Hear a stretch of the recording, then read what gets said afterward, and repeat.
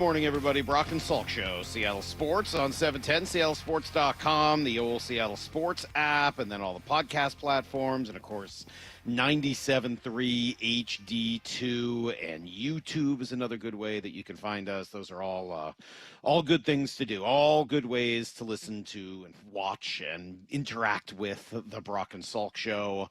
It was looking like today was going to be kind of a sad show, right? I mean, we've built up the Seahawks game all week, and it's such a big game, and they're going to play the Rams, and it's annoying that it's not on national TV.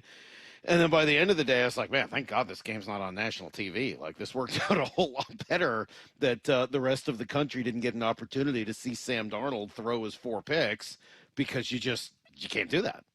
You can't throw 4 picks, right? You can't do that. Not unless you're going to lead the team to some sort of a dramatic comeback late. And he tried, and maybe he would have if the punter, doesn't put that ball at the 1 yard line. I can make you a compelling case that that was the most important play in that game. That for everything else that went down, positive and negative, if the punter doesn't, one of the best punts I've ever seen. The punter, I don't even know the guy's name. But if the punter doesn't put the ball at what I thought was about the 1 foot line, they gave him 2 feet and put it out to the 1 yard line. Ethan Evans. I mean, Ethan Evans? On the broadcast, they were like, it's like hitting a hole in one. It was unbelievable. It was as good a punt as I'd ever seen. And if that punt, nicks the pylon and comes out to the 20, they probably win that game. Or if he just, has a normal kick in that situation to even the 5 or 7 or 10 yard line, something like that, I still think there's a good chance they win the game. But he puts it at the what I thought was about the 1 foot line. And again, I guess they moved it out a couple of feet, but still that was a little too much to overcome in that spot. And, look, this will be a blemish on Sam's resume and for all of the Sam Darnold conversation, the buts. No, there's still going to be a but. Sorry. There's always been a but, and there's still going to be a but. I appreciate where DJ's coming from, and I love what Darnold's done, and I'm open-minded to him coming back next week. I think he'll have a great game. I think he'll play better against the Rams the next time he sees them, too. But, that's the gig. That's the game. That's what we watch. That's what he plays, and he knows that. You throw 4 picks in a game to your co-division leader, yeah, there's going to be some criticism, unfortunately, that comes your way afterwards. So that would have been the top storyline of the day this morning, and we would have spent 4 straight hours lamenting and wringing our hands, and it would have been awful. And we're going to do some of that because, that's part of the fun of sports radio. But we don't have to do it for the whole show because yesterday, just as I was putting together my show notes for today, Jeff Passan came out with a big old piece of news involving the Mariners, and that is that they have signed Josh Naylor. At the very least, that deal should get done today. They're finalizing a deal, waiting for the physical to take place today. It's a 5-year deal to keep Josh Naylor here in Seattle. It's a huge deal. I don't want to just immediately go because I got some text here that are like, okay, so now that they did this, what do they do next? A, B, and C. We'll get to it, I promise. But I don't want to give this deal short shrift. This was the number one thing they needed to do. This was the most important thing the Mariners had to do this offseason. There are a lot of other directions they can go. There are a lot of things they can do to get better. There are a lot of difficult decisions I think that they can make. There are opportunities to maybe get out of your comfort zone and do something new or to push harder in one direction or another. There are a million other fun conversations that come after this one, but they had to get this one done first. This was the conversation or the piece, the building block that leads to all of the other things that they can now do if they want to, and gives them the leverage to not do too much if they don't think that that's what's necessary either. Now, that doesn't mean I don't think they need more work to do. They do. Don't get me wrong. You still got decisions to make at DH and second base and third base and the outfield and, your reliever. Like, there's still plenty of work to do. But in terms of what needed to get done, what was mandatory, they had to get first base settled. Had to. And now they have. Josh Naylor is exactly the guy they wanted. He's exactly the guy we all wanted. He's very clearly the guy that the clubhouse wanted. This was This is a home run. I mean, pardon the baseball phrase, but it's a home run. 5-year deal for Josh Naylor. You get him until he's age 33. So you're not paying for, mid 30s into late 30s years on Josh Naylor, something that they haven't really wanted to do. You don't have to wait the entirety of this offseason, which is something I thought they were going to have to do, or at the very least until after the winter meetings. Raise your hand if you thought Josh Naylor was going to sign before the winter meetings. I did not. This is a guy who's waited a full 7 seasons to get to free agency. He finally gets there, and he barely tests the free agent market. That has to be an enormous feather in the cap of the Mariners, whether it is the amount of money they offered him or the comfort that they brought him and how comfortable they made him during the last couple of months of the season, the postseason, and then whatever conversations they've had with him so far to start the year. Do I think Cal Raleigh played a role in it? Yeah, I think he probably did. That would be my guess. I would guess that Cal played an enormous role in this. Not necessarily the dollars and cents, but creating the culture, creating the place, the conversations that made this guy want to sign before going through every single potential eventuality of where else he could be. So unless for some reason, and we can talk about it a little bit more later with Brock, unless for some reason there was no market for Josh Naylor, which I don't believe, he just chose to be here. He just said, I want to be here. I want to be in Seattle. I want to be with the Mariners. I want to be with Cal. I want to try to finish the job that we started and got pretty far on this past season. And it takes care of a major hole you have in your farm system. They don't have other first basemen. It takes care of a major hole seemingly all the time in the free agent market. There were not a lot of other good options this offseason for first base. He plays defense. He's a leader. He brings edge and personality to a clubhouse that I think needed it. We might see another fight at some point, thanks to Josh being around and his antics, which I love. Dude, this is a grade A+ day for the Mariners. And, 5-year deal is exactly the type of length that you'd want. We don't know the numbers yet. I'm going to guess it won't be nearly as expensive as we thought, but we'll find out. We'll find out. Lyle, I would imagine that how you have were... we not heard a word from Lyle yet? Lyle, are you awake? Josh Naylor signed yesterday. Where are you at? I'm letting you go. You're All monologuing. right. It's your 6 a.m. monologue. All right, I'm cooking a little bit right now. Where are you at this morning? Like everybody else, this is great. You had to get this done. And the fact you got it done well before the winter meetings, I think it just sets everything up so much better for the rest of the offseason, where you don't have to try to play the margins where it's, do we try to give Polanco this or do we try to give another free agent that, but try to save money in the Josh Naylor pool. And then you have to go back to Naylor and say, hey, we already made a couple signings. Can you take a little bit less money? Like, there's no dancing around like that. You just got this done. And now there's a much, much more clear picture of what you want to do the rest of your offseason, where you don't have to sit and worry about this anymore. The centerpiece likely of your offseason is done, and it's done early.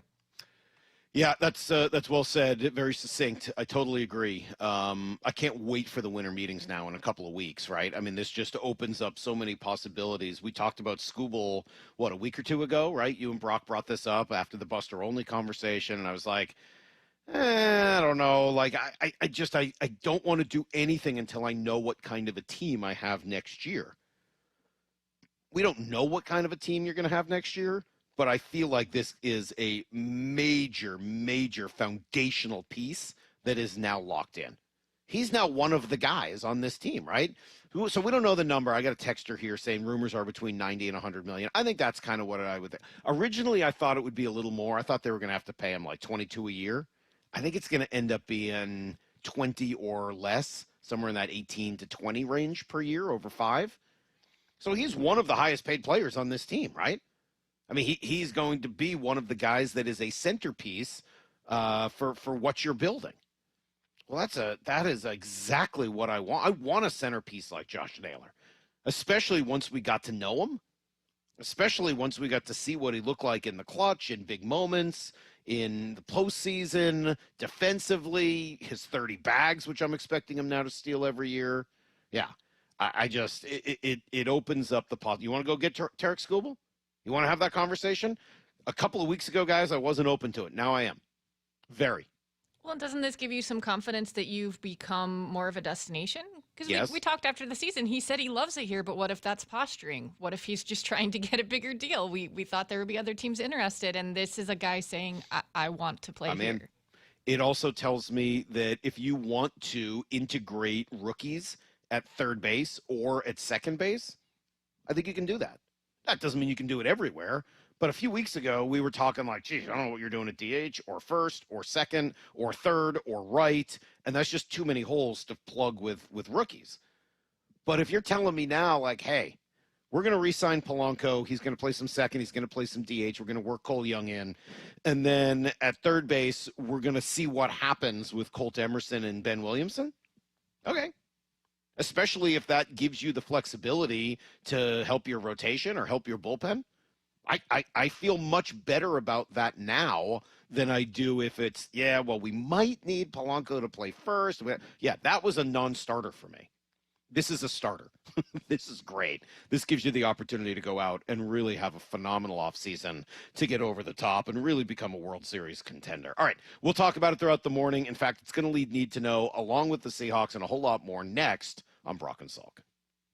The Mariners start the offseason with a bang. It might not be Christmas yet, but Mariners fans, Josh Naylor is going to be under the tree by this week. Massive bat flip, Josh Naylor.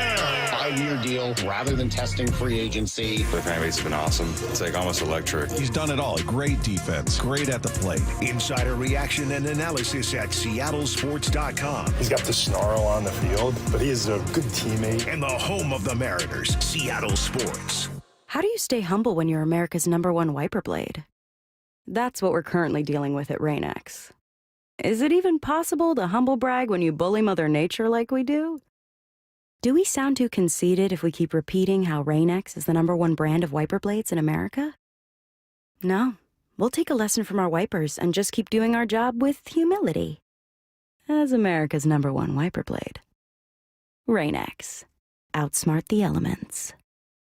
Ready to order? Yes. We're earning unlimited 3% cash back on dining and entertainment with the Capital One Saver card, so let's just get one of everything. Everything? Fire everything. The Capital One Saver card is at table 27, and they're earning unlimited 3% cash back. Yes, Chef!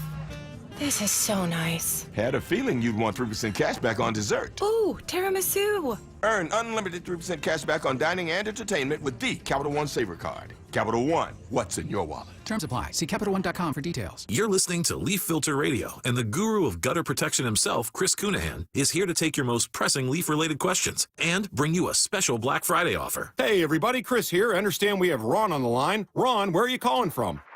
Uh-oh. Ron, are you calling from a ladder? Well, I was.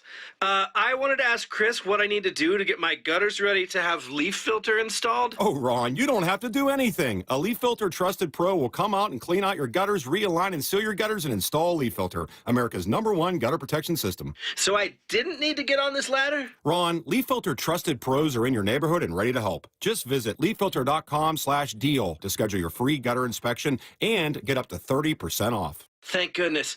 What was that site? That's leaffilter.com/deal. And now, as a special Black Friday offer, you can get a free gutter inspection, plus up to 35% off. This is our best offer of the season. Unlock it now at leaffilter.com/deal. See representative for warranty details. For over 50 years, Bucky's Complete Auto Repair has been the one locals trust for fast, friendly service with guaranteed repairs. With 16 family-owned locations and a Carfax preferred badge, Bucky's makes it easy with same-day service and available financing. Visit buckys.com. Tune in this Sunday as your Seattle Seahawks take on Tennessee. Kickoff at 10 a.m. Muckleshoot Casino Resort, proud sponsor of the Seattle Seahawks and the biggest and best in the Pacific Northwest. Some people just know you can save money on car insurance by checking Allstate first. Like you know to check Kirk Herbstreit's pregame analysis first, before talking to your brother-in-law. In this game, the key thing to watch will be the offensive line versus their front seven. If they can get pressure without blitzing, this could be a long night. Okay, Kirk. I know stuff. Ooh, checking first is smart. So check Allstate first and see what you could save. You're in good hands with Allstate. Potential savings vary, including based on how you buy, subject to terms, conditions, and availability. Allstate North American Insurance Company and affiliates, Northbrook, Illinois. This college football season, show your school spirit every time you pay. Introducing college-branded Venmo debit cards. Rep your team on and off the field with custom school designs that let everyone know who you root for. Whether you're tailgating, grabbing snacks for the watch party, or celebrating a win, you can unlock 15% cash back at ESPN. 1 free year of Perplexity Pro and more. This college football season, score more with the Venmo debit card. Get yours now in the Venmo app. Learn more at venmo.com/collegecard. Max cashback varies. Terms apply. The Venmo MasterCard is issued by the Bancorp Bank, N.A. This is the home of the Seahawks. Going to let one fly deep. Got a man out there. Ball is caught down at the 10-yard line, and it's JSN. Seattle Sports. New siding doesn't have to break the bank. We offer affordable options that add value and protection to your home. This is Justin Shirley, CEO of State Roofing and Exteriors.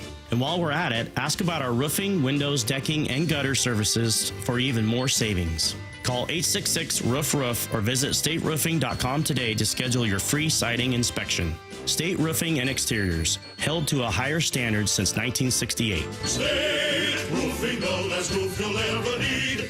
You've heard the saying, you never get a second chance to make a first impression. Since 1926, my family's been helping local businesses make great first, second, and long-term impressions. We know how to make your company look good with quality uniforms, logoed apparel, floor mats, linens, and more. If you're paying for linen service or doing it yourself, let's have the conversation. The information and quote are free, but the savings and service can really add up. Visit suplinen.com. Superior Linen Service. It's what we do. I had a young woman who was on a new SUV, and she had attachments to her old car because it was her first car, and she had questions because she was doubling her spending budget, and she was very fiscally responsible. It was almost making her sick. And the best path at that point was to, let's stop for the night, and you go home and take a breath. She came back in the morning and bought the car. She was way happier. These are major life accomplishments. You have the ability to afford at this tier. You've secured one of the major needs in your life. You should be feeling a tremendous amount of pride and respect for your accomplishments. I'm just grateful that we get to celebrate it with them, that we get to be part of it in that aspect of it. The LJ way is the Lee Johnson Auto family. Need to know. 15 minutes past every hour with Brock and Salk. Here's what you need to know. Up first. Well, the Mariners have aced their first test of the offseason. Josh Naylor is going to be in Seattle for the next 5 years. Signs yesterday. A deal in principle, it sounds like. Big physical to take place today, and then we'll get an official announcement that Josh Naylor avoids the long process of free agency that we all expected for. And, I mean, honestly, he had waited years to get there. I really thought that was the direction he would go. Instead, he will be here for his ages 29 through 33 seasons, exactly how long I would want to be committed to Josh Naylor at that position. John Morosi early this morning says this is a good deal for everybody. Naylor signs a little bit earlier than we typically see the premier free agent sign, but you understand the logic here on both sides. The Mariners also have to either re-sign or replace fellow free agents Jorge Polanco and Eugenio Suarez elsewhere on the infield. And meanwhile, from Naylor's perspective, you often saw a lot of corner infielders have to wait a while on the free agent market. Not so for Josh Naylor. He is back with the Mariners on a 5-year deal. Yeah, pretty cool. During his 2 months here, he hit .299 with 9 home runs, an OPS of .831, an astounding 19 stolen bases in 2 months. I don't even know how to process that. He was even better in the ALCS, though, against Toronto. 3 home runs, an OPS over 1,200, so he certainly brought it in the postseason. But it's more than that, right? It's the edge, the personality, bit of a fun factor that he brings. This was what they had to do. They had to get this done this offseason. It was, Lyle and I were just talking about it more during the break, and I agree. It was the one have-to that they had this offseason because there really weren't any other good options. So this allows them now to go exploring, to go determine whatever else they might want to do. If they were gaming out various scenarios, I would have to imagine that all of the good ones started with re-signing Josh Naylor, and now you can go out there and get creative with all of the other spots on the roster that John Morosi and others have mentioned there. Here's the second thing you need to know. Well, thankfully that showed up at the end of the night last night because the afternoon was not good. Brutal loss for the Seahawks. They turned it over 4 times in L.A. and still somehow had a shot to win it late. That was because of the defense, which was tremendous. Just allowed, 3 scores, but 2 of them came right off turnovers. The first, a goal line stand on 4th down after they got the ball at the 3. And then the third of the 3 touchdowns was after a pick at their own 25-yard line. So other than that, they were completely dominant, allowed just 249 total yards on the day to a top 5 offense. Unfortunately, the other side of it was problematic. You can't turn it over 4 times, as Mike Macdonald knows, and he was asked afterwards how to process what happened. Yeah, I'm not sure. It's probably a combination of multiple things, so we'll attack it and figure out what we can do to, not put the ball in jeopardy, but that's what I told them. Given everything that happened, you get pinned back at the 1-yard line. It's a heck of a punt by the guy. And we just kept battling, and Sam put us in position to possibly win the game. So, but we'll look at it and learn from it. Yeah, and that is, I think, well said. Looking at it from the couch, it looked like at least 3 of those interceptions were just late, where you threw off the back foot or didn't trust it or was hesitant and then threw it, and it just unfortunately got away from him. Yeah, credit where credit's due. They stayed within it and were still able to have a chance late, and Sam did kind of pick it up late in the 4th quarter, but you can't throw 4 picks against a good team like the Rams, and he knows that. This was Sam meeting with the media right after the game. Yeah, obviously a tough one today. I felt like, despite the turnovers, we moved the ball. We just couldn't finish in the red zone. I think that was a big thing today. And then, yeah, obviously, like I said, can't turn the ball over as much as I did today. I'll learn from it, watch the tape, grow from it. Got to give credit to, the Rams. Obviously, they're a really good defense, really good team. But, yeah, I got to be better personally. And I know we'll bounce back and learn and grow from this one. All right, well, the loss obviously stings, but maybe not nearly as badly as the possibility of losing guard Gray Zabel for an extended time. He went down in the 4th quarter with a knee injury, eventually replaced by Christian Haynes. No word yet on the severity. Here's the third thing you need to know. Moore's going to take us more through the NFL weekend in a few minutes. On Saturday, no real problem for UW, even without Jonah Coleman. They just put a whooping on Purdue here at home. Damon Williams, awesome, 16 of 19 for 257. They get now to 7-3 in the season. Of course, 4-3 in the conference. Great weekend for the Kraken. Dominated San Jose on Saturday night to win their 2nd straight game. Goals for Tolvin and Larson, a pair of them for Jaden Schwartz. Comes at a cost, though. They also had an injury. Matt Murray became their 2nd goalie down. That brought Philip Grubauer in with DeCourt already hurt, so we'll see what happens next. 9-4-5 on the season. They are in 2nd place, just a point back of LA with a game in hand. They will be in Detroit tomorrow. And sad news, legendary Seahawks safety, Pro Football Hall of Famer, Kenny Easley died Friday night at the age of just 66. He was a number 4 pick in the 81 draft. He was the AFC Defensive Player of the Year in 84. He won Defensive Player of the Year, just tremendous. Forced to retire, unfortunately, early due to kidney disease, but a tremendous 7 seasons in the league. He ended up with 32 picks, including 3 pick sixes, 9 forced fumbles, 11 fumble recoveries, 8 sacks, just a do-it-all kind of guy. I thought the league did a nice job yesterday.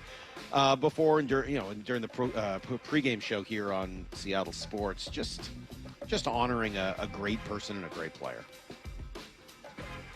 The benchmark of strong safety or free safety is hands, feet, anticipation, and just downright ferocity. You better be a beast.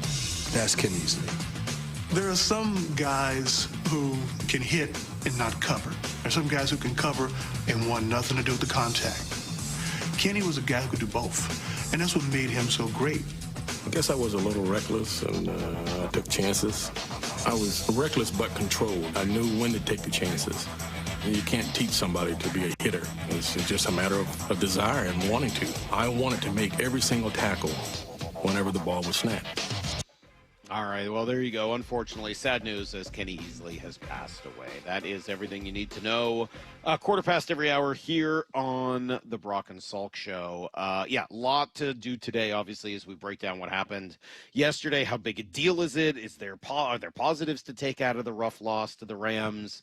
Is it, how big a problem is this for interception day for Sam Darnold? Is that a one-off? Is it something we're more concerned about? That'll, I'm sure, be a question not just today, but all week long, and maybe until the end of the year, and until he's able to prove himself otherwise. And then the happy news that Josh Naylor is going to remain in Seattle for the next 5 years. So all of that to come. Before we do it, though, Moore is going to take us through the weekend. If you were busy, like me, if you were running around, didn't get a chance to see everything, don't worry. Moore's got you covered. We'll go around the weekend next. Be the first to hear from Seahawks head coach Mike Macdonald the morning after every game on the Mike Macdonald Show. Good morning, Coach. How are you? This thing on? On and ready for you. The morning after every Seahawks game at 9:30 with Brock and Salk. Being in front of the 12s is going to be a lot of fun. Trying to bring everybody together so we can push in the same direction. Get the podcast on the Seattle Sports app and seattlesports.com. It's the Mike Macdonald Show, only on Seattle Sports, the home of the Seahawks.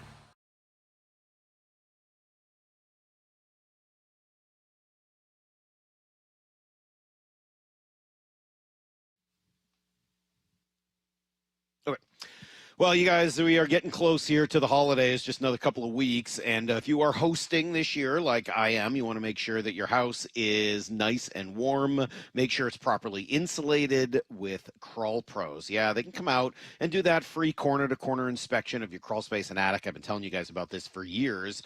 And they may see that you got problems with insulation, especially if you've been spitting out extra money through your utility bills every month. Maybe the insulation is damaged or you don't have any, whatever it is. Let's get it fixed before the cold weather really sets in. If you're a PSE customer, get help paying for it. If your home was built before 1990, you could qualify to receive a rebate on up to 95% of the cost to properly insulate your crawl space and attic. And I'm sure you would want to combine those local rebates with federal tax credits. Well, if you do, you got to act now. Federal tax credits are set to expire at the end of this year, so you got just about a month and a half. Call Crawl Pros. They are the crawl space experts, and learn what's going on behind that crawl space and attic hatch for free. If you're worried about critters, mold, water damage, plumbing issues, anything else related to your crawl space or attic, call Crawl Pros or visit crawlpros.com. When I asked Scott Lucky if his last name had anything to do with his success in the trucking industry, he laughed and said, "Well, Mike, I guess you could say I've always been lucky."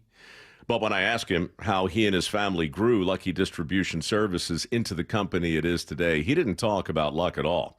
"We work hard," he said. "We keep a close eye on the bottom line, and we treat our people the right way." In other words, Scott Lucky makes his own luck, which is precisely why he switched to Pure Talk Business. "Last month, I paid the big guys $740 for 12 lines," he told me. "This month, I paid Pure Talk $420 for the exact same service."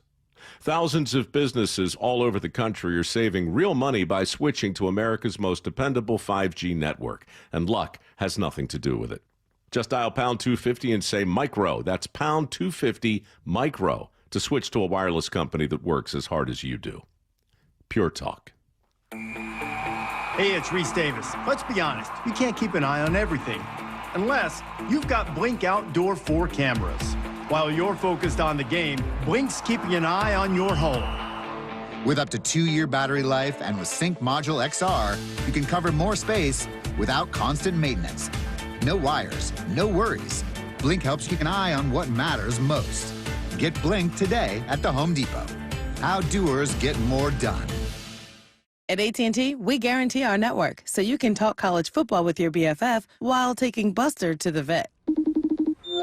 Hey, yeah, I can't believe he ate the whole thing of chicken wings. And I can't believe we're staging a comeback. Touchdown! Yes! Yes! Staying connected matters. That's why in the rare event of a network outage, you'll automatically get a bill credit for a full day's service. For wireless downtime lasting 60 minutes or more caused by a single incident impacting 10 or more towers, must be connected to impacted tower at onset of outage. Restrictions and exclusions apply. See att.com/guarantee for full details. Guys, want long-term health you can count on? It starts with knowing your numbers. Right now, Revive Men's Health Washington is offering a comprehensive wellness panel, a $400 value for just $99. It checks your testosterone, blood sugar, cholesterol, kidney, liver, thyroid, and heart health. Take control of your health today and stay strong for the long haul. Offer ends November 30th. Call 206-529-1111. That's 206-529-1111. Or visit ReviveMen'sHealth.com today. Must medically qualify. Terms apply. Contact us for full offer details. The home of the Seahawks, Seattle Sports. Touchdown! Seahawks! Ken Walker III! Get everything Seahawks at seattlesports.com. What's your holiday tradition? It's G. Scott here. For me, it's gathering with loved ones around a meal that brings joy. For many families, that tradition feels out of reach. Next time you shop at Safeway, please donate to Nourishing Neighbors. Your gift provides groceries to families across Washington, giving them access to nutritious food and the dignity to shop like the rest of us and choose what's meaningful for their holiday table. Visit nourishingneighbors.com and donate at your Safeway checkout. That's nourishingneighbors.com. Have you considered surgery or even joint replacement? Hey, it's Dave Wyman, and before you make that decision, see Dr. Mark Wagner, MD, at Seattle Sports and Regenerative Medicine. Why? Because he gives it to you straight. Dr. Wagner said my right knee needs replacement, and I appreciate his honesty and expertise. My left knee is fine right now, but the minute it isn't, I'm heading to Dr. Wagner for his expert opinion. I want to avoid another surgery, and I've heard so many patients rave about results from their 90-minute outpatient stem cell procedure with Dr. Wagner. He's a board-certified Seattle physician with over 30 years of experience and has performed more than 20,000 stem cell procedures using a person's own stem cells to regenerate cartilage in their own joints. People with severe osteoarthritis, even bone on bone, are back doing what they enjoy without pain and without surgery. Whether it's a shoulder, hip, elbow, ankle, wrist, or knee, before choosing surgery, see Dr. Mark Wagner first. Go to drmarkwagnermd.com. It's game time, and Toyota of Kirkland and Toyota Renton are lining up with a roster that's built to dominate the field. The gas-powered RAV4, built to power through every drive, rain or shine. Or switch up the play with the hybrid RAV4, versatile, efficient, and always moving the chains. The Tacoma, tough, dependable, and clutch when it counts. And now, taking the field, the all-new 2026 Toyota Tundra, redesigned, powerful, and built for the big moments. Whether you're in the north or the south, Toyota of Kirkland and Toyota of Renton have your winning ride. Visit toyotaofkirkland.com and toyotaofrenton.com. Brockett and Salk's Rewind is presented by Toyota of Kirkland and Toyota of Renton. From the Quantum Fiber Studio, you're listening to Brock and Salk. Weekdays 6 to 10. On Seattle Sports and 97.3 FM HD2. Mariners signed Josh Naylor. We're going to dig into that in a little bit more detail an hour from now at 7:30. We sort of have some time, like an extended period of time booked to talk through the Josh Naylor signing and what that means and why it happened and a whole bunch of questions that came up. So that's coming up at 7:30. If you need a quick hitter on that, you can certainly go to the Seattle Sports pages or even my Twitter feed at the Mike Salk, and I did put up an instant reaction yesterday. You can come for the Josh Naylor conversation, and then, of course, you can get mad, like most people do, about the Christmas tree. Since Brock had his Christmas tree in his video, Maura, I thought I would try the same thing, and of course, there was plenty of criticism, as you might expect. But if you stay to the end, it's not that long, it's only like a minute and a half, you stay to the end, you get a little Gertie shot as Gertie comes over to offer her thoughts on Josh Naylor. So if you're interested in a little French Bulldog action, well, then maybe this is the video for you. What do you think? I always want to see what Gertie's up to. She's up to a lot. She's a very busy dog, playing with her octopus, sometimes her squid. Occasionally she likes to bring over an avocado or maybe even a pumpkin pie. So she doesn't have any toys in this one, but she does come over to offer some thoughts on Josh Naylor. You can go find that now, and we'll get to it at 7:30. And let's first go around the weekends. All right. This is mostly around the NFL because we covered some of the other stuff it needs to know. But yes. What do you think, before you go all the way around the NFL, before you do that, what do you think of the Seahawks? What was your biggest, number one thing, if it was the Maura Dooley show today, what would lead the show about the Seahawks today? I don't think I thought, because we were texting, and I think you kind of felt like they were outmatched. I feel like the defense is everything we thought they were. The offense has some work to do, but I don't feel like it's anything that they can't maybe fix for the next time. Yeah, by the end of the game, I think I came around to that point of view as well. Okay. First half, I really did. I thought they looked outmatched early. I was like, oh, no, this could be a blowout. If they didn't, like at 14-3, it was teetering on like, oh, no, what if this is like really ugly? And then they went down and they kicked a field goal and they got a stop or two. So then like everything kind of took on a different tenor after that. I'm with you. But You just have to figure out how to score in the red zone against them. And then, Darnold just has to, I don't know why he's been so good this year. I don't know why he feels the need to force those throws. I think those some of those deep passes have been such a part of how they attack teams this year. I don't know if he feels like if they're not getting those, then they're not going to be able to play their game or what, but you just can't do that. Yeah, you can't throw 4 picks a game. Not 4 bad ones, too. You would think that they can get through to him on that, but by the 4th one, you're like, what are you doing? Well, and if you're going to throw 4 picks in a game, whose sound do you have on this? Is it John Middlecoff who Chris said this? Long, yeah. Chris Long. If you're going to throw 4 picks in a game, he's absolutely right. You better do something heroic. When I think of a 4-pick game, I think of Russell Wilson in the NFC Championship game against Green Bay. Remember 4 picks? I think 3 or 4 of them all bounced off Kearse's hands. Just a weird, that was a really rough crazy game. For him game. But he came back and obviously made 3, 4, 5, 7 spectacular plays late in that game to come back. We'll play you the Chris Long sound a little bit later because I think it's valuable. But, yeah, if you're going to throw 4 picks, you better do something spectacular. And unfortunately, for the rest of the game, he may have been good, but it wasn't quite spectacular. So, well said. All right, what else happened this weekend? All right, well, the Browns defense made things very uncomfortable for Lamar Jackson Sunday. He threw 2 interceptions, one that Devin Bush returned for a touchdown. He was sacked 5 times, with 4 of those coming via Myles Garrett. And Baltimore was trailing 16-10 at the half. They didn't start the second half looking very promising either. They had 2 punts and an interception before mustering field goals on back-to-back drives. The Browns, meanwhile, though, did not score at all in the second half. Dylan Gabriel left with a concussion early in the third quarter. Shedeur Sanders finished the game going 4 for 16 for 47 yards with an interception. So the game was tied at 16, and with 2.5 minutes remaining, the Ravens lined up in what appeared to be a tush-push attempt on 4th and 1. But instead, they snapped the ball directly to tight end Mark Andrews, who just kind of did a little loop around the end of everyone and ran it in 35 yards for a touchdown. On 4th and 1. Andrews spinning away, and there he goes! Andrews all the way! Touchdown! It's not every day in the NFL that you see things you've never seen before, but that one impressed me. That was the right call at the right time.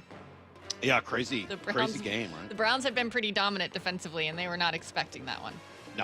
No, I don't think so. Yeah, it's a great play. They couldn't make anything happen on their next drive, and the Ravens ran off the clock from there for their fourth straight win, 23-16.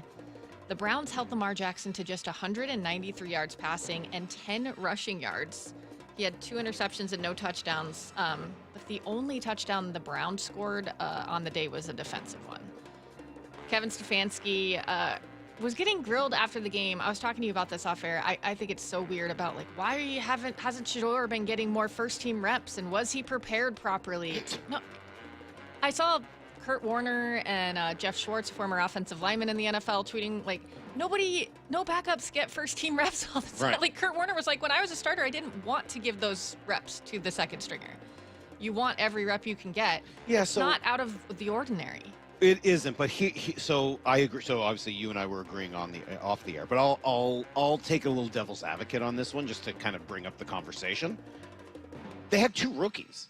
It's not like you had Peyton Manning, that is true, and then the other guy was a career backup who kind of knew the game. You had 2 rookies, and by last week, you were looking at a situation where if one of the rookies went out, you were going to have to play the other rookie. It's not like he's a 5-7 year backup, right? So I think there is something to be said for, making sure that he is adequately prepared to get in there. This is why generally teams don't draft 2 rookie quarterbacks in the same no, season. It's so hard to wrap your head around why they did. All of this kind of comes together. Do I blame Stefanski for it? No, that's ridiculous. You could just as easily make the same argument of, Well, yeah, because the starter was a rookie, I needed to give him every available rep just to get him up to speed, and then the other guy's just going to have to do the best he can. Maybe it's a case where they needed to have another, veteran backup signed because they needed, an 8th quarterback on their roster or whatever.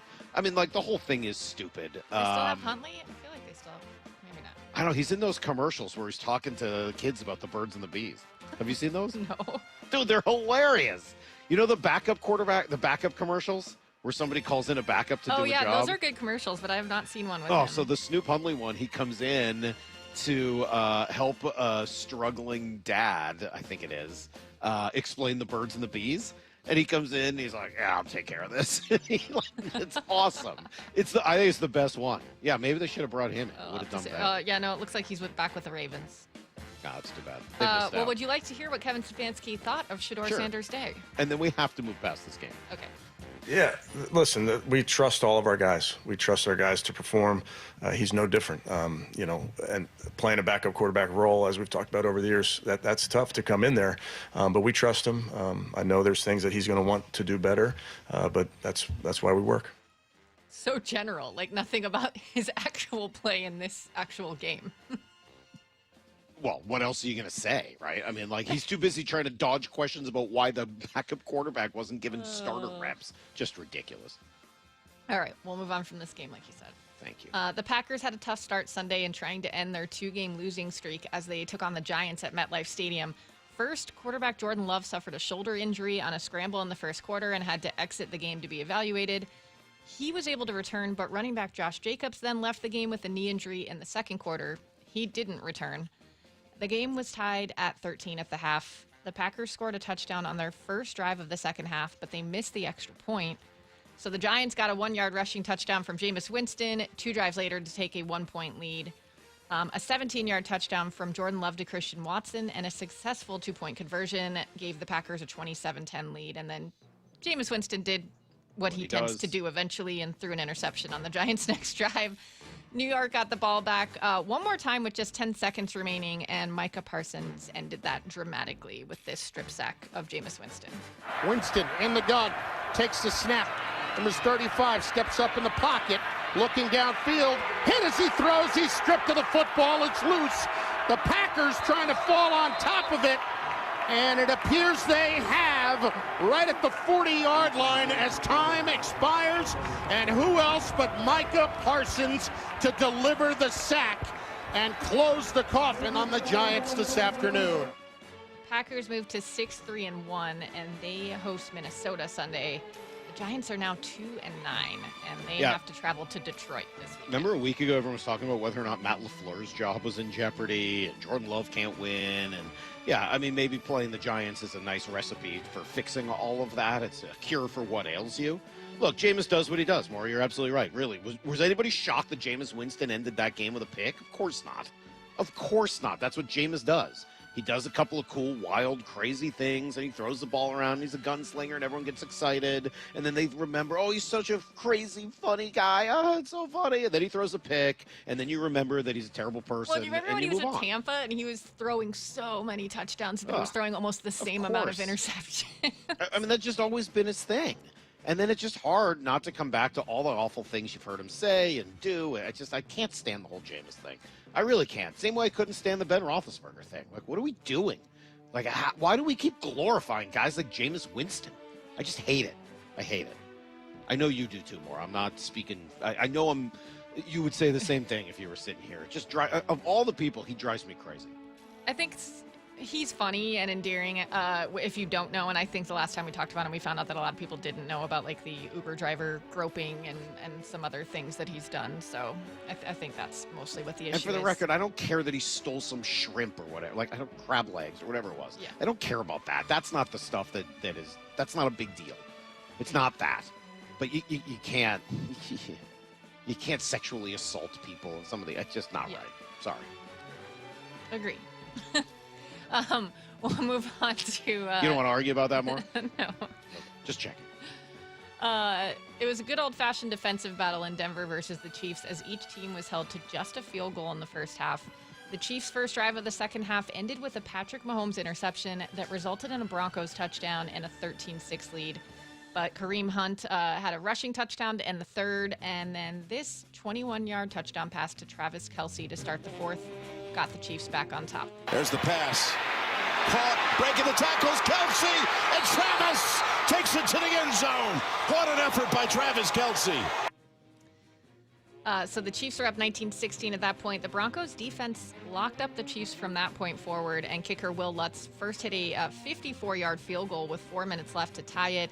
And then after a big 30-yard pass from Bo Nix, he hit a 35-yarder as time expired for the 22-19 win. Mahomes was 29 for 45 for 276 yards, 1 touchdown, 1 interception.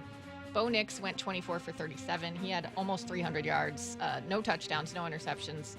And the Chiefs are now 5-5 and hosting the Colts Sunday. So that's not an easy one. The Broncos are 9-2 and they get a bye. I just was thinking about it this morning. I don't think any of us would have. I don't know if I would have picked any of the division leaders in the American Conference right now, like in the AFC before the season. The Patriots in the AFC East. I thought the Steelers I still don't think are for real, but they're leading the AFC North. I probably would have picked the Texans to lead the AFC South, and that's the Colts. The Texans are in third. And the Broncos are leading the AFC West with the Chiefs in second to last place. Crazy. I mean, that's the NFL, though, right? Sometimes when it goes very quickly. And does it mean Andy Reid or Patrick Mahomes aren't good anymore? No, of course not. But we always knew that this would happen eventually, right? That the longer and more you've got to protect the core of the investment, and as they age, it gets harder and harder to do it unless you bring in new pieces around them. What other new piece does Kansas City have that scares anybody? I mean, for a long time, I think they've just relied on the fact that they have Mahomes, and they haven't really done much work as far as filling out their receiving core. They have a pretty solid defense still. I don't know. You gotta at some point bring in new blood. Yeah. You can't just keep relying on guys, in their last couple of years, in Kelsey's case, forever and ever and ever. Like, you got to bring in more good players. I mean, they've drafted They some don't have enough of receivers, them. but when that hasn't worked out like they hoped, they haven't really gone out and gotten aggressive in adding. Yeah, that's right. And you Travis just need Kelce's more. getting older. Yeah, Mahomes is still amazing, but I don't think you can rely on him to do everything at this point. I mean, look, Maura, you play fantasy, so you're probably not the right person to ask this, but I think if you ask the common person, hey, name a Kansas City Chief besides Patrick Mahomes and Travis Kelce, I think the number of guys that would get named is dwindling fast. Yeah. Right? I mean, like, I know that you can win with no names in the NFL as long as you got the right quarterback, but they got to be good, and it doesn't look like that is the case right now. Well, yeah, I mean, when you've got Tyquan Thornton coming up big for them as a receiver, I definitely think a lot of people don't know who that is. Yeah. All right. Bucks-Bills was a shootout. I don't know if you got to watch any of this game, but I did, and it was pretty Yeah, fun. I saw a lot of it on Red Zone. It looked very windy and cold. Josh Allen had 2 picks, and Baker Mayfield had 1. But Allen was able to rack up 317 yards and 3 touchdowns through the air, 40 yards and 3 touchdowns on the ground. Mayfield only threw for 173. He did add 40 rushing yards and a rushing touchdown of his own. The Bucks were still in it about halfway through the fourth, down just 5 points, but then Josh Allen had his 6th rushing touchdown of the game.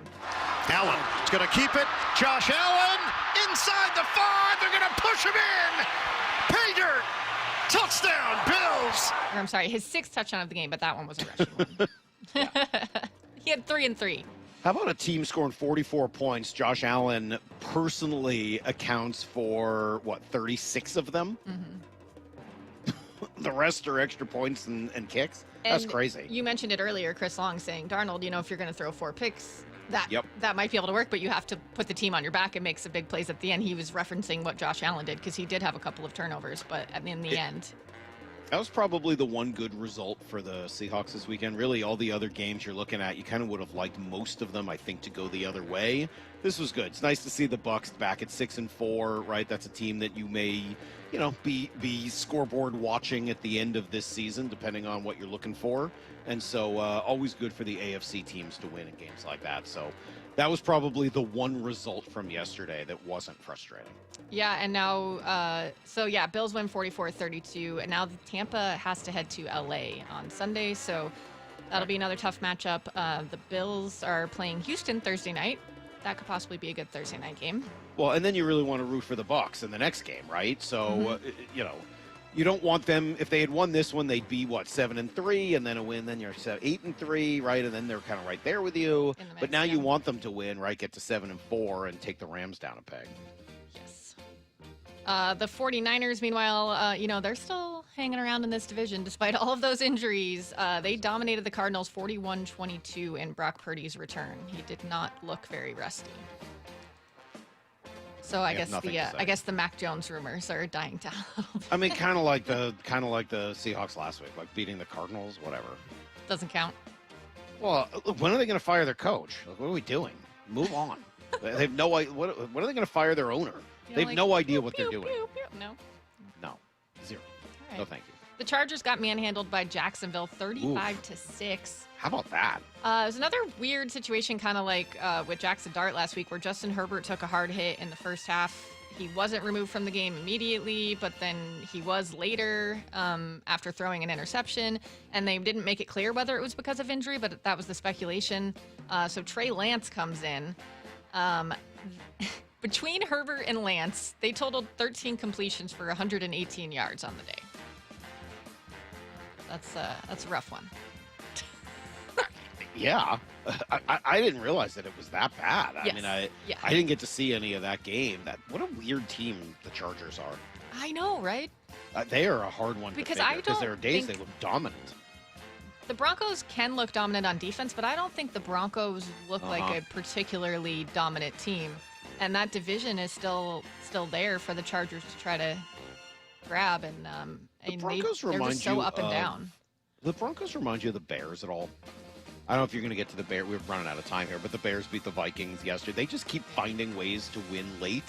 I don't know. The Broncos haven't done that quite. I think the Broncos are probably better than the Bears are, a little farther along in the same process. But they kind of remind me of each other. These two teams that you don't think are as talented as they are. They're kind of winning ugly games, but they're finding ways to win those games, and that matters. And they're learning how to win the ugly games. I don't know. Those two teams kind of remind me of each other. That seems kind of like where they should be. The Broncos, to me, should be further along than being that team. Except the Broncos, I think, are better, right? I mean, like, you're looking at them, and they keep, I don't know, but both teams. I guess I just have that Thursday night game against the Raiders stuck in my head where I was not impressed with the Broncos. That's very fair. That's very fair. Maybe. I feel like they might be like that 2020 Steelers team. Remember they started 10-0 or 11-0, and everybody's like, this team's a total fraud. They're not going to do anything in the playoffs. And then they lost in the playoffs in the first round. You think that's the Broncos or the Bears? I think that's the Broncos. I think I'm with you on that one, yeah. Yeah, you mentioned the Bears. They edged the Vikings 19-17. J.J. McCarthy, not very efficient, 16 for 32 for 150 yards, 1 touchdown, 2 picks. Caleb Williams was also 16 for 32. Very strange that they had the exact same completions and attempts. But he managed 193 yards, no touchdowns, no picks. And Aaron Rodgers suffered a wrist injury yesterday. They actually believe that he might have a minor fracture, but a minor fracture. Sounds like he might still want to try to play. But I know that Mason Rudolph came in yesterday after him, and I think we've talked to Jerry Dulac from the Pittsburgh Gazette out there before. He said that they were better with Mason Rudolph. I mean, he doesn't seem like a total jerk, so maybe that's a positive. All right, thank you, Maura. Great trip around the weekend. Unfortunately, most of those results not great for the Seahawks, who now fall. It's a game behind the Rams, but kind of 2 because of the tiebreaker. But I'm not that worried about it because you play them again and you do it here. That's going to be a battle in December. I can't wait to see these two teams get back to each other again. It was an interesting game yesterday. It was weird. It was funky. Mike Macdonald likes to say a game presents itself. That game did. It defined itself at some point of what type of game it was going to be, and it came right down to the buzzer. Unfortunately, Seahawks falling just short. What does it mean? How big a deal is it? Brock Heward is in next, and he'll be here for the next 3 hours to discuss on Brock and Salk. Be the first to hear from Seahawks head coach Mike Macdonald the morning after every game on the Mike Macdonald Show. Good morning, Coach. How are you? This thing on? On and ready for you. The morning after every Seahawks game at 9:30 with Brock and Salk. Being in front of the 12s is going to be a lot of fun. Trying to bring everybody together so we can push in the same direction. Get the podcast on the Seattle Sports app and seattlesports.com. It's the Mike Macdonald Show, only on Seattle Sports, the home of the Seahawks.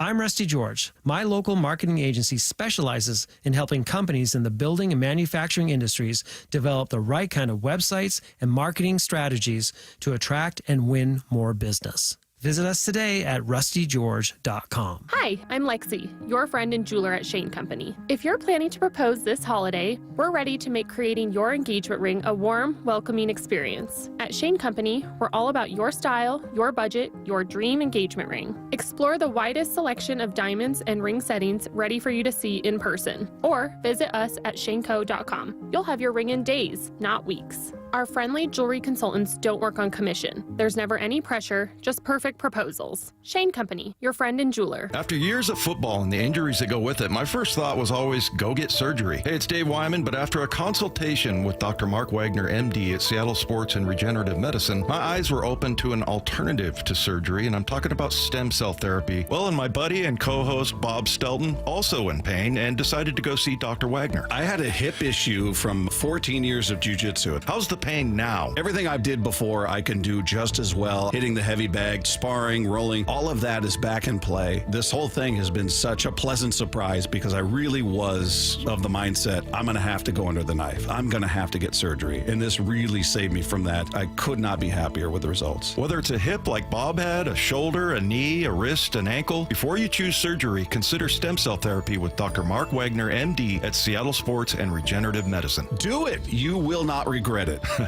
Hey, get the facts, hear from all the patients I've talked to, and schedule your consultation at drmarkwagnermd.com. You gave years, maybe decades to your job. You showed up, worked hard, and planned for retirement. But now the company's changed, or maybe you've taken a buyout or been forced into early retirement. So what happens next? I'm Jeff Jr., founder of Trajan Wealth. And if you've built up a 401k or thrift savings plan, now is the time to ask, is that money really working for you? Many workplace retirement plans offer limited options and even less guidance. At Trajan Wealth, we help people just like you roll over their accounts into IRAs with more flexibility and personalized investment strategies built around your goals. For households with $500,000 or more, let us build you a personalized plan. We operate on veteran values, service, trust, and doing what's right. Your next chapter starts now. Call Trajan Wealth, 206-466-3300. That's 206-466-3300.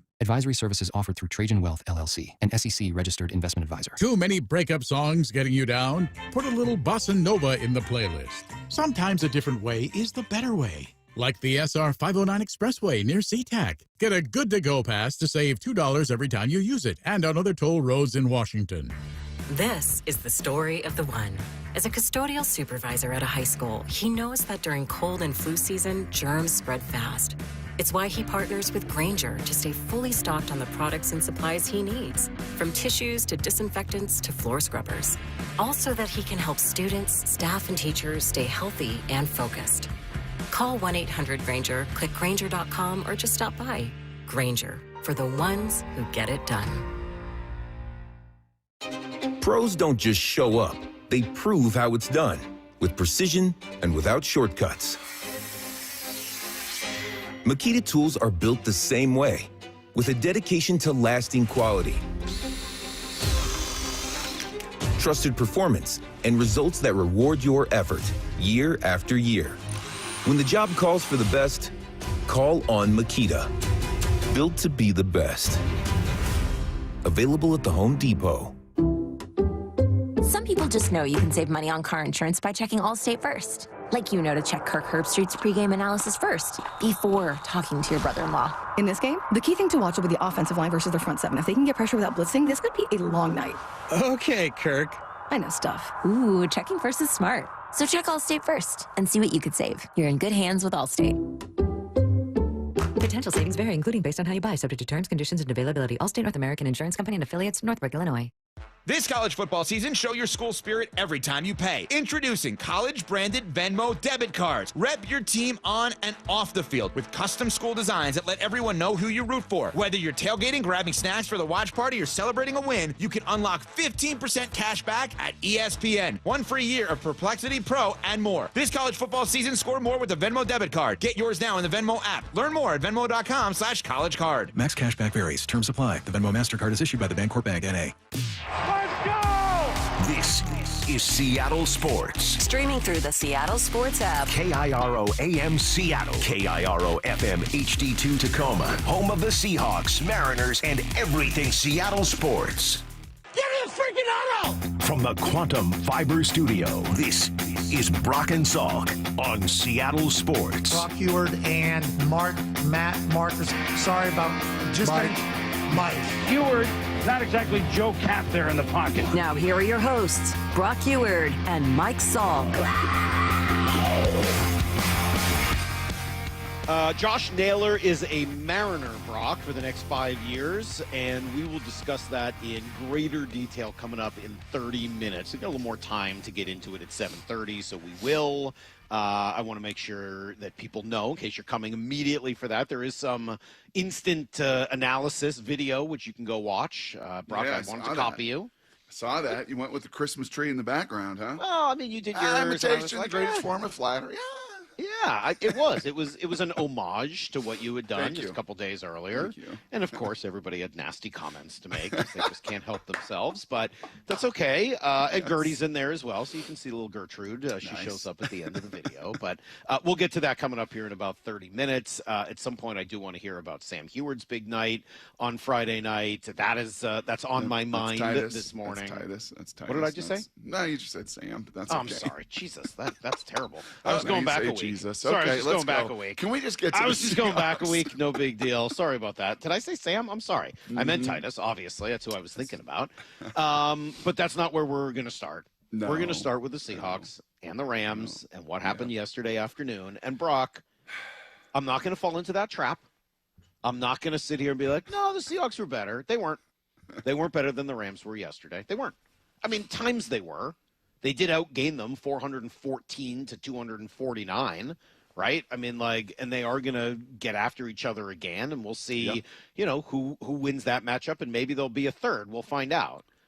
But you can't throw 4 picks at No. it just unfortunately overshadows and outbalances everything else that took place in the game that was, I think, fairly even, maybe even tilted the Seahawks' direction. But you can't throw 4 picks in a game. You just can't. No, and it's funny. Like, we spent a lot of time, maybe last week, more time previewing that game than we have any regular season game in a long time, Salk, at least 4 or 5 plus years.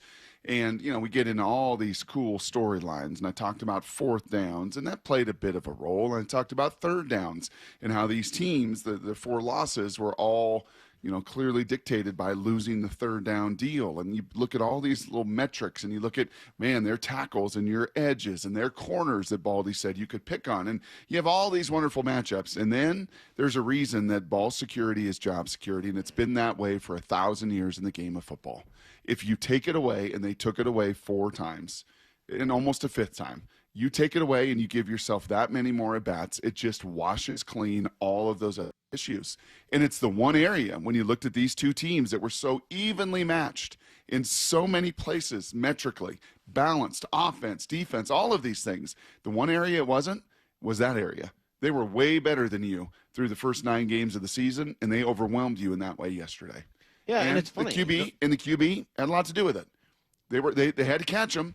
I mean, they had to go. That safety makes a good play. He reads Sam's eyes, and once he throws it, he triggers, makes a great play. The corner on a speed out or deep out to JSN makes a great play, right? I mean, they are sticky. They're on him, and they caught him when Sam threw him right at him. And you can't do that once, twice, 3 times, and certainly not 4 times, and lose -3 in that category and find a way to win very often. And the crazy thing is, even with all that, you did enough other things well. Did you think he was? Did I think he was going to make it from 63? Did you think he was going to make it? No. Lyle and Maura, did you guys, as you were all sitting in our different environments, and we had a dear family friend over, great guy, and he was sitting on the couch, Titus and I down in the basement. Did you think in that moment that kick was going to go through? I actually thought there was a shot. You did? You thought there was a good shot? Well, I mean, his 57-yarder had plenty of leg. If he hits what he hit on the 57-yarder, it goes in. Well, exactly. It goes in. And paired with his longest career field goal was in that building. Yep. And the K-balls, right? They're new and they go I was farther. only nervous that they had already had him kick 4. Like, I feel like it's too much to ask. Oh, you thought he was fatigued. You thought he was fatigued more. No, his leg was hurting. You thought his leg had done enough. Miss kicks all the time. To me, you're leaving too much. Yeah, I was a little nervous just at how many he had already kicked. That being game said, of chance.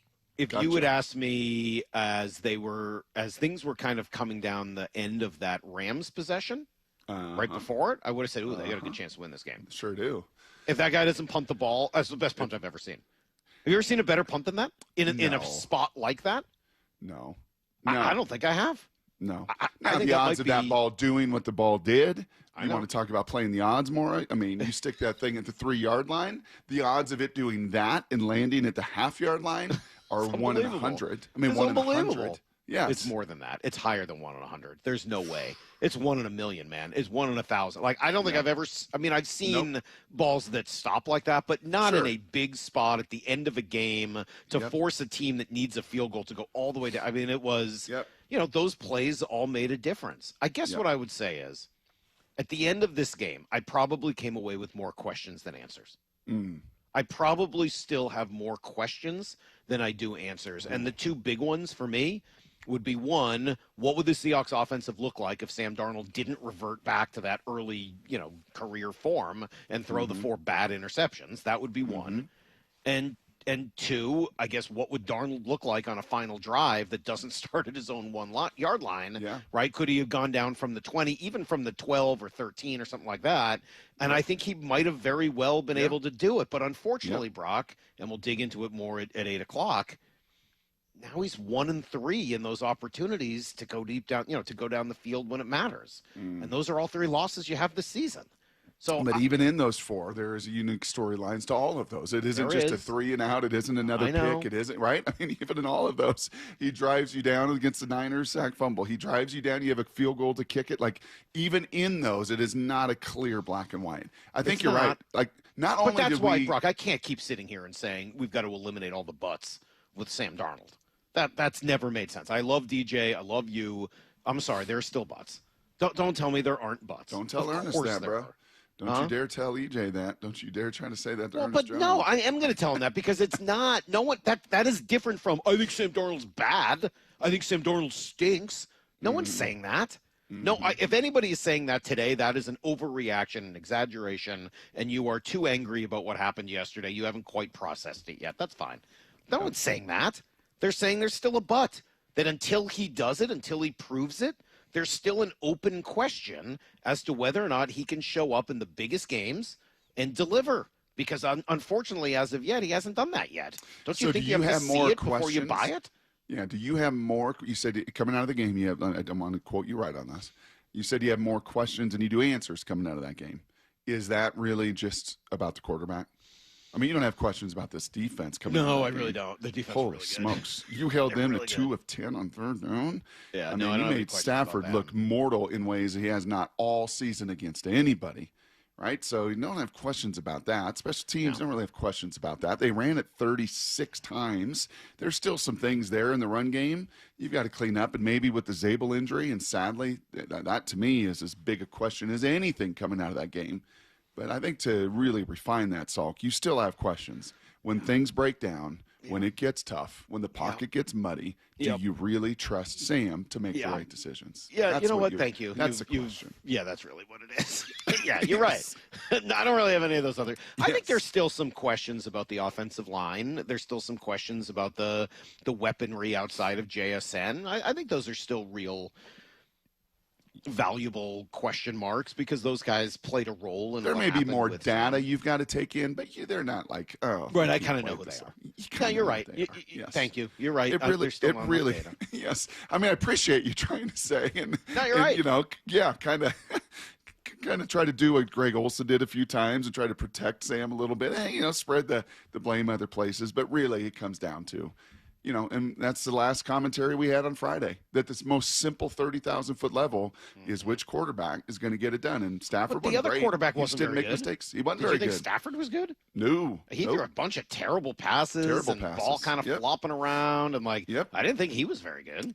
Nope, but he didn't turn it over 4 times. No, he didn't. Yeah, you really can't turn it over 4 times. That's just that's not a thing you can do and win very often in the NFL. So, all right, we'll come back to that. And you're right, Brock. Thank you. You really helped me. I mean, I don't want to squash narrow my conversation. We can have a lot of it because I think there's a lot of other tentacles to this game and all of the decisions, right? And all the big decisions. And it was an awesome, just stepping back, it was incredible theater that showed that these two are going to be right there. This isn't like you and Moore are running a 200, bro. Like, that was a smoke job. That was the Arizona Cardinals. That was the Saints. That was a different kind of animal. This would be like you racing, I don't know, Brady. I mean, it'd be dog-eat-dog. Yeah. It'd be right down to the wire, and it was yesterday. How would you answer this text that Sorry, comes in, Maura. Brock? This is a text for me. How would you answer this, Brock? Look, we get it, Salk. You don't like Darnold. But where is all that critique of the offensive line that truly played their worst game of the season? How would you answer that if you were me? Yeah, I don't. It's not that you don't like him. You like him. He's a top 10 quarterback in the game. But in these moments and in pressure and in when things break down, he's got to take a next step in his career. Is that possible? I mean, I watched Peyton Manning, Salk, right? You didn't like Peyton Manning. There were a lot of critique of Peyton Manning for a lot of years. Big games, big moments, playoffs, interceptions, right? And then he got over it. And it took that step. And I think I don't think this has to be the whole script written for Sam Darnold. He's got an opportunity, and the best thing is he's got teammates and a team and a coach that support him fully. All right, well, I'll tell you what, we will play that sound because there are some guys, and you're absolutely right, Brock. That is probably the best news to come out of yesterday, and it's maybe not even all that close. We'll put that need to know along with some Josh Naylor conversation next on Brock and Salk. Disaster in L.A. Sam, look out. Back across the middle. Ball is intercepted. Reading Sam Darnold's eyes. Those were tight windows. Those were late. They were bad decisions. How do Darnold and the Hawks bounce back? I got to be better personally. He's a great quarterback. He's our quarterback. We love him. We all know Sammy D's a baller. Why did Sam Darnold not see some of those defenders? This is the home of the Seahawks. Boy, do we have a lot to talk about this week. Seattle Sports on 710 and Seattle Sports on YouTube. 10 days away. Can you believe it? 10 days away from Thanksgiving. Fall is flying. I mean, that's what happens when your sports teams are balling the way they are. And with the holidays right around the corner, we know what comes after Thanksgiving. Then comes Christmas. So do you or someone on your wish list want the gift of fitness this year? Hey, Brock, you were here, and the Top Fitness Black Friday sales event is going on now. You don't have to wait 10 days or 2 weeks. You can save up to $1,000 on Inspire gyms, treadmills, and true treadmills. Plus, get free delivery and assembly on Precor treadmills, ellipticals, and exercise bikes. You can also save up to 50% on last year's display models. With Olympic weight bars starting at $50 and home gym attachments and accessories, they're up to 50% off too. Starting at just $10. What a stocking stuffer that could be. No secret why everybody from personal trainers to pro athletes love Top Fitness. Go visit them in Tukwila, Linwood, or Bellevue, or go to topfitness.com. Go take on the Top Fitness Black Friday sales event going on right now. Your best place for home fitness equipment. At Bank of America, we asked our teammates, what makes this company a great place to work? There's very little that you can't accomplish working for Bank of America. If you prove yourself, you can try over in a totally new way. You can learn so much here. You're the owner of your career. See how our teammates are growing in their careers at bankofamerica.com/great place to work. What would you like the power to do? Bank of America, proud to be an equal opportunity employer. Hey, Ryan Reynolds here.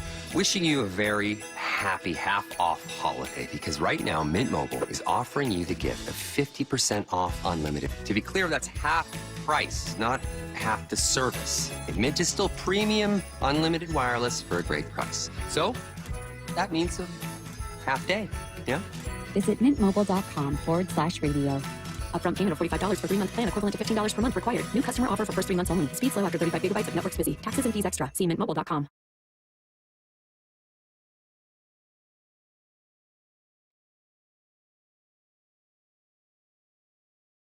In the mail. That is a change. You'll always pay the lowest toll rate with Good to Go. No change. Carpoolers now need a Flex Pass set to HOV mode to ride free. That's a change. Does a good-to-go pass still save you $2 on every toll? Definitely not a change. Learn more at goodtogo167.com. Free Flex Passes while supplies last. Ryan Roland Smith here. For more than 35 years, the NBA Health Insurance Trust has been helping local builders, contractors, and their employees save money and gain peace of mind. They offer customized group health plans from the state's leading insurance providers. Small and mid-sized businesses deserve big healthcare access. The NBA Health Trust brings you the coverage you want at a price you can trust. Find out more at mbahealthtrust.com. That's mbahealthtrust.com. When businesses thrive, communities score. That's why Bank of America is the official bank of FIFA World Cup here in Seattle. And our more than 95 local business specialists are ready to help your business win. What would you like the power to do? Learn more at bankofamerica.com/local business. Bank of America, official bank of FIFA World Cup 2026. Bank of America Corporation, all rights reserved. Want more Seahawks content? Join me, G. Scott, on The Reset. New episodes of the podcast every Monday and Thursday on YouTube or on the Seattle Sports app. This year, make comfort the first gift during the Black Friday sale at Home Comfort Alliance. Through December 1st, call to get savings up to 75% off furnaces, air conditioners, backup generators, EV chargers, water heaters, and more. If your system's over 12 years old, upgrade now before it breaks and save. And remember to schedule your consultation before December 1st and save up to 75% and take 18 months to pay off 0% financing OAC. Visit HomeComfortAlliance.com today. Free consultations, no fee guarantees, 5-star reviews. JP Pendergast with Pendergast Law explains the importance of going beyond these familiar offerings. Accident victims want an attorney, Tom, that satisfies their needs. Someone who handles those needs with the highest degree of care. Pendergast Law offers the no-fee guarantees and free consultations, but these only scratch the surface. Okay, explain more. We make sure that every member of our team is genuinely passionate about helping others. Customer service and communication are our top priority. It's how we take care of our clients so they always feel one step ahead of the insurance companies. Our strong reputation for high standards provides comfort and confidence when it's needed most. Pendergast Law offers the free consultations, the no-fee guarantees, and of course, they are 5-star rated. But what really makes them different is their genuine passion for helping others. I can't recommend them enough. If you or a loved one has been injured in a car accident, call Pendergast Law. We can help. That's PendergastLaw.com. It's game time, and Toyota of Kirkland and Toyota Renton are lining up with a roster that's built to dominate the field. The gas-powered RAV4, built to power through every drive, rain or shine. Or switch up the play with the hybrid RAV4, versatile, efficient, and always moving the chains. The Tacoma, tough, dependable, and clutch when it counts. And now, taking the field, the all-new 2026 Toyota Tundra, redesigned, powerful, and built for the big moments. Whether you're in the north or the south, Toyota of Kirkland and Toyota of Renton have your winning ride. Visit ToyotaofKirkland.com and ToyotaofRenton.com. Need to know. 15 minutes past every hour with Brock and Salk. Here's what you need to know. Up first. Hey, how about this, Brock? Great news coming out last night after the game, and everybody's a little down and bummed out. But then we find out that Josh Naylor is going to be in Seattle for the next 5 years. Signs an extension, or signs a new contract. Really, it's not an extension. Signs a contract to stay with the Mariners. I didn't see this one coming, at least not this early in the offseason, right? Kind of expected we'd to wait a long time on Naylor, a guy who himself had waited a long time, right? Had gone 7 years to wait and get to free agency and bet on himself, and you're waiting to see what the market was going to show, and it doesn't look like he waited around much at all. Instead, he signs a 5-year deal to stay in Seattle, and I love it. Everybody loves it. You're going to get ages 29 through 33 of Josh Naylor. That's about how long you would want to be committed to him at that position. You're going to get a guy who hit .299 with 9 home runs during his 2 months here, an OPS of .831 and the bizarre 19 stolen bases. And then even better in the ALCS when he clubbed this home run among many. Here's the pitch. Swung on and blasted. Right field. It is gone. Josh Naylor, a 2-run home run. The Mariners add on 2 more. 9-3 Mariners. Happy Thanksgiving to Josh Naylor back home in Canada. And the Mariners extend the lead. They are up by 6. Yeah, he was great in the ALCS. 3 home runs and OPS over 1,200. Brock, this is awesome. Yeah, just chatting with a few folks yesterday. I love the comment. The comment was very much a comment you hear on the Brock and Salk and Seattle Sports Station. And that was, we had no interest in screwing around. And honestly, you know what this feels like? This feels like the Gray Zabel pick in the draft. Like, get it done. You know, like this is the common sense thing. This, you don't have to be cute thing. Like, this is the guy that everybody in the organization wanted. It's the guy that Cal Raleigh was raving about at the MVP awards show. Like, just go get it done. And you know what? There's a few other bidders. That's probably why. Not probably. I know that's why it extended to a 5-year deal, because there were other people involved. And he's 28, as you said. You're not paying for years 31 to 36. You're paying for ages 28 to 33. And while speed is his game, and he's going to slow down a little bit on those bases, Salk, you still get a bat and a guy that this offense totally needs. Well, and not just that. You bring the edge, you bring the personality, you bring the fun factor that he has. Yep. You bring the respect in that clubhouse. You bring now the them, base to go out them. and do more this offseason. It's a great deal. We'll be talking about it in more depth here in 10 minutes.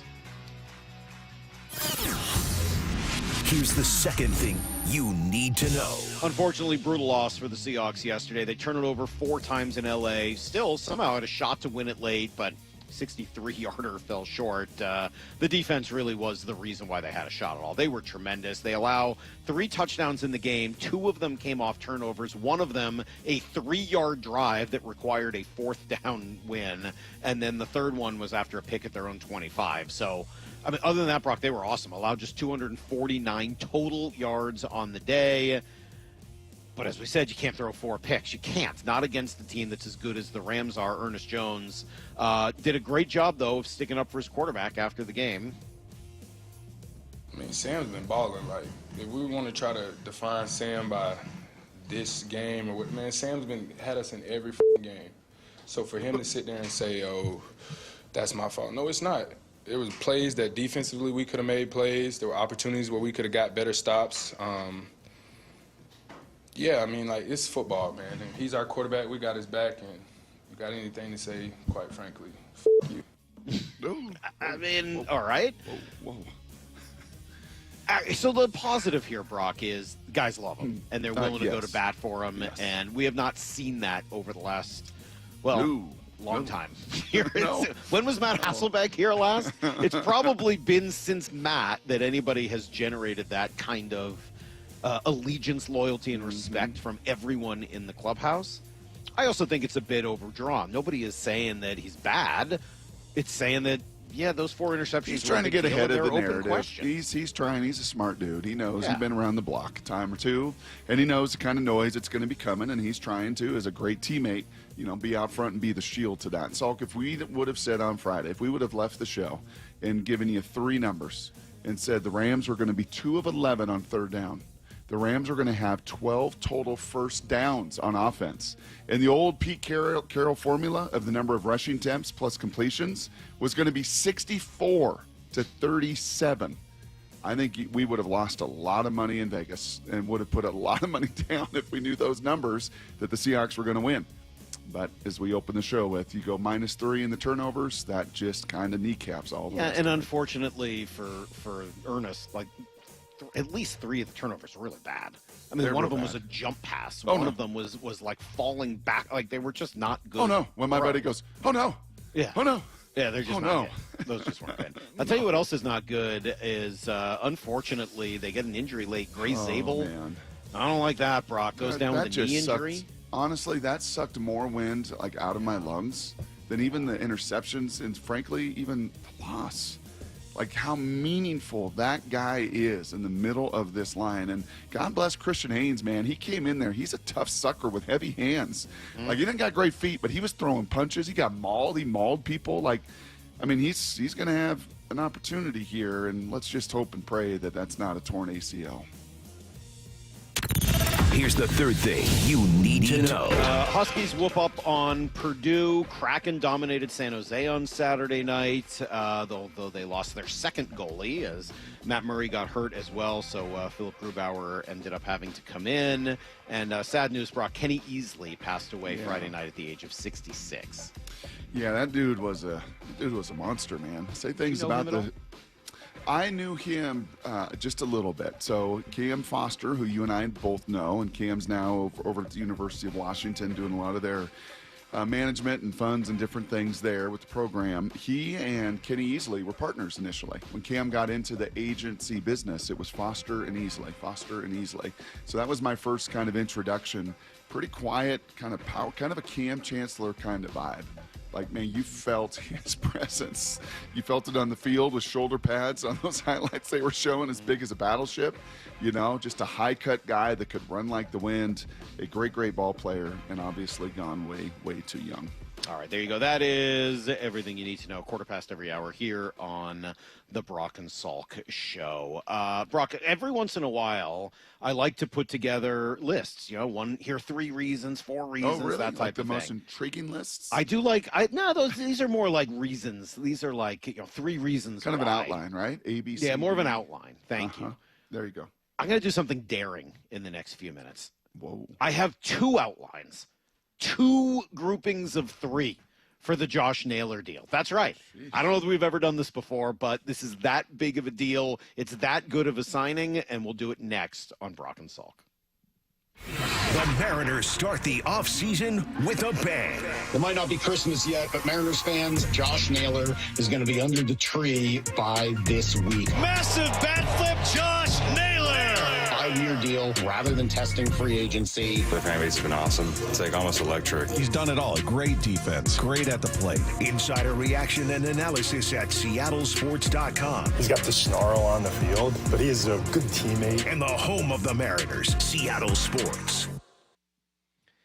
All right, it is definitely colder, more miserable. I didn't end up playing golf on Friday, even though I wanted to, because the weather was just so bad, right? And the daylight is getting shorter each day. All that dark, all that cold, all that rain, well, those real external factors can impact your mindset, health, and yes, your weight as well, if you let it. That's why you got to talk to Eastside Weight Loss Clinic. They can help. They helped me lose 35 pounds in the span of just 8 weeks. That could be you by the time next year starts. Thanksgiving is, about a week and a half away? So start right now. You'll take a quick little break at Thanksgiving and then finish the year incredibly strong. You can do that. Look great by Christmas, New Year's, and into January. You can lose up to 10 to 20% of your body weight in just 8 weeks and do it without any expensive injections or uncomfortable side effects as well. It starts at just a 15-minute phone call. Schedule yours right now at eastsideweightlossclinic.com. That's eastsideweightlossclinic.com. And check out their sale. Over $300 off normal pricing through the end of the year. Again, eastsideweightlossclinic.com. Dr. Ryan Coogan, D.C. Results may vary. I'm Rusty George. My local marketing agency specializes in helping companies in the building and manufacturing industries develop the right kind of websites and marketing strategies to attract and win more business. Visit us today at rustygeorge.com. Hey, it's Brock Heward. My family did it, and it saved us thousands. You got to do it. Take the First Mark Insurance Challenge. It's free. See how much First Mark can save you and how much better coverage you can get. They work for you. Go to firstmarkinsurance.com. This is the story of the one. As a maintenance supervisor at a manufacturing facility, he knows keeping the line up and running is a top priority. That's why he chooses Grainger. Because when a drive belt gets damaged, Grainger makes it easy to find the exact specs for the replacement product he needs. And next day delivery helps ensure he'll have everything in place and running like clockwork. Call 1-800-GRAINGER, click Grainger.com, or just stop by. Grainger, for the ones who get it done. Tired of hearing scary radio ads about the IRS? Tax Relief Advocates is different.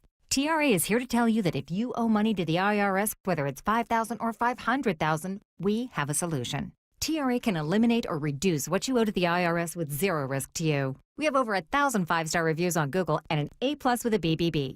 End your tax nightmare today by visiting TRA.com or call 800-583-6681. That's 800-583-6681. It's game time, and Toyota of Kirkland and Toyota of Renton are lining up with a roster that's built to dominate the field. The gas-powered RAV4, built to power through every drive, rain or shine. Or switch up the play with the hybrid RAV4, versatile, efficient, and always moving the chains. The Tacoma, tough, dependable, and clutch when it counts. And now, taking the field, the all-new 2026 Toyota Tundra, redesigned, powerful, and built for the big moments. Whether you're in the north or the south, Toyota of Kirkland and Toyota of Renton have your winning ride. Visit ToyotaofKirkland.com and ToyotaofRenton.com.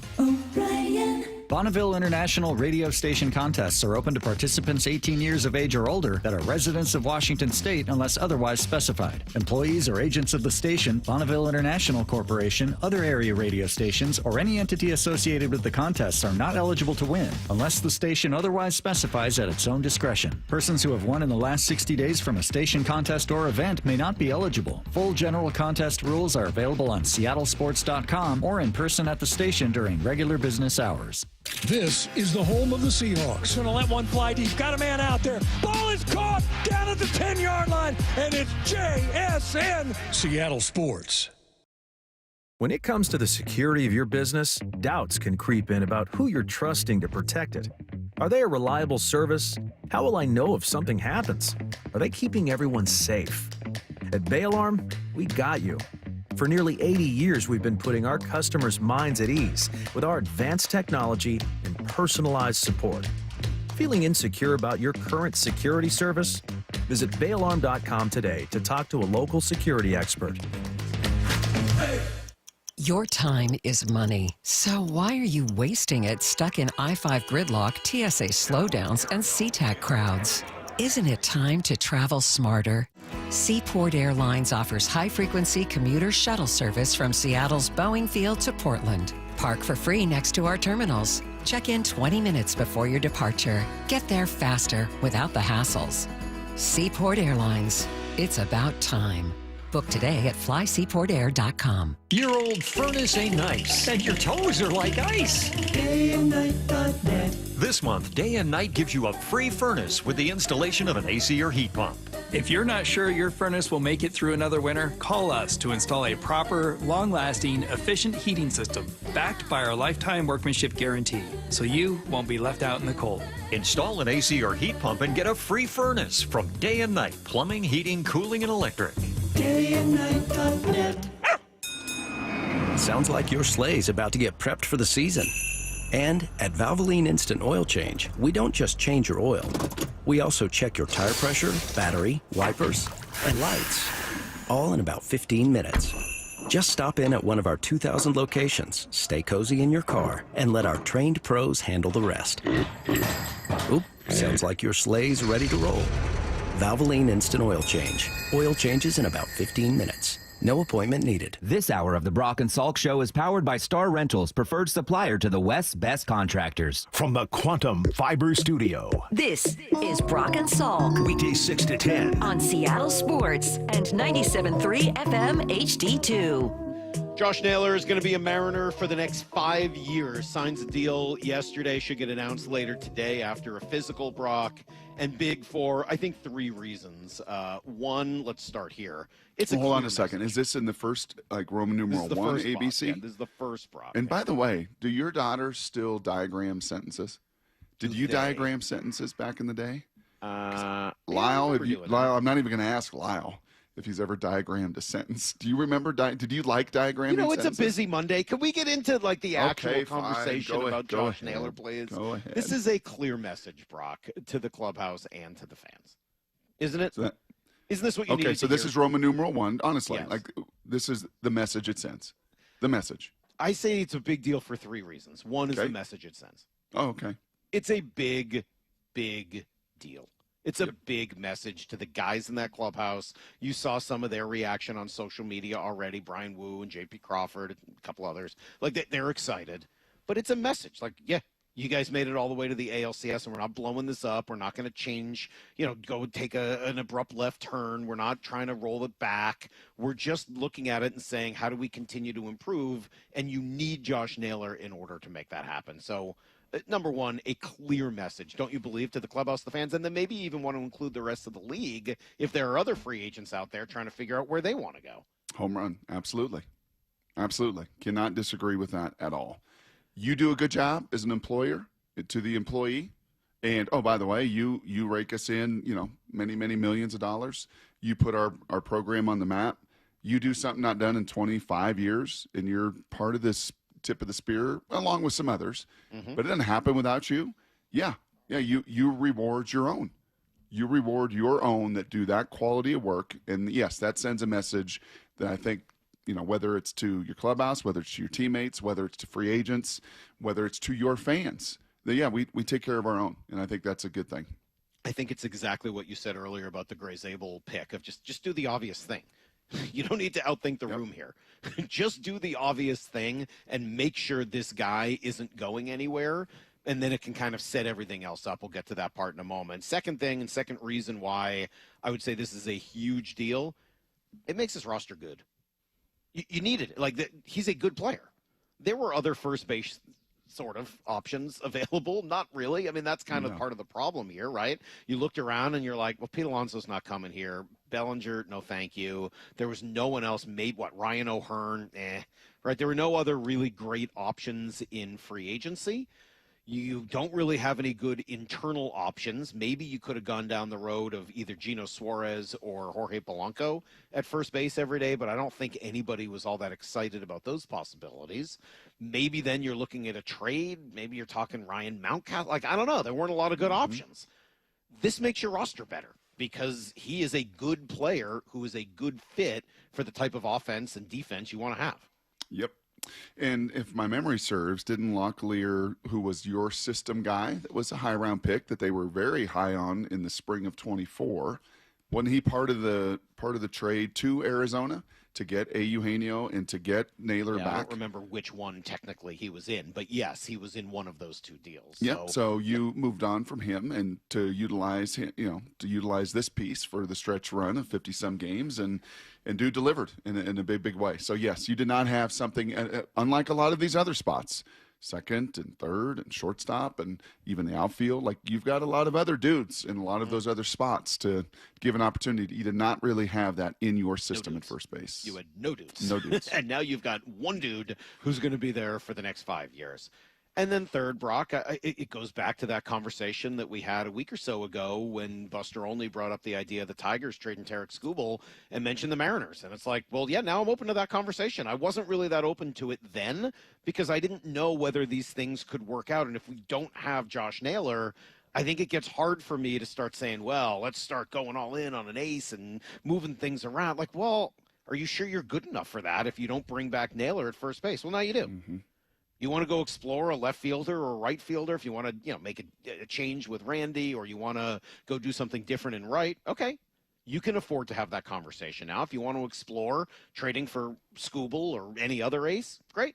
You can explore that conversation now. You have the ability to do that. You want to play a little more hardball with Polanco because you don't want the last couple of years of a deal that he's going to want now in free agency. I think that you have a lot more leverage against Polanco than you would if you weren't able to get this deal done and you were a little bit more desperate. You want space to give a young player or two to show up and win a job in the spring or early summer. You might be able to afford to do that in one, maybe two spots because you don't have to do it at first base now and you've got a veteran that you trust. So you put all of that together and for reasonable money, it sounds like, I think you've put yourself in a position to start this off season, Brock, the way you would like to. Yeah, and again, to kind of just because I think the Zabel move is a pretty good comp to this and one that we're all comfortable with and know pretty well. This, again, to continue down that vein of the draft, this feels like you nailed your first rounder. So now what do you want to do? Do you want to come up and trade for Nicky Manwari? Do you want to come up and trade for another first-round pick that Skubal would be, right? Do you want to go big? Do you want to do kind of, the right thing? Do you want to move down? How then you handle now? I think your second-round pick, whether that's Polanco or Randy or what it's got a reliever that I know Lyle's interested in, high-leverage guy, that second-round pick is still really important. Like, you'd still love to get that one really right, because first and second rounders can be Pro Bowlers and all pros and difference makers for your program. No, I think the only difference here, more flexibility down the draft. The only difference here is that those other guys don't have to be second and third round picks because it's free agency. You're not required for them to not be as good, at least on paper, as the guy you just signed. It could be Tarek Skubal. That's the next guy you want to go after, and who's obviously, a top 5 first round pick. It's just that the way the order of it works. You're in now with me. Like, bring him home. Like, you're in now. Now that we got Naylor, are you in the bring him home train? Are you on the wagon? Are you on the bring him home wagon? Yeah, I think I'm certainly if I am Justin Hollander and Jerry DiPoto, now that this is done, am I having that conversation? Am I calling the Tigers GM and saying, all right, what does this look like? Mm-hmm. Yeah, absolutely. I'm having that conversation. Yep. I'm still talking to Jorge Polanco, but honestly, Brock, I feel like the Mariners have a little bit more leverage against him than they did. If he's a good fit for them because he can play DH and second base, and you could use him at first. There's a lot of ways you can use him, and I think that has value to the lineup they have, and I think they all like him. But if he wants 4 or 5 years, no. Yep. Sorry, I'm not going to do that. How about a 2-year deal with a mutual option? We can afford at that point to have a much different conversation with Jorge Polanco. But yeah, I'm absolutely calling up Detroit and saying, okay, what does this look like? Is this something that we could do for a year? And what does that cost us? And, does that put us in position to really load up for this season? And remember, we've compared this thing to the way other teams have, developed and gone through a rebuild. The 2 teams I think we talked about the most were the Cubs under Theo Epstein and the Astros. Yep. Those are probably the 2 teams we talked about the most. And both of those teams brought in aces. Yep. Right? I mean, for the Cubs, it was John Lester, who they signed in free agency, and Jake Arrieta, who they kind of got lucky on. He turned into being a much better player than they thought. But those two guys combined, it was Verlander, right? Who they traded for at the end of a deadline. Right? Same kind of deal as it would be for Tarek Skubal and Garrett Cole the same way. Like, they spent big resources and said, nope, we need an ace. We need a guy who is going to be the centerpiece of this whole thing. Mm-hmm. Could Tarek Skubal be that guy? And now everybody bumps down one, and now Logan or Brian, whoever it is throwing 2, 3, and 4? Yeah. I'm pretty intrigued by that conversation today. I am. Yeah, I am. Uh-huh. Yeah, but not today. Not today. I'd like to. No. Because you want to make sure you celebrate this before, demanding the next thing. I said I had 3 other bullet points, Brock, and so I think those will go in a different direction for you. Okay. It's more of a question. Why do you think Josh Naylor signed this deal? Think about it from his perspective for a minute. And I think this is a good exercise because I think it tells us a lot. He waited 7 years to become a free agent. 7 years of his career. Because he was up and then he didn't play as many games the next year. So he had to wait an extra year. 7 years to become a free agent. During that time, he bounced around, got traded a bunch of times, right? Was never really able to establish where he wanted to be, was never able to maximize how much money he was going to make because he was always told every year, here's your salary. So he waits 7 years to become a free agent for the first time at age 28. Next year will be his 29th season. And then he signs a month before the winter meetings? Sure. Why do you think that is? Yeah. Because same reason you love the home course and chamber, Salk. You put your spikes in that first tee and you love it. It fits your eye. It is your place. And he is the lone human being that the batter's eye, for some reason, whatever way it is tilted and however it is on the axis, it fits. I'm not even joking that much. He freaking loved it here. It fit him. Yeah. It fit him. He'd been a lot of other places like Johnny Cash. He played the game well. He teased us. He scared us. He put some fear in Shannon Drayer, who put some more fear in all of us. Hey, maybe want to get back closer to Northeast. My family's back there. Yeah, you know what? It was great knowing you, Cal. You put a little fear in all of us. But in the end, man, I like this Kraken jersey. Man, I like this Mariners place. I mean, I like this. I like this Seattle. I like hitting in freaking T-Mobile. I think it was a fit. I think the same way that you came to Seattle. You think that's 100% of it? I think the same way you came to Seattle, and for you and Heather, it was like, dang, this kind of fits. It kind of fits. And then we actually got to taste the other place that was once home, and that's not so much home anymore. Well, that is an interesting comp because when Heather and I came here, we didn't have any other options. We had to like it here because nobody else was hiring. He didn't have an option. He got traded here. He didn't know. Well, but he didn't know. Here. But that's not the case this offseason. And that I think has to play some role in it. Brock, I think you're right. I think maybe some combination of three things happened because, one, he had to love it here. Yes. He had to love whether it's the batter's eye, the players, the clubhouse, the manager, the coaching staff, the organization, what they did for him as the baby was being. Like, he obviously had to feel some level of love and respect in addition to just a comfort factor that you mentioned. I think that's one. Mm-hmm. Two, maybe it was an offer that he just couldn't refuse. That it was like, hey, you know what? That is enough money. Okay, that's what I want. Yep.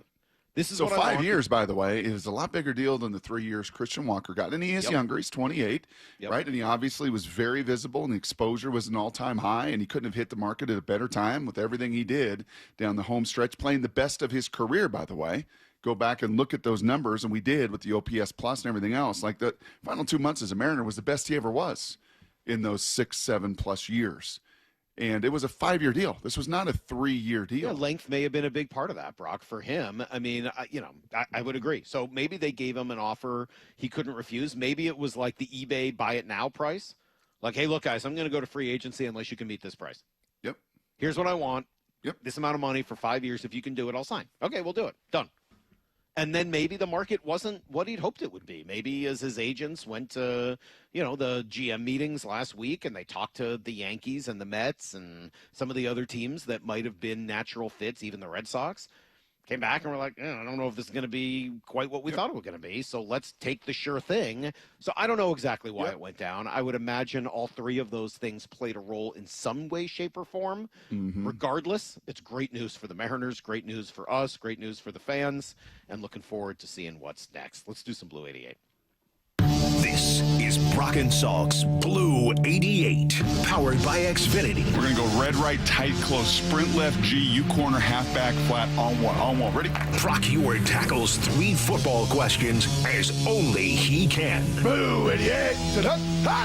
Now here's your hosts, Brock Heward and Mike Salk. All right, back to football, Brock, as we kind of swerve all over the road this morning and go through just about everything going on in Seattle sports. Sam Darnold, rough day yesterday, 4 picks. What does he need to listen to? Yeah, he just needs to listen to Ernest Jones, and he will. And I thought it was telling, and you don't see a lot of times, tip of the cap to G. Scott, you don't see a lot of times stuff this inflammatory out there, or maybe it's edited, or maybe it's, like cut off. But I don't think the Seahawks wanted to edit any of Ernest Jones. I think, you say it all the time, Salk, and it's right, man. Let others say it for you. Like the text toys hummed for you over the last couple weeks. Your eel take, your Facebook take. Let others give you all the applause and praise. And then let others. Don't make excuses. Let others stand up for you. Play the cut of Ernest Jones again, because this is what and he said it at the podium. And if he said it at the podium, you know darn well they got on that plane. You know darn well the Leonard Williams and a bunch of these other vets came up to Sam and said, hey, man, hey, we got you. We got you. You got us here. You're going to get us over the hump. We're going to play these guys twice, and we got you. And this is all that Sam Darnold really needs to listen to in his old AirPods. I mean, Sam's been balling. Like, if we want to try to define Sam by this game or what, man, Sam's had us in every game. So for him to sit there and say, oh, that's my fault. No, it's not. It was plays that defensively we could have made plays. There were opportunities where we could have got better stops. Yeah, I mean, like, it's football, man. And he's our quarterback. We got his back, and you got anything to say, quite frankly. Yeah. I love this guy. That's funny. That's funny. Gosh, do you know how good that feels, like, as a quarterback? And honestly, I mean, not to make too much of it, but come on. As old Wolf would say, come on, ladies and gentlemen of the Puget Sound Basin. Like, how many times have we heard a player do that for a quarterback here in this market? How many times? Penix. Those dudes had Penix's back. Tui. Locker. Like, we've seen it with the Husky dudes this century. Last time we've really seen it was a lot more Matt. Because Matt was the same kind of humble dude, and it was about others and not really about him or his brand or anything else. And, yeah, that was quite a statement from the middle linebacker. question number 2. On Friday, you talked through, fourth downs and the interior of the Seahawks offensive line is playing a big role. Did they? Yeah, they did, especially in that first half, right? I mean, that first half, you saw a ton of fourth downs, and you saw them in the red zone, and then you saw decisions as that game evolved that both sides punted on fourth down. I think both Sean McVay and Mike Macdonald, man, they are sharp. Right? Didn't you, walk away from that game going, yeah, there's not 32 NFL CEOs like these two. Well, certainly if you had an opportunity to watch the Lions and Eagles last night. Yep. Look, what the hell is that? What is Sirianni? Watch all over the league, Salk. Watch all over the league, right? I mean, these two are sharp. Yep. The game is not ahead of them. Yep. You never feel like, oh, they're chasing something or, oh, they're behind. Like, you may disagree with the reasoning of it, but they are very just clear. Heard a great line yesterday in church. Conviction is not what you grip, it's what grips you. And these guys have such a conviction, right? The planning, the preparation, it's gripped them. They love it. They're so doggone good at it. And I think both of them love going up against each other because they know it is high IQ. It is high horsepower stuff. Like, they're not going to just give you anything and be a dope. And I thought it was so sharp. And fourth downs did play a role. And I didn't have any problem with any of the decisions that, frankly, either of them made. I think it was best for both of their teams and why it came down to the wire. Now, the interior line play, to really steady, we'll have to look at the all-22 today as it comes out. There has to be more in the run game. I'll get to this in takeaways, but there's got to be more.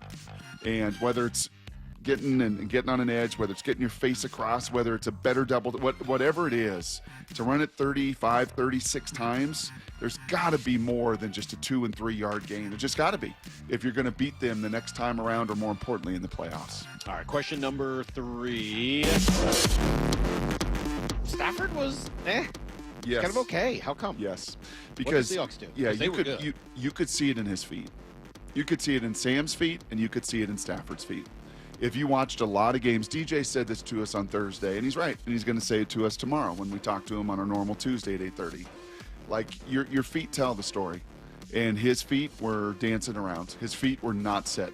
How does Matthew Stafford miss those, to use DJ's analogy, horse shots? There were some free throws in there that he bricked, that he does not and has not bricked this season, to Devontae on some RPOs and a little post route. There's stuff at low and away. It's because his feet were unsettled. And, we'll ask Mike about this. They blitz him more, and I know why. Because you can't let him get comfortable.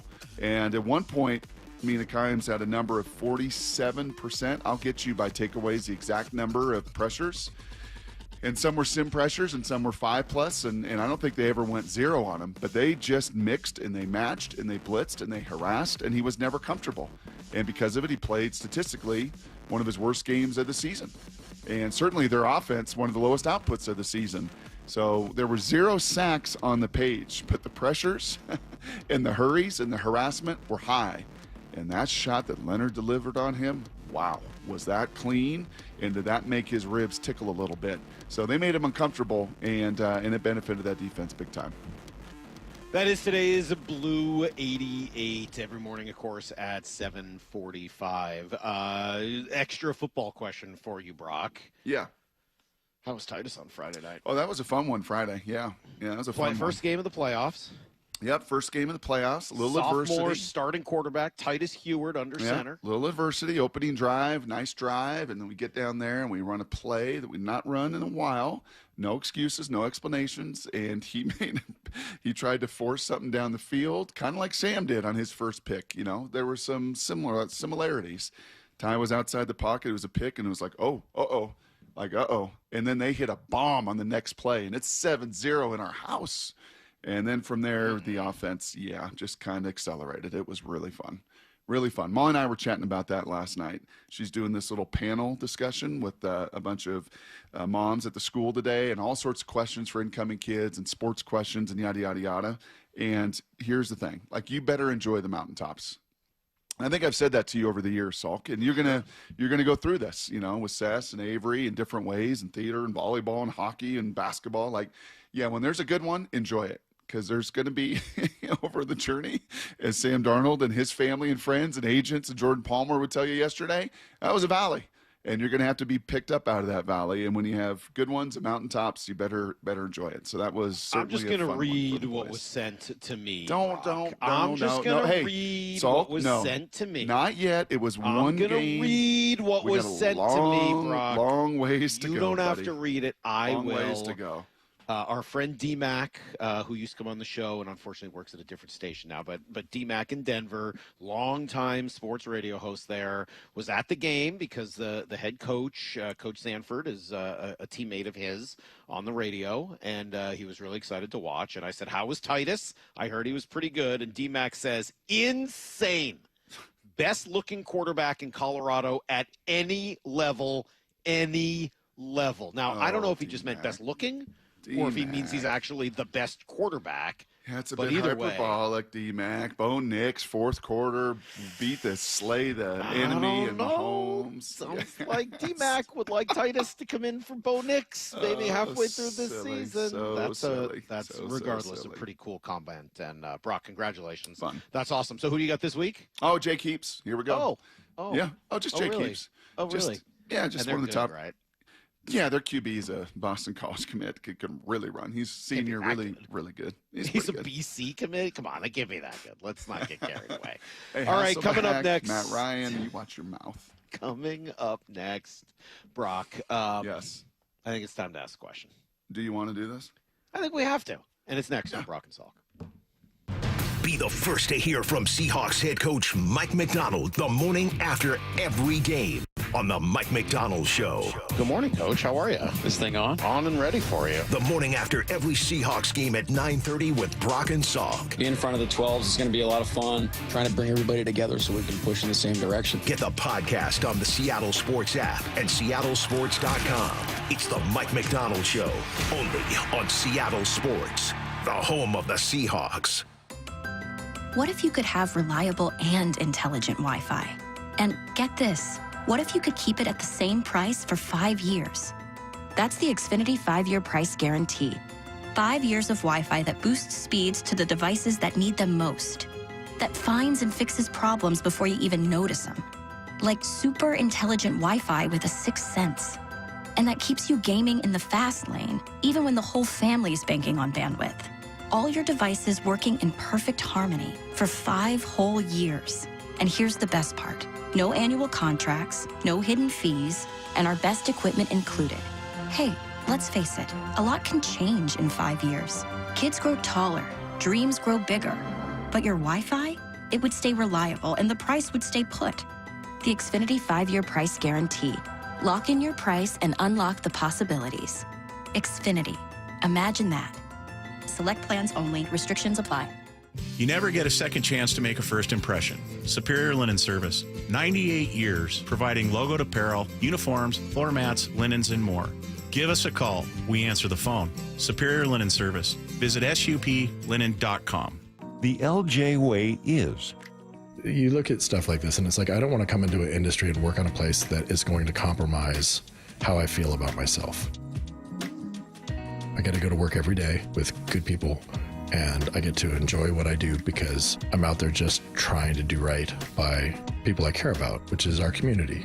We're going to see them at the grocery store. I'm going to see them at the sports tournaments. 2 friends of our daughters came in last night just on the lot, didn't know I was there, and it was cool because you got to take them through, and they're going to buy a car for their first driver and a car for their kid going to school soon. These are the people that you're going to work with, and so you better make sure that your laundry's clean. I don't think Lee Johnson specifically, right, Speedway Chevrolet, where I'm at, I don't think they've ever had a problem with the community of being able to stand up and look them in the eye and know that they did their job well. The LJ way is the Lee Johnson Auto family. This might be the most surprising statistic I've shared in decades of doing local news. More than 75% of commuters will be involved in a car accident at some point. JP Pendergast of Pendergast Law with more. What makes it more surprising? The average person will be involved in 3 to 4 collisions in their lifetime. With accidents unbelievably prevalent, what are some safety tips if it happens to you? Safety first. Secondary collisions are not uncommon while awaiting help. Turn on those hazards and remain in a safe place. If a bystander witnessed the accident, capture their information and encourage them to remain at the scene. Seek medical attention immediately if needed, as delaying can be a costly mistake. Lastly, remember that statements made to police and insurance adjusters can affect your case. Collisions are more common than we'd like to think. If you find yourself in one, follow these helpful tips and then call my friends at Pendergast Law. If you or a loved one's injured in a car accident, call Pendergast Law. We can help. PendergastLaw.com. When you're at home and next to your windows, do you notice cold air or a draft when the wind blows? How about moisture or leaking during a rainstorm? Dave Wyman here, and after 20 years in our home, our window seals started breaking. A failed window can do major damage to your home, and the older the window, the more likely it is to fail. That's why right now is an excellent time to have Harley Exteriors come by for a no-charge consultation. That's exactly what I had done over the summer, and not only were they extremely knowledgeable about all things windows, I found them to be polite, professional, and respectful. In other words, people you want to do business with. Harley Exteriors has a special offer for Seattle sports fans. Buy 3 windows, get 1 free. No payments or interest until 2027. And take an additional $200 off your project. Call 833-HARLEY or go to harleyexteriors.com. Schedule your free consultation today. They'll give you an honest assessment and quote. Go to harleyexteriors.com. Don't miss the Daniel Jeremiah Show, presented by Marquee Data. I think he's been awesome. Tuesday mornings at 8:30 with Brock and Salk. If this is where he is right now, he could win an MVP. Only on Seattle Sports. Your old furnace ain't nice, and your toes are like ice. DayandNight.net. This month, Day and Night gives you a free furnace with the installation of an AC or heat pump. If you're not sure your furnace will make it through another winter, call us to install a proper, long-lasting, efficient heating system backed by our lifetime workmanship guarantee, so you won't be left out in the cold. Install an AC or heat pump and get a free furnace from Day and Night Plumbing, Heating, Cooling, and Electric. DayandNight.net. This is Seattle Sports. Streaming through the Seattle Sports app. KIRO AM Seattle. KIRO FM HD2 Tacoma. Home of the Seahawks, Mariners, and everything Seattle sports. This hour is brought to you by Trajan Wealth Management. Give me a freaking auto! From the Quantum Fiber Studio, this is Brock and Salk on Seattle Sports. Brock Ewert is my hero. Jay Buhner just punched me in the kidney. We're going to accuse you of minute. Doesn't really work that way, Sherm. This is a show that has my name on it. It kind of does, though. Now here are your hosts, Brock Ewert and Mike Salk. Hello! All right, I already know how this is going to go. I already know how this is going to go, Brock. I already know. I know. I'm going to ask this question, and then like an hour and a half from now, Mike Macdonald's going to come in, and someone will have told him, like, Salk hates Sam Darnold.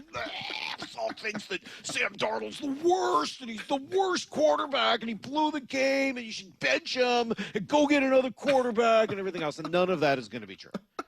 But that's how it'll get interpreted, because that's how people like to hear things. Because, Mike, it's not always what you say. It's over the years how you've said Yeah, maybe that's the case, but I'm not even going to say anything. I'm going to ask a question. Yeah. Because I think that's our job on a day after what we just saw with a quarterback who we've only watched play 10 games in a Seahawks uniform. We don't have years of background on Sam Darnold in the Seahawks system, in this building, in this uniform. We don't have years of evidence to go back on. And quite frankly, if you are going to go back on years and years and years of evidence, the game he played yesterday, unfortunately, looks too much like some of the ones he played until last year. So I think it's a fair question to ask today. Plus, it's a Reaction Monday, Brock, which is powered by the Snoqualmie Casino and Hotel. So what do we make of Sam Darnold today? And this will be a bigger conversation throughout the week. We only have a few minutes for it here, but I want your thoughts. What do we make of Sam Darnold the day after a really tough 3 quarters and 55 minutes or so, and then or 55 minutes total, and then obviously a tremendous finish that very nearly won them the game. What do you make of Sam Darnold today? Yeah, I mean, I think the biggest headline, and I hit on this on a little video post game. I'm trying to do all of those, just kind of get immediate reaction. Is there's no question that he is the headline of this game. It's going to be nationally. It's going to be locally. That's just the nature of playing quarterback, man. You get all the praise and the glory and the money and the fame and the attention, the exposure when it goes well. And when you don't and you struggle in a big way, you're going to take a lion's share of the blame. That's just the nature of the position, and the criticism and the noise, and the narrative is going to rise up again, that in big moments and in big stages, and when the pressure ramps up, you just kind of flinched. And I think more than anything, especially after the first pick, right? And I was kind of glad in retrospect to have a friend over that I've known for some time, and he enjoys football, but it's not like he's a football junkie or anything. And just to kind of have a general fan sitting next to me, big fan of the Seahawks. And after that first pick, I said, what's amazing is Sam has played, 4 years of high school football, right? 4 years at USC, 9 years in the league, like 17 years, plus, obviously younger. And that is just a decision that in high school you can't make.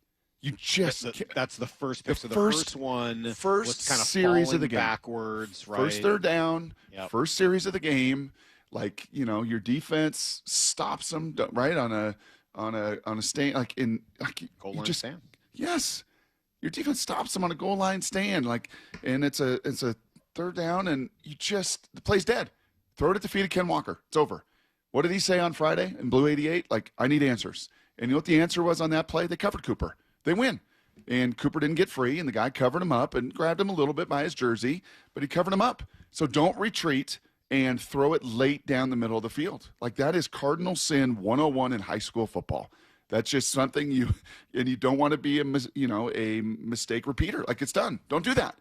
And the answer was to throw it at the feet of Ken Walker. He said after the game, maybe some of these situations I can take a sack, right? Because he took 0 sacks. Which is a remarkable number against the Rams and their defense. So 10 sacks in 10 games, winning football. But that one, just dump at his feet. And that one, unfortunately, is like a double bogey, Salk, for you on the first hole at the home course. It just sets you up what's next? Right. Or it's a hosel. Your first iron shot is a hosel shot. Like Damon Hewers was at time, and he's like, I'm doomed. And then what did you see after that? You saw some very conservative throws. I'm not throwing another one. And then you throw an out route to your most trusted binky. I can just throw it out there to JSN. It doesn't matter. He's going to come down with it or nobody is. And unfortunately, a deep out, that's another one. Golly, that is late to the sidelines. That ball is either sailed to where my guy gets it, and I don't care if Abe and Bradford bust on the stunt and I get hit right in the mouth. I sign the check. And that one, late on an out route to the sidelines, is never inside. It is high and away, my guy or nobody gets it, and unfortunately it was late, it was inside, and it was another one. So, and then there was another one and another one. And DJ then the Khaled. fourth one. The jump pass one was a really tough look. So that one's a no-go. It did lead me to wonder about Sam, and I think that honestly I came out of this fairly in between and in the middle. I did not come out because of those were the first 55 minutes, right? Because he did some those really were the first 55. Late. Yeah. Yes. And how many times have you said? Many times have you said? And I almost sent you the text before the kick, but I didn't. I almost sent the text of, if this goes through, the old Salk kind of philosophy 101 of, I don't care. It's all about what you do. QB wins. All about what you do at the end of the game. Brock, if that ball had gone through the uprights, I would have absolutely had that conversation. Of course I would have. Yep. You know how I feel about that. That's never changed in 17 years. And frankly, as I said earlier in the show, I'll say it a few times today. If that guy doesn't punt the ball to the 1 yard line, I think they win that game. And I think we're having a different conversation about Sam Darnold today, which is why I'm not going to go over the top with it. I do wonder if he is a guy who sometimes has bad days. Sometimes there are guys some days he's just not great. I wonder if those are kind of lurking. I wonder if he is a person who has a hard time maybe getting past a bad moment and they kind of spiral on him like you were just describing. One turns into another. That doesn't feel like him to me, although it clearly is what happened or looked like what happened yesterday. That doesn't feel like him. I don't know. I don't know him well enough. I think ultimately, as I asked the original question, what's up with Sam Darnold, my answer is he's a guy who's played really well. He's a huge reason why this team has been successful, as Ernest Jones said. I like him worlds better than what we watched the last couple of years with Geno Smith. I fully expect him to play better next week. I not quite fully, but expect him to play better the next time against the Rams. Yep. I have still a lot of confidence in Sam Darnold. What I have objected to over the last few weeks is the rush to judgment. And that seems to be that's a bigger issue. That's what we do. Than just Sam Darnold. It's just what media, it's a reaction. sports it's media, a reaction media to the data you have. That's right. You want the full data. I'm not going to get fooled into making a definitive long-term claim on a guy that I've only watched now for 10 games in Seattle. Realistically, regardless of what DJ said or what anybody else, there are still buts. There are still buts about Sam Darnold. There are. That doesn't mean he can't overcome them. That doesn't mean he's not playing great football over the course of the first 9 weeks of the season. He was. But those buts are going to be there until they're not.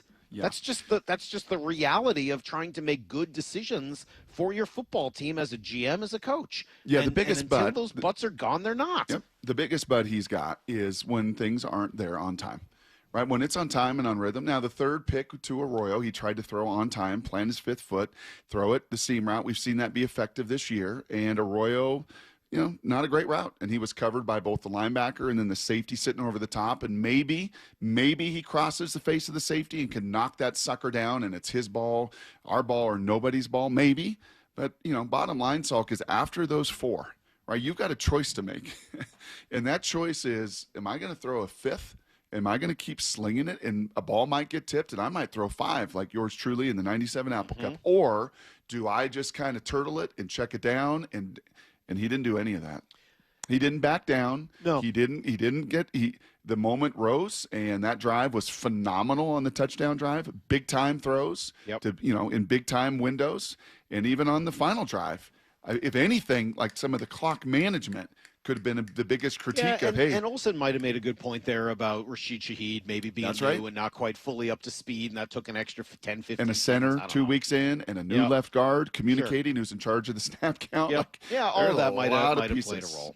So look, I'm not coming in here today to kill Sam Darnold, but you can't throw 4 picks in a game. Why can't we do both of those things? Yep. Why can't we say, no, I'm not killing him today, and I'm still pretty high on what he does the rest of the season, but I'm also not committed to him for the next 5 years because I've only seen it for 10 games, and there's still some buts. This is still an open-ended question, and one that I'm sure we'll be discussing over the course of the season. We'll come right back with everything you need to know. We got takeaways coming up in 20 minutes. Brock and Salk, Seattle Sports on 710. The Mariners start the offseason with a bang. It might not be Christmas yet, but Mariners fans, Josh Naylor is going to be under the tree by this week. Massive bat flip, Josh Naylor! 5-year deal rather than testing free agency. The fan base has been awesome. It's like almost electric. He's done it all. Great defense, great at the plate. Insider reaction and analysis at SeattleSports.com. He's got the snarl on the field, but he is a good teammate. And the home of the Mariners, Seattle Sports. All right, 10 days away from Turkey Day. Are you brining your turkey already? You got good plans? You have new recipes? Hard to believe the holidays, Thanksgiving, and then Christmas are right here. And do you or someone on your wish list during this holiday season want the gift of fitness? Well, Brock Heward here, and the Top Fitness Black Friday sales event is going on right now. You don't have to wait 10 days. You don't have to wait a month. You could take advantage of it right now. And I'm talking about big time savings, up to $1,000 on Inspired gyms, treadmills, and True treadmills. Plus, you can get free delivery and assembly on Precourt treadmills, Lipscoles, and bikes. You can also save up to 50% on last year's display models, with Olympic weight bars starting at $50 and home gym attachments and accessories. Well, they're 50% off as well, starting at just $10. No better stocking stuffer, especially for somebody who may want a little fitness on their wish list this year. It's no secret why everybody, from personal trainers to pro athletes, they love Top Fitness. You can visit them in Tukwila, Linwood, or Bellevue, or simply go to topfitness.com to see all the details on their Black Friday sales event going on right now. It's Top Fitness, your best place for home fitness equipment. Black Friday Comfort Sale is on now at Home Comfort Alliance. Save up to 75% on furnaces, ACs, heat pumps, EV chargers, generators, and more. And take 18 months to pay with 0% financing. Call before December 1st. Visit HomeComfortAlliance.com. You're listening to Leaf Filter Radio, and the guru of gutter protection himself, Chris Cunahan, is here to take your most pressing leaf-related questions and bring you a special Black Friday offer. Hey, everybody, Chris here. I understand we have Ron on the line. Ron, where are you calling from? Uh-oh. Ron, are you calling from a ladder? Well, I was.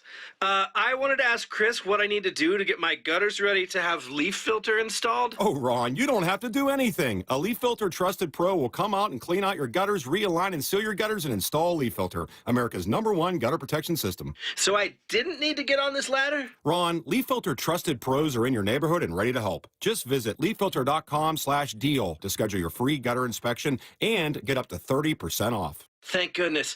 What was that site? That's leaffilter.com/deal. And now, as a special Black Friday offer, you can get a free gutter inspection, plus up to 35% off. This is our best offer of the season. Unlock it now at leaffilter.com/deal. See representative for warranty details. Does your building company have a strong website?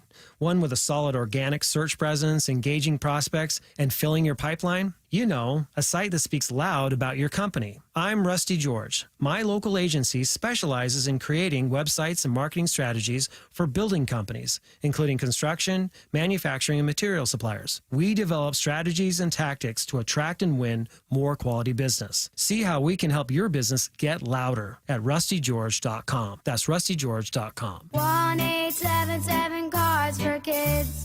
KARS Cards for Kids. Ready to get rid of that old car? Donate it to Cars for Kids. Call 1-877-CARS-FOR-KIDS to reach a friendly live agent. Donation's super easy, and your car can be picked up as soon as tomorrow. Call us now, 1-877-CARS-FOR-KIDS. 1-877-CARS-FOR-KIDS.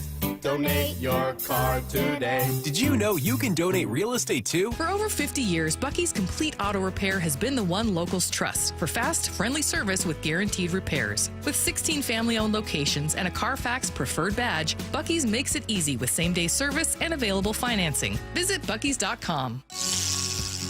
Heading outdoors or on the water this weekend? Check in with Joey and Nelly on the Outdoor Line from 6 to 8 a.m. every Saturday on Seattle Sports and the Seattle Sports app. At Washington Energy Services, we take the time to get to know you and your home. We have the passion and commitment to see each project through and to treat our work as more than just a job. For over 65 years, we've offered award-winning home services, from heating and cooling, plumbing and electrical, to windows and doors. Complete home improvement handled from start to comfort. For peace of mind when you need it most, count on Washington Energy Services, bringing good energy to your home. We're unsealing the Vault of Fortune, and that means only one thing: prizes. How many prizes? Who knows? We lost track after $80,000. This is the perfect chance to score yourself a new TV, Hawaiian vacation, or 10 grand in cash. Win this and more every Saturday night starting November 8th. New winners drawn every hour from 6 to 10 p.m. Don't forget, your Reef Rewards card can save you up to 25 cents per gallon at Lummi Bay Market next to Silver Reef. Silver Reef Casino Resort, located off I-5 exit 260. Have you tried the dining district at the Bellevue Collection? Grab lunch with friends, meet up for happy hour, and stay for dinner and beyond. You can sample international flavors and local favorites from talented chefs. Try a new cocktail on a rooftop bar or watch the game with friends and explore the lively nightlife scene. The Dining District at the Bellevue Collection, where your taste adventure begins.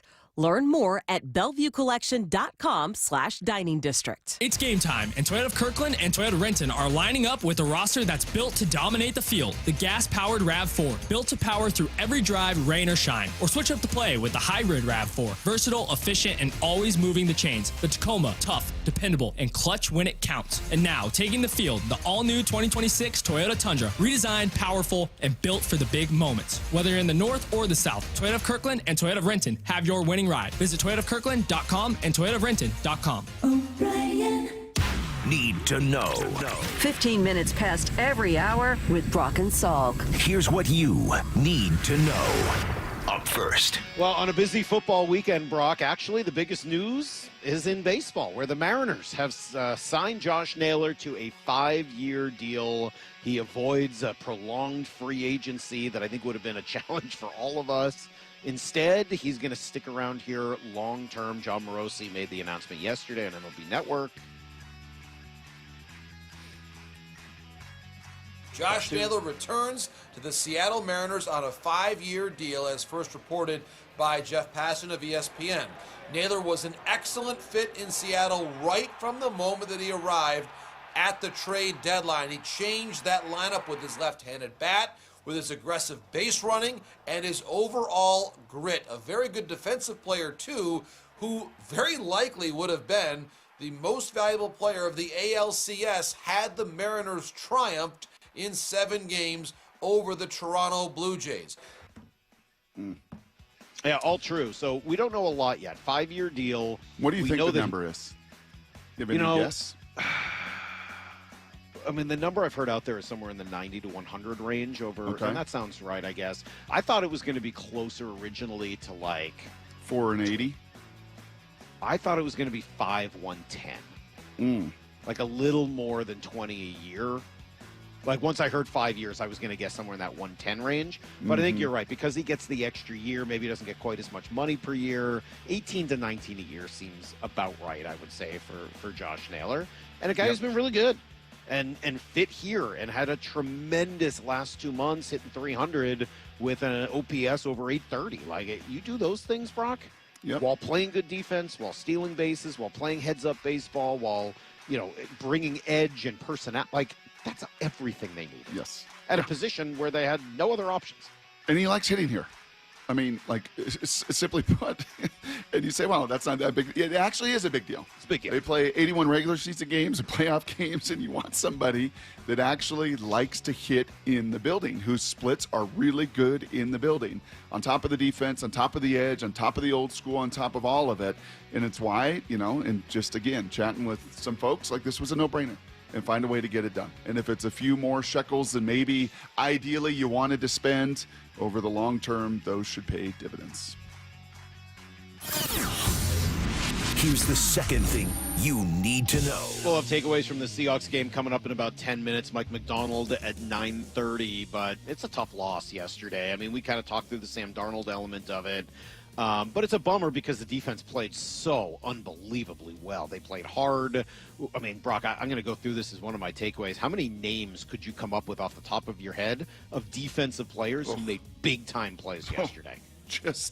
Nwosu just splitting Parkinson in half. Kobe Drake Bryant. Thomas on another one, and he was a Leonard little bummed. Williams and I mean, DeMarcus. We can go through it, but what an unbelievable job by that defense. Yeah, I mean, just really great. Unfortunately, it gets wiped out by the 4 picks. Mike Macdonald asked afterwards, how do you process 4 interceptions from your quarterback? Yeah, I'm not sure. It's probably a combination of multiple things. So we'll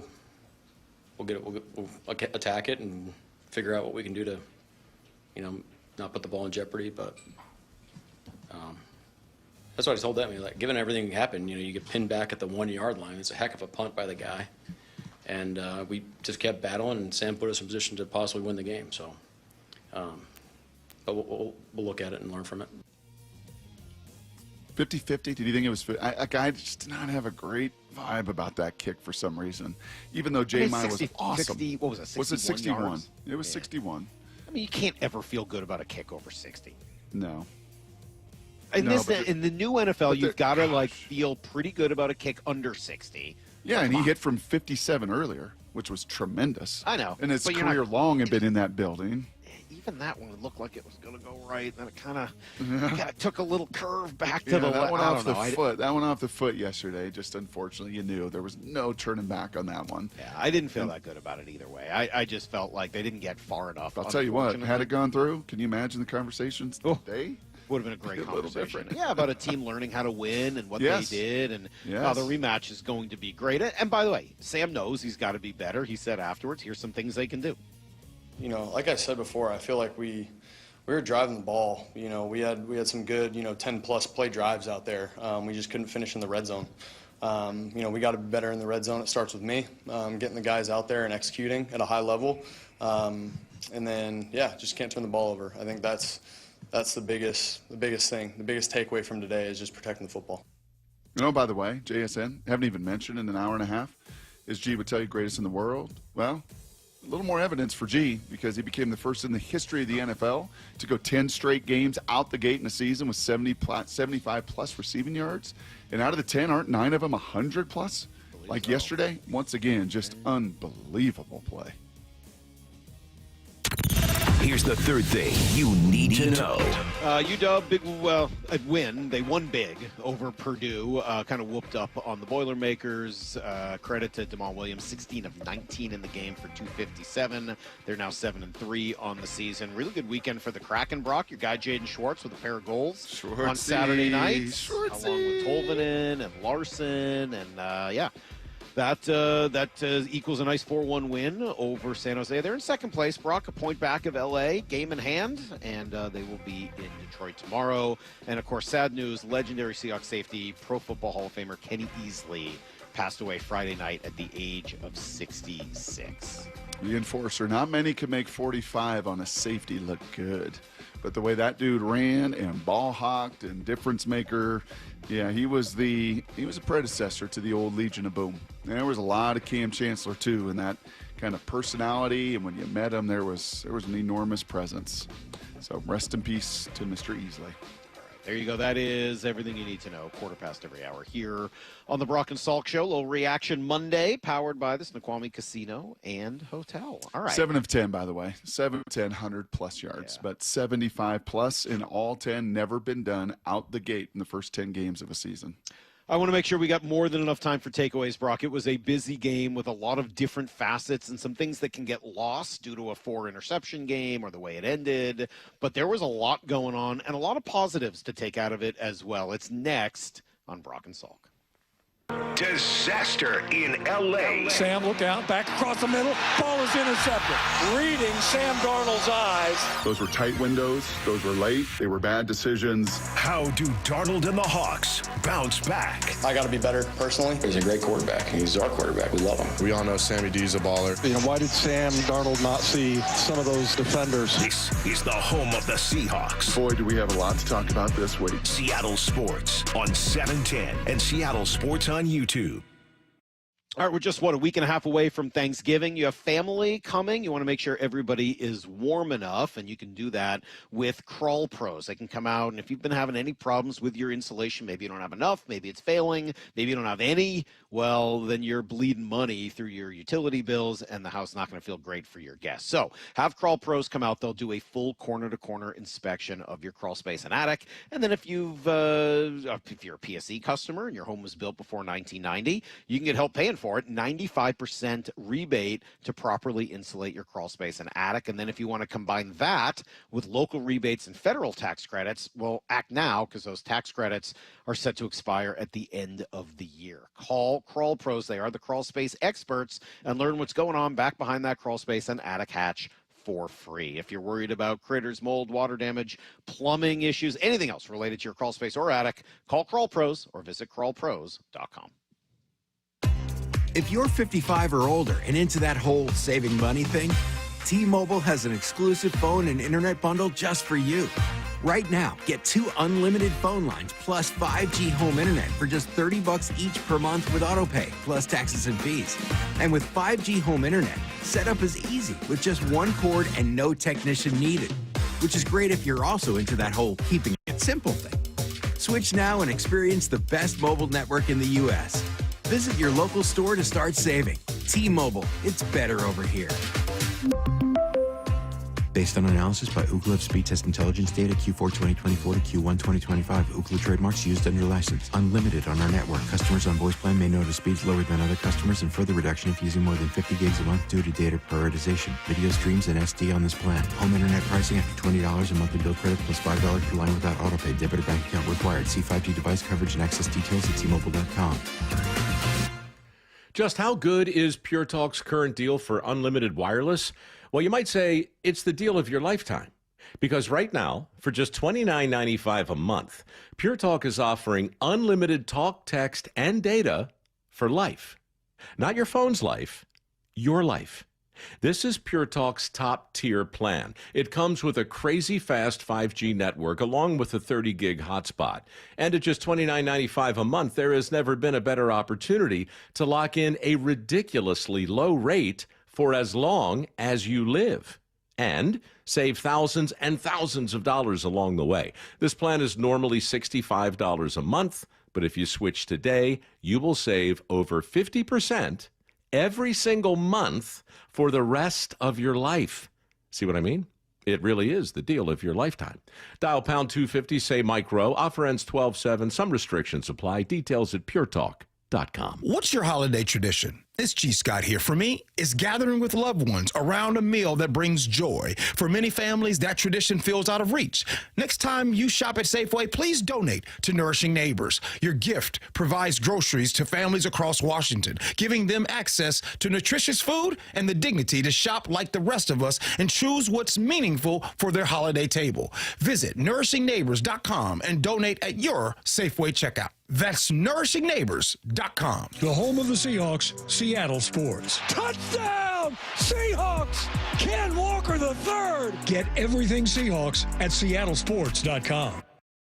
Hey, it's Bob Stelton here, and let me tell you about one of the best decisions I've ever made in my life. That's when I went to K2 Vision for RLE. That's Refractive Lens Exchange. Now, Dr. Kopstein started K2 Vision with Dr. King from King LASIK, the most experienced LASIK surgeon in the Northwest. King LASIK plus K2 Vision equals freedom vision for every stage of life. No glasses, no contacts, readers, or cataracts. Now, if you're somebody that struggles with distance vision and now you always need a pair of reading glasses, K2 Vision RLE could be your perfect permanent solution to spending your good active years not needing reading glasses. And here's the cherry on top: you never develop a cataract. Now, if you're somebody like me that had a pair of readers in every room of the home, in your car, you had to bring them into the restaurant with you. Otherwise, like me, you couldn't read the menu. That has all been rectified thanks to RLE. So whether it's LASIK, EVO ICL, or RLE, trust the most experienced team of doctors to recommend what's best for you. Schedule your free Zoom consultation today at K2VisionRLE.com. That's K2VisionRLE.com. And now, Tales of Another Way. You've got your same old playlist, but another song about a breakup is just a downer. 2 minutes in your music app, and now you're groovin', man. Sometimes another way is the better way, like the new SR 509 Expressway, the alternate route that'll help manage congestion on I-5 and other local roads. It's tolling now, and you can save $2 per toll with a Good to Go pass. Get a free sticker pass at goodtogo509.com. As a quarterback, you cannot run a winning play with a messy playbook. And most companies' data, well, it's a mess. AI is changing the game, but if your data is scattered, you're stuck on the sidelines. Brock Heward here, and this is where my friends at Marquee Data come in. They get your data in shape, clean, connected, ready to perform, so you can finally put AI to work for your business. Whether sales, finance, or operations, every smart move starts with the right data. So head to mydataqb.com to draw up your game-winning data play today. That's Marquee Data or mydataqb.com. From the Quantum Fiber Studio. This is Brock and Salk. Weekdays 6 to 10. On Seattle Sports and 97.3 FM HD2. Yeah, that spoon penalty was pretty weak. That's a weak call. It's not as weak as Especially the first pass series interference of a call. game. Yeah, as weak. It's just a weak call. Not as weak as the pass interference call that ended the Detroit-Philly game. Like, I don't know if Detroit was going to win that game either way, but that's a terrible call. Like, what are we doing? How do you call that in that? I hate those calls. It just drives me crazy. So did Chris. Yeah, you and Chris, same page. Well, I mean, I had it on mute. I was just watching. Oh, was yeah, he mad also? He was furious. Yeah, I mean, how could you not be? It's just ridiculous. I mean, allowing games to end like that is just so freaking stupid. But whatever. Yep. Yeah, the spoon one was dumb as well. And well, let's do some takeaways. Maybe that'll find its way in. Takeaways. We'll certainly get to the run game and the red zone and some of the big headlines here, Salk. But there was one kind of sneaky one. You said, you know, what is maybe something that's a little more second or third layer. It reminded me a little bit of the Super Bowl loss to the Patriots that John Schneider shared with us, that Paul Allen would make him write, you know, a real detailed breakdown after every game with some kind of next level numbers and thoughts and film study and some things that may not be in the common narrative, but kind of, you know, take me next level. And kind of like that Super Bowl, with the number of missed tackles and just leaky yards, right? And that's what Ernest Jones was speaking about at the podium. Like the raw numbers, pretty darn overwhelming, right? I mean, in the gross numbers, you outgained them, outperformed them, your offense, their offense. But some of the missed tackles and some of the leaky hidden yards are going to be in the conversation. Mm-hmm. And it's Ty Okada, right, in a one-on-one situation with Parkinson in the red zone. Like, you get to the red zone and third down. My job is to get you a one-on-one. Your job is to win it. And that's not just catch it. You got to break a tackle. You got to make somebody miss. And that was a really big one, to break the tackle and go in for the touchdown. A.J. Barner had a number of times where there were some one-on-one situations. Can you break that tackle? Like, you've done your job. This is not a negative. It's more than satisfactory. But the plus plays to score against elite defenses, and both of these defenses are elite, you got to break tackles. Their running back, Kyron Williams, on his long, explosive run, broke a bunch of tackles. 2-3 tackles. So some of those yards after contact, and overall in the game, and tip of the cap to Hawk Blocker, the Rams were at 4.4 yards after contact. The Seahawks were 3.1 yards after contact. And that yard and a half nearly over the course of a game, where every inch and blade of grass matters, that showed up a little bit, and showed up in some big moments where they scored, and you couldn't score in the red zone in particular. Takeaways. All right, I'll start off with a positive one. And I'm going to throw a little credit at Zach Charbonnet, who didn't have like a crazy good game or anything like that. But this game looked like it might get away from them early. They're down 14-3. If they go 3 and out at that point and punt the ball back to the Rams, I don't know what happens. If they do march down and score 21-3, that game might have been, if not over, pretty darn close. And we might have been looking at one of those like, oh no, they're just not capable of playing with them. They did look overmatched at that point in the game. And they get to 3rd and 5 to start that next drive. And I'm like, geez, dude, you don't convert this 3rd down and you got to punt it back? And instead, Sam made not his best throw of the game, not his worst, obviously, but not his best throw of the game. But he found Charbonnet, who made kind of a diving, sliding catch out of the backfield. Incredible. Ends up getting the first down because of it. If they don't do that, they might get run out of the building. So I'll throw a little credit at Zach Charbonnet because it's a little play. It's early in the game. We've said you can't necessarily win the game often in the first quarter, but you can definitely lose it. And they may have lost it right then and there if he doesn't make that small little play to get them a first down. And then they had, I thought, a very patient drive down the field. Sam was playing very conservative, but hit his tight ends and short passes and a couple of runs sprinkled in. And at least they got a field goal out of it to make it 14-6 and just kind of give them an opportunity. Hey, look, it's a one-score game. Man, if they had to punt there from inside their 30 or whatever it was, I was very worried about where that game was going. No, you're right. And that kind of settled things down and helped you own the time of possession, took them and their offense out of rhythm right after a couple scores and everything else, and never, ever got back into rhythm the entire game, really, after that long drive and settling down, and the Seahawks responding defensively as well. Takeaways. Well, as much as Sam Darnold's performance was disappointing yesterday, Matt Stafford did not have a great day either. The Seahawks held him to his lowest completion percentage this season at 53.6. He had some poor throws and some uncharacteristic miscommunications with his wide receivers. Save for some of those big run plays in the first half, the defense was really impressive against an MVP candidate at quarterback. So I can only imagine them being even more stout a month from now on December 18th if they can get Julian Love back. Not sure if we're expecting Jaron Reed quite that early, but you have to feel good about that rematch on the defensive side.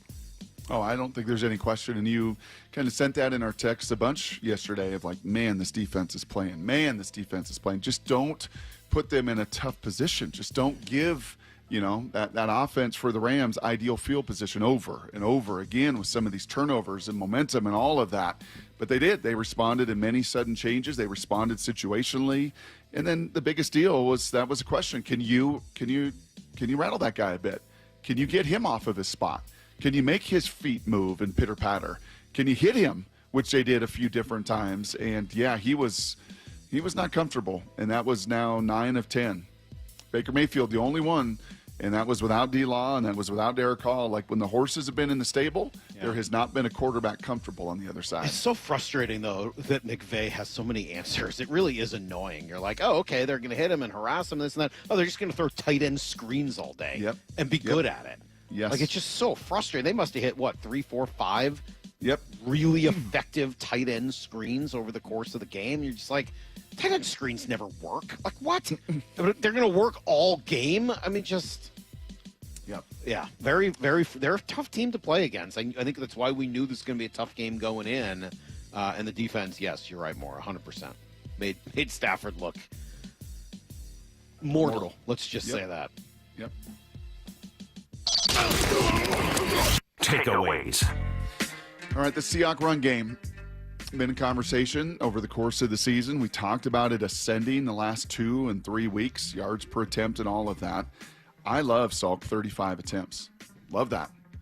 Right? That is old Pete Carroll Formula 101, man. Get me my rushing attempts, get me my completions. And those two numbers be equaling 64, 9 out of 10 times, 90 out of 100 times. You get to 64 in that number, you win in the NFL. You win. And unfortunately, you don't yesterday. And some of that, the majority, if not all of that, is the turnovers and being -3.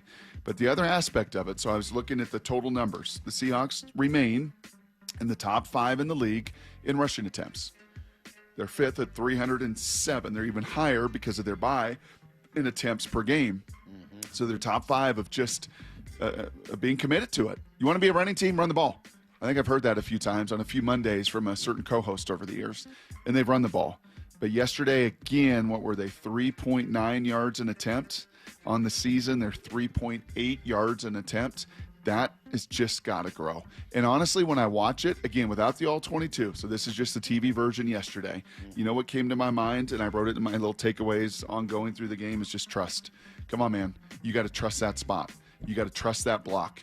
You got to trust that if I get my head and my hat in the right place, the guy's going to do the right thing behind me. I got to trust as a runner, right? We talk about this in the passing game, the timing and the continuity of a passing game all the time. And how do they have that chemistry? And look at Sam and JSN, and it's amazing. But the chemistry in the running game, in this style of running game, it takes time on task, and it takes trust.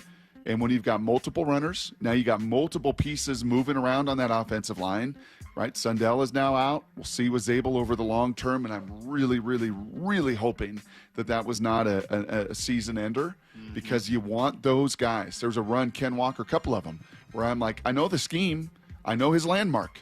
Get to that landmark and then cut off of it. And it was just too early. And it just, there's a 2-yard play instead of maybe a 5, 8, 10, 15-yard play. And they're hard to come by against elite defenses, and that's a good defense. But the trust has got to grow, I think, a little more in the run game. I'll throw this on there. This was one of mine, but I'll kind of put it into yours, and that is, I thought Greg Olsen, first of all, I thought they ran it pretty well. Not perfectly, but I thought they ran it better yesterday. I thought they ran it not many negative runs, right? No. Not many negative runs. And Greg Olsen edited his comments, I thought. If you heard him at the beginning of the game, he said, and I thought this was a much better description, rather than a team that was looking to pass out of heavy personnel, which I still don't think is accurate. He said they're a volume run team trying to set up the explosive pass. Yes. And they do a lot of that out of heavy personnel. That, to me, is absolutely right.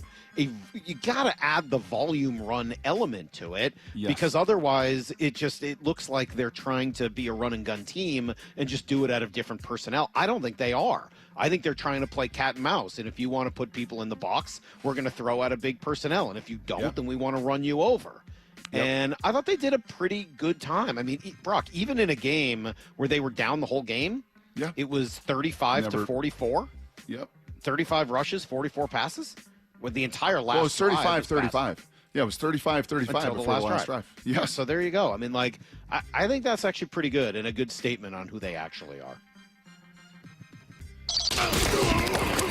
Takeaways. I do want. We talked about this very briefly earlier, but I want to bring it back. Mike Macdonald, I think, is, if he's not the best in-game decision maker I have watched, he's right there along with Sean McVay and maybe Bill Belichick in his prime. I mean, like, I love the way he handles fourth downs. I love the when he decides to punt, when he decides to kick, the way he uses and conserves his timeouts until he needs them. I love his clock management. I know they got a little late coming down the field, but I didn't think that was him on the final drive. That wasn't a decision-making thing. Nope. That was more on-field execution of it, which is different. I think his decision-making on the sideline for a young second-year coach, who's also, by the way, in charge of calling and coordinating the defense, I think he's unbelievable. It continues to blow me away how good he is at it. Yes, the pendulum has swung. And it's weird, because you would think the younger guy would be more hormonal. But Pete's hormones were still raging in his 60s, and Mike's never rage. And you see him. And actually, I love the shots they have of him when the offense has the ball. And you can see him having little conversations, at times standing by Clint and just saying, hey, 4-down territory. Or, hey, be aware of this. And just, he just never, ever, the game never speeds up on him. No, he got to be, I know everyone always says he's a smart dude. I think that's a pretty good piece of evidence to support it. He really seems to have a clear idea of what decisions he wants to make, when to make them, and why. And doesn't mean he's going to get them all right. It doesn't mean they're all going to work out. He's not going to win every game. But decision making is about process. And I think his process is pretty spot on. If it's not the best I've ever seen, it that is first right half, up there in that conversation. Bro, that end of the first half mechanism to not give them the ball back, knowing you're going to get the ball to begin the second half. Yep. It was A+. And then you watch, again, Nick Sirianni's won a Super Bowl. I'm watching him last night. What the hell was he doing? Right? Yes. And the week before. You watch it 2 weeks in a row? You're like, dude, are you drunk? What are you doing? It just is bizarre. And then I don't know. I listen to Greg Olsen going, I would go for it on 4th down every time. Like, why don't you chill out, dude? Actually, there's some thought process behind it. And I thought Mike has done that as well as anybody. Takeaways. Well, we heard from Joel Klatt that one of the things that he learned about Mike Macdonald back when he was covering him in college is that he finds the moments in the game that allow for you to be more aggressive, and he takes calculated risks. But he was talking about his defenses there. I know that he said that he wants Sam Darnold to be able to be aggressive, but I think he needs to somehow find the way to get through of when you take those calculated risks offensively, the way that he does defensively. Because I think we see it work out on defense. Sam Darnold, unfortunately, has taken those risks in moments that you don't want him to far too often this year. Yeah, that's now 10 interceptions, unfortunately, right? 10 games, 10 interceptions. 10 games, 10 sacks allowed. That's super, super positive. Is there a time you got to just live to play another day and just swallow the ball? How do you allow him to stay aggressive but balance that out? Yep, it's a fine line. And I think unlike Coach Macdonald, who never feels sped up, you can see it in Sam's feet, right? You can kind of see it in the movement. That when it's on time, it's on rhythm, and he can go 1 to 2 to 3. Awesome. But that's not the NFL. That's not certainly against really good fronts in their building, and that's a really good one. The game will speed up. And, that's going to be the line they'll have to, I think, more continue to walk. That's the line you navigate as a QB. Play smart, not scared. It's like the greatest 4 words from Tom Moore. Play smart, not scared. Play smart, not scared. Like, you can't be scared to make a mistake. You can't. But then you've got to be smart with the football. You should maybe be too scared to make a jump pass. Let's be a little too scared to make a jump pass. That was 3rd and 3 too, and you and I both wanted to run or play pass. I'm going to get to that in a moment. I could do that. I'll do that one right now. That's one of my takeaways. I'll go out of turn and just put it in here because that is one of them. I hated that play call so much. Now I hate the fact that he decided to throw a jump pass, and decision making was awful. But why are you at 3rd and 3 in that spot going shotgun? Yeah. Why not push the advantage you had running it well on that drive, and at the very least use play action or go under center? I hate that stuff. Drives me crazy. Yep. Now, for all of my complaints about that, I will at least say on the 4th down touchdown that the Rams had, after going under center and trying to drive it in three straight times, they went shotgun, and then it led to a handoff for a touchdown. So maybe I should shut up. Yeah. But it did sort of annoy me yesterday, Brock, and I know it annoyed you too. Like, that to me is part of the whole advantage of doing this, is to set up the possibility of anything on 3rd down. And that was 4 down territory right there. So even if you only got 2, okay, fine, it's 4th and 1. Agreed. All right. Thanks. Takeaways. We hit on it a little bit there in need to know, but when someone's done something never done before in the history of the game, like, we should probably celebrate it. I mean, we yelled it from the rooftops about Cal Raleigh and every little mile marker that he was passing, and really soon here, JSN's going to top DK's all-time single-season Seahawk record in pass reception yards. He may do it next game. I mean, that's the kind of year this dude is having. To do something never done by Jerry Rice, never done by Megatron, never done by anybody. to start your year week in and week out and week in and week out going and being the dude. And even when the target gets bigger, and even when guys go down, and even when you run it the 5th most in the league, Salk, the dude still produces. That's now 10 in a row with 75 plus. That's now 7 of 10 with 100 yards plus. That's doing it in every way. That's doing it inside. That's doing it outside. That's making one-handed catches look easy. Do you know the degree of difficulty? I know baseball loves to do the odds of this ball being caught. I would love to see that get to the NFL at some point, where that ball was thrown in the distance and the one-handed nature to then catch it and still get stuff after and not fall down or anything. The dude's body control is ludicrous. His ball skills are insane. And, G was a little hyperbolic maybe a year ago. There ain't anything hyperbolic about being the best in the world. JSN is that right now, and there's not really a debate about it. How do the other guys play? Well, A.J. Barner got 10 catches, so, it was obvious they said, if we're going to give up something. And Greg made a great point of that over and over and over, and we'll see if other teams can replicate it. I don't think they can because they don't have the personnel that the Rams have in their front four to just say, we'll just play soft and make you throw checkdowns and checkdowns and checkdowns and checkdowns.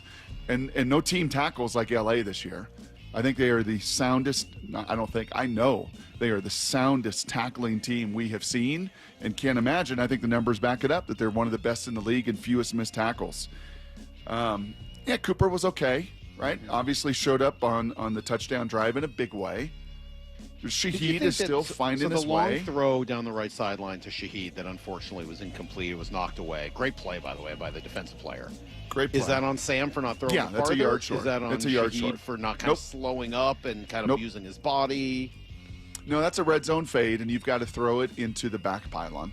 That's a throw in the red zone, and if we have time, I'll get to the red zone. Here's my last takeaway. But, JSN, just let's not take it for granted. How many times we say that about Cal over the course of the season? Can we please not take this for granted? Can we please not just be like, well, there's not anything to say because he's been great? No, there's something to say. Like, the dude has been a different level in the greatest receiver in the history of this organization in a season, and he's going to blow that out of the water if he stays healthy. Takeaways. I'll double down on making sure we recognize things that are fun and great. I love this defense, man. And it just, each time you watch, it has dawned on me that, like, a different person comes to mind. Like, oh, I forgot. We haven't really talked about Chenna yet. Like, maybe that's a conversation for Mike Macdonald, and it will be at 9:30. I'm going to make sure to ask him about Chenna because he really jumped out to me yesterday, but it wasn't just him. How many guys made big plays? I know Chenna did. I'll tell you Leonard Williams did. I know that. I know Byron Murphy did. Tremendous play tracking people down in the backfield. I know Boye Mafe did. He had his best game, I thought, of the year. At least he showed up the most. I know DeMarcus Lawrence did. Good luck with that guy. I think I saw Derek Hall make a couple plays, maybe not quite at the same level of the other guys, but I saw him in and around the action and moving people and doing his job. I know Kobe Bryant had 2 or 3 unbelievable plays. I know Reek Woolen played really well, Brock. I love what we've seen from Reek the last couple of weeks. Josh Jobe doing what he does, being physical and knocking a ball away over the middle. I love that. You mentioned Drake Thomas. Ernest Jones leads the team in tackles again yesterday. That's a lot of dudes that I could point to and say, man, what an awesome game that guy had. Can I ask one question at the end of that? Yeah. Should I be concerned that the one name I didn't ask about, and maybe I'm not noticing him, was Spoon? No, because you didn't have a ball completed on him. Okay, so that's what I was going to say. Is that just, hey, he's shutting people down, so I don't even worry about it? That's right. Okay, good. And a bogus call to begin the game. The guy's not down. What do you want him to do? That's dumb. What do you want him to do? That's really dumb. I don't know why I went Gus Johnson voice. Okay. Takeaways. Brock, do you want to get yours in? I know you had one more. Well, I know you had a great Chris Shula. Why don't you give that Chris Shula number? That Chris Shula may be a conversation. I've just been thinking, yeah, that's true. It might be a full-on conversation. Just there's been some talk from John Middlecoff and then Stephen Ruiz on the Ringer about defensive coordinator for the Rams, Chris Shula, just kind of having Darnold's number. He is 21-4 against other defensive coordinators since the beginning of last season. 0-3 versus Chris Shula. Been sacked 12 times and thrown 5 interceptions against him. Yeah, maybe we'll save a bunch of that meat on the bone for the conversation tomorrow, because I think there is more there with more Sam, and obviously we'll dig into it with DJ. And then on top of that, and add to it, Maura, that defense kept you out of the red zone 3 out of 4 times. And that's a big, big deal in these matchups. And the Rams scored a couple. Scored a 4th down and scored another one, and they score touchdowns, and you settle for field goals, and that game takes on a very different variety. You're in chase mode, where you've not been in chase mode all year, and you were in it all game. And the question really becomes, as you dig into it, that's the what happened, then why? Why was there not more execution in the red zone? Was that play calling? Was that lack of play making? Breaking tackles? Do you have somebody that you feel great about? That's the one thing here over the next 7 weeks. You know what I'd like to see developed? I'd like to see Arroyo. Because he's a 6'4", 6'5", 260-pound, hyper-athletic dude. I'd like to see him, hopefully, get an opportunity and make the most of it. Like, you got to take advantage of it. A.J. Barner, right?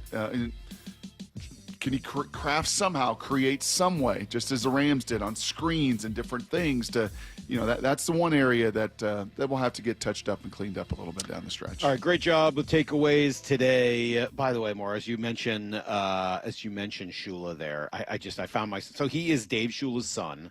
He is Don Shula's grandson, nephew of Mike. Thanks for the Shula family tree. Appreciate that. Well, Mike Ditka in Chicago was probably the greatest coaching fit with a city of all time. Pete Carroll at USC, great fit. Like, those are great fits. Fit. Bill Boston, yeah. No, good fit, but not a great fit. No, I wouldn't say that. Bill Chapel Hill. Bill Parcells in New York. Oh, yeah. Right? I mean, like, unbelievable fit. Tom Don Landry, Shula in Dallas. Miami for 25 years, Brock, might be the greatest fit of all time. That's a good call. I don't know that there's ever been a better fit between a head coach and a city than from 1970 to 95. Can you imagine? Right. 70 to 95. I mean, maybe Tom Landry in Dallas, maybe, that's kind of before my time. But Don Shula in Miami, the look, the way he carried, like, the whole thing. Tom Osborne, been a better Nebraska. Fit. Tom Osborne, maybe. Nebraska. That's a good one. There's some good debates. There's some good ones, too. But man, maybe when Ed Orgeron went to LSU, maybe that was the greatest fit of all time. But until then, I'm going with Don Shula in Miami. The Mariners start the offseason with a bang. It might not be Christmas yet, but Mariners fans, Josh Naylor is going to be under the tree by this week. Massive bat flip, Josh Naylor! 5-year deal rather than testing free agency. The fan base has been awesome. It's like almost electric. He's done it all. Great defense. Great at the plate. Insider reaction and analysis at SeattleSports.com. He's got the snarl on the field, but he is a good teammate. And the home of the Mariners, Seattle Sports. All right, what is your financial life looking like right now as you start heading into the holidays? You're probably looking at the finances and wondering about the cash flow, and then you're supposed to be saving and you want to retire one day, and maybe the kids are going to go to college and you're putting money aside. This stuff gets really hard, really complicated, really fast, and if you're not an expert in this, if this is not your area of expertise, you need help. I do. This is not my area of expertise. It's why you talk to Trajan Wealth today and learn how to optimize all of those funds like 401ks and everything else and get that money working for you again. Trajan Wealth's core philosophies include low expenses, which really helps with that cash flow, manage your tenure, and tax efficiency as well, so you're not just paying more than your fair share. Just a couple key qualities that differentiate a Trajan Wealth portfolio. Call them today, schedule a complimentary introductory meeting, and learn more. Get started. Call 206-466-3300. That's 206-466-3300, or go to TrajanWealth.com. Advisory services offered through Trajan Wealth LLC, an SEC registered investment advisor, paid advertisement. Comcast Business is celebrating the holidays by giving your business the $1,000 holiday bonus when you switch to a gig speed internet package. Just imagine the thousands of possibilities of a $1,000 prepaid card. Like possibility number 12, a new laptop for the office holiday hero. Or possibility number 108, smart speakers to deck those hallways. Or possibility number 192, new equipment for the new year. Or possibility number 555, Bluetooth holiday lights for office decor.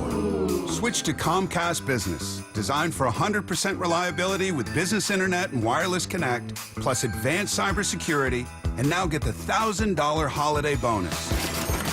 Comcast Business, powering possibilities. Ends 12/14/25. New customers only with 2-year agreement. Requires qualifying gig package. Other restrictions apply. Running a business means wearing multiple hats. So if you're like me, you probably started out using your personal phone, taking client calls and texts nonstop. As my business grew, I needed something smarter. That's when I switched to Quo, the #1 business phone system. Quo works right on your phone or computer. No carrying 2 phones, no clunky landline, just one easy app you can try for free. Your team can share one number and handle calls and texts together like a shared inbox. Any teammate can jump into the conversation, so customers get faster responses. And Quo's AI assistant summarizes your calls and responds to customers 24/7, so you never miss a lead or opportunity. All this starts at just $15 a month. That's basically 2 coffees. You can even keep your current business phone number. Find out why 90,000 businesses trust Quo. No missed calls, no missed customers. Try Quo for free at quo.com/sports. That's quo.com/sports to try Quo free. QUO.com/SPORTS. Okay, I have to tell you, I was just looking on eBay where I go for all kinds of things I love, and there it was. That hologram trading card. One of the rarest, the last one I needed for my set. Shiny like the Designer handbag of my dreams. One of a kind. eBay had it, and now everyone's asking, ooh, where'd you get your windshield wipers? eBay has all the parts that fit my car. No more annoying, just beautiful. Millions of finds, each with a story. eBay. Things people love. Ready to order? Yes. We're earning unlimited 3% cash back on dining and entertainment with the Capital One Saver card. So let's just get one of everything. Everything? Fire everything. The Capital One Saver card is at table 27, and they're earning unlimited 3% cash back. Yes, Chef! This is so nice. Had a feeling you'd want 3% cash back on dessert. Ooh, tiramisu. Earn unlimited 3% cash back on dining and entertainment with the Capital One Saver card. Capital One, what's in your wallet? Terms apply. See CapitalOne.com for details. Progressive knows there are some surprisingly expensive things in life, like fences. A house with a big yard and a white picket fence was always the dream. But then you saw the price to install a fence and you're wondering if the color is driving the price up. Nobody ever dreams of a beige or a gray picket fence, right? So maybe those fences are cheaper. But no, they're not. Then you remember that switching your home and auto to Progressive could save you hundreds and make all your dreams of a fence come true. Progressive Casualty Insurance Company affiliates and other insurers not available in all states. We know exactly what you're not thinking about right now. Wiper blades. But now that you are, take a moment to think about how Rain-X is the #1 brand of wiper blades in America. Why? Because Rain-X thinks about wiper blades all the time. We obsess, so you don't have to. Simply install our blades and then think about literally anything else. So choose Rain-X, America's #1 wiper blades, and then go back to not thinking about wiper blades. Rain-X. Outsmart the elements. This is Seattle Sports. Streaming through the Seattle Sports app. KIRO AM Seattle. KIRO FM HD2 Tacoma. Home of the Seahawks, Mariners, and everything Seattle sports. Give me a freaking auto! From the Quantum Fiber Studio, this is Brock and Salk on Seattle Sports. I don't read the internet, guys. Take the bull by the hands. And Brooke, you are. And Brooke, you are. Now here are your hosts, Brock Heward and Mike Salk. All right, final hour here, Brock and Salk show with Mike Macdonald coming up in 30 minutes. It is a Reaction Monday powered by the Snoqualmie Casino and Hotel. And of course, Brock, anytime you give reaction, you get reaction. It's like, what's the law of physics? Equal and opposite reaction, right? And whatever it is. I'm not good at physics. Let Lyle that do much. Lyle, yeah. Can you remember, Lyle, what that is? That old physics adage? No? All right. Every action, no. Well, I thought you were going to do it. You were close. You almost had it. Mm-hmm. Anytime you say anything, Brock, you get a reaction. And I would like to at least briefly defend myself. Okay. So what is this about? Well, you posted this instant reaction last week, right? To what was that to? Who knows? No, what was your big instant reaction to? It was Was it the game? Was it the Oh, series? No. It was Cal Raleigh. Cal Raleigh and the MVP. Not winning the MVP. And you posted an instant reaction, and you did it at your house. You beautiful Christmas tree behind you is a beautiful setting, and everyone was like, "Whoa, Christmas tree!" It became a big thing.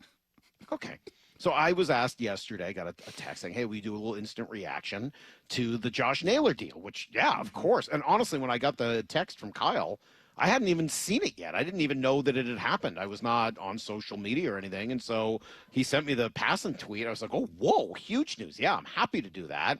And Shannon was out doing some other stuff. She was busy. So I was like, yeah, I'll do that. Let's go. So I'm like, oh, I got my Christmas tree up. I'll do a little homage to Brock, and I'll just do a little, I'll do a little shot in front of the Christmas tree. Yeah, it's very sweet. Now, do you hold your own phone when you do that, or do you ask somebody to hold that for you? I do. Molly was looking at the video of my post-game reactions. She's like, well, why don't you let me film it? I'm like, no, actually, I think the audience and old Barnes and I have chatted. It's just more personal. If I'm just holding it like a cameo, and I'm not even charging $333. Maybe you know, it's it's just it's just kind of like, hey, I'm like a FaceTime, and I think the audience kind of digs some of that. All right, so I did the same thing. I'm holding it out with my arm. My arm's not as long as yours, so I don't get quite the same angle. But I got the light, I get the trees behind me, and it's a fake tree. And we'll get to that part in a moment. I like the lights because they kind of change colors as you go. And I post this, what I think is, brilliant analysis over Josh Naylor and everything. And what do I get? Nonstop. What's with the tree? It's only November 16th. Salk, you're an idiot. Salk, why do you have a fake tree? That's not a real tree. I even put Gertrude, my little French bulldog, at the end of the video just to mollify some of you quacks and show you that, I got this beautiful dog next to me. She's adorable. She was interested in commenting on the Josh Naylor situation as well, and she had to be patient the whole time. And what do I get? The tree. And all right. Well, let me answer all of you jackals out there. I got answers for every single one of you. First of all, I'll do whatever the hell I want, okay? It's my house, and we'll do whatever we want, okay?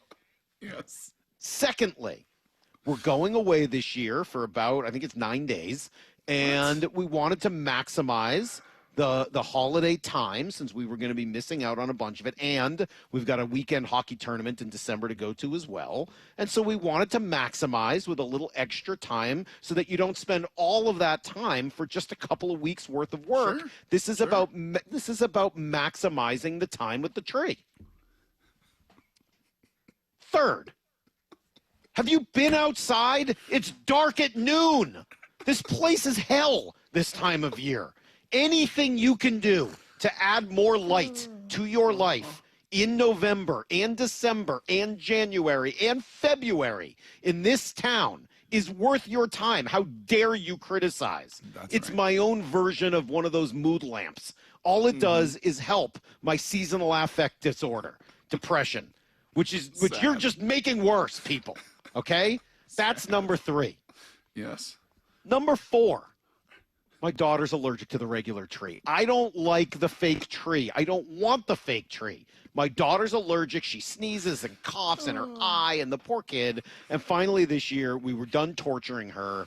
And I don't need to keep going out to pumpkin patches or Christmas tree farms now that my kids are older. We're just going to make this easier. We're going to take the fake tree, plop it in the middle of the room, and boom, it's done without the hours and hours of work that goes into it. So that's what I've got for every one of you jackals out there. Now, how are you going to spin that to the Seahawks? Let's see. I'm not. That has nothing to do with the Seahawks. It has to do with Josh Naylor and how Gertie and I were excited. But how dare you people on social media? I am done with every one of you. Yeah. Well, let me just throw a little more insult into injury. I think you need a selfie stick. I think you need to get the phone further away from your face. Do. I agree with you on that. I think I might need one of those. In fact, I'm going to talk to Justin and Kyle and the team here and say, hey, if you want me to keep doing these reaction videos, I need something with longer arms. Kyle's like a bird. His arms are 8 feet long. He's like Mora. I need like a KJ Wright go gadget arm to be able to act. Just get a little further from the face. Okay, yes, good. Brock, that's right. I do need that. And then thank you, Wally and Snoqualmie, who I play golf with, who says Salk pulled a Pat Murphy and brought in the sympathy cuteness. It just didn't work. Yeah, I should have had Gertie with me the whole time. I only used her at the end. So there you go. That's good. That is good. All right. Well, that's what I got. Good. That's awesome. And it was about Naylor, and it was very astute, as was, and then enjoying our 7:30 conversation. There's going to be more of that because, again, sports sometimes is about changing narratives. It just is. A narrative gets built. You're this. You're never going to be more than that. And there's been a narrative, around this place for a long time. That, they're just not going to commit. They're just not going to spend the resources. And no matter how much you want to debate some of that and talk about Julio or even and Brock, nope, the guys don't want to be here and they just That's don't right. want to come. And it doesn't even matter if you offer more. It's not going to be enough.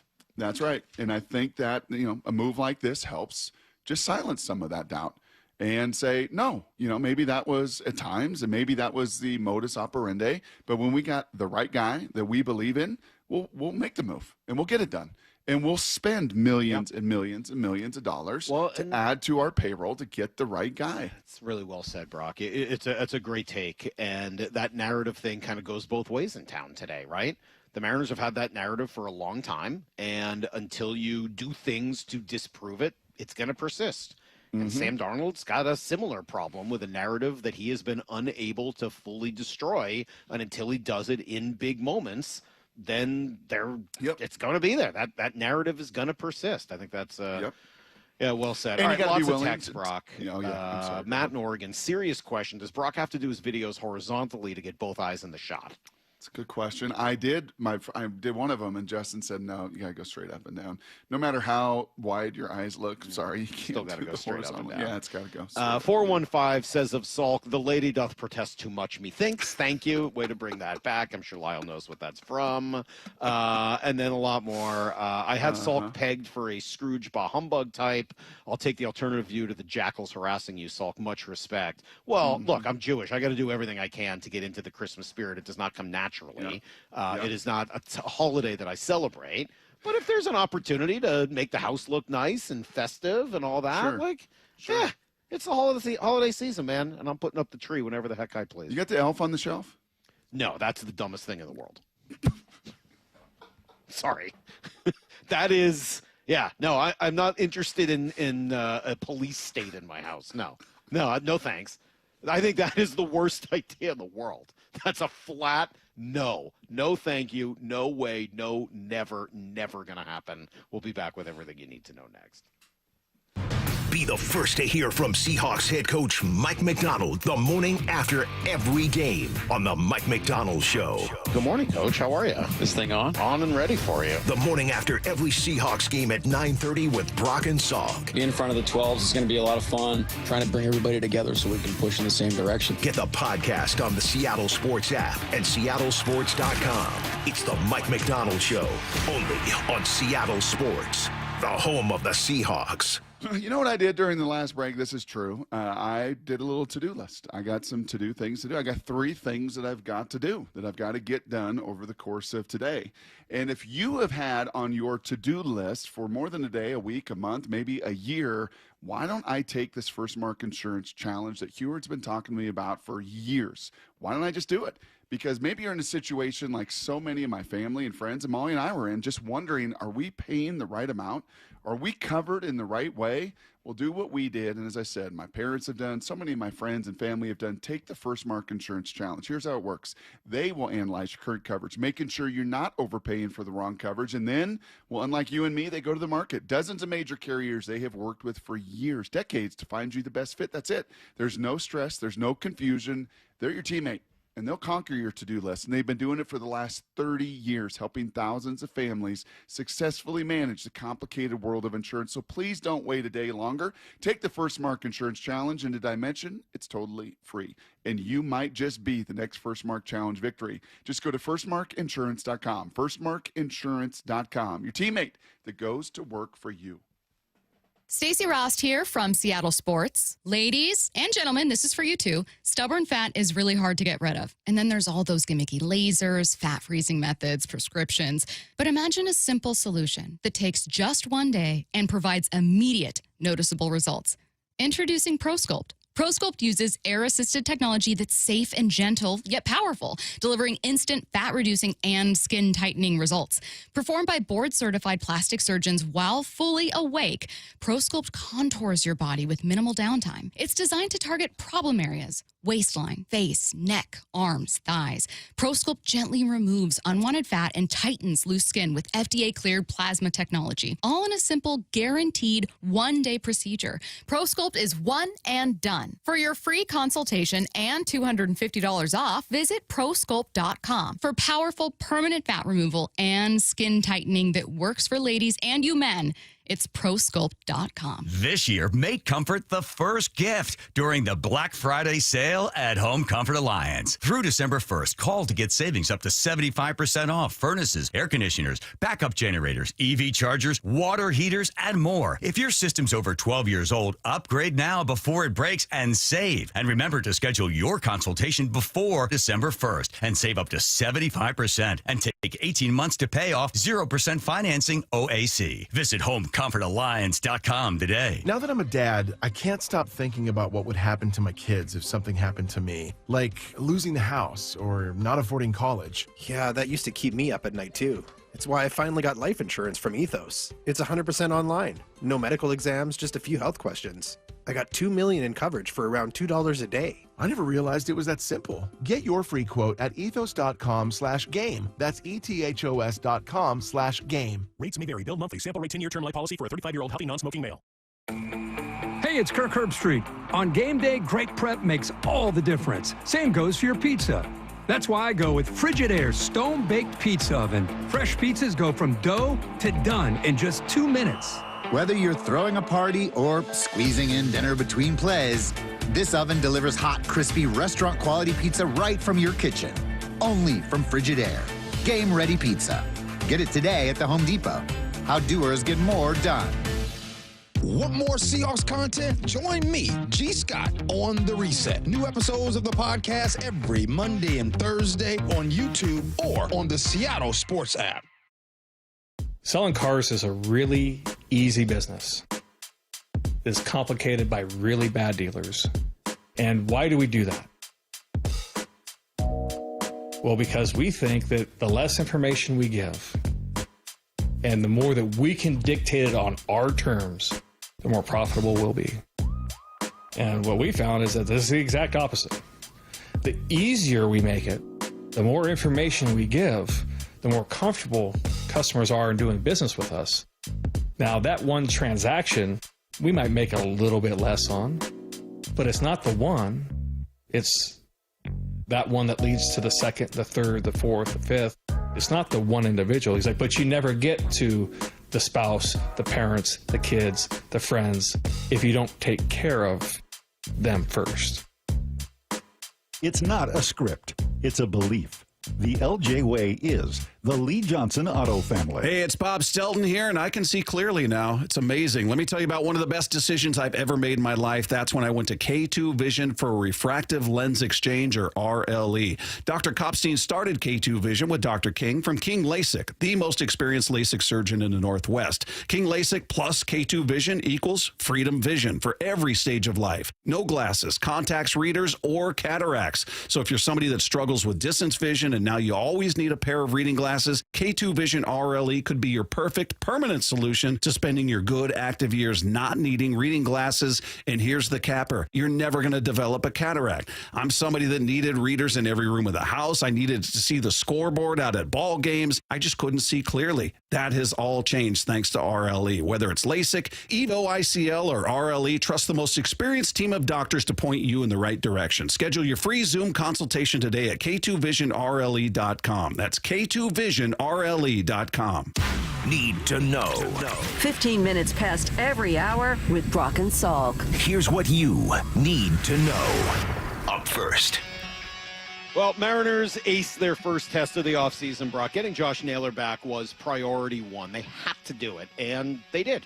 They did exactly what they needed to. I love your comp of drafting Gray Zabel. Like, hey, you know what you need? A guard. Just go get it. You know what the Mariners needed? Josh Naylor. And that's exactly what they did. And they deserve a lot of credit for that as well, just like the Seahawks did for drafting Gray Zabel. And we'll find out a little more about what's going on with him. But Naylor was awesome last year, man. Just 2 months. Hit, 299, nearly 300. Hit 9 home runs in those 2 months with an OPS over 830. And stole 19 bases. I don't know if that's going to continue, but he was even better in the ALCS. He was awesome against Toronto, 3 home runs, and OPS over 1,200. There's the edge that he brings, the personality, the fun factor, the statement that this makes to the clubhouse, to other free agents, to the fans. Yep. John Morosi on MLB Network early this morning. We typically see Naylor signs a little bit earlier than we typically see the premier free agent sign. But you understand the logic here on both sides. The Mariners also have to either re-sign or replace fellow free agents Jorge Polanco and Eugenio Suarez elsewhere on the infield. And meanwhile, from Naylor's perspective, you often saw a lot of corner infielders have to wait a while on the free agent market. Not so for Josh Naylor. He is back with the Mariners on a 5-year deal.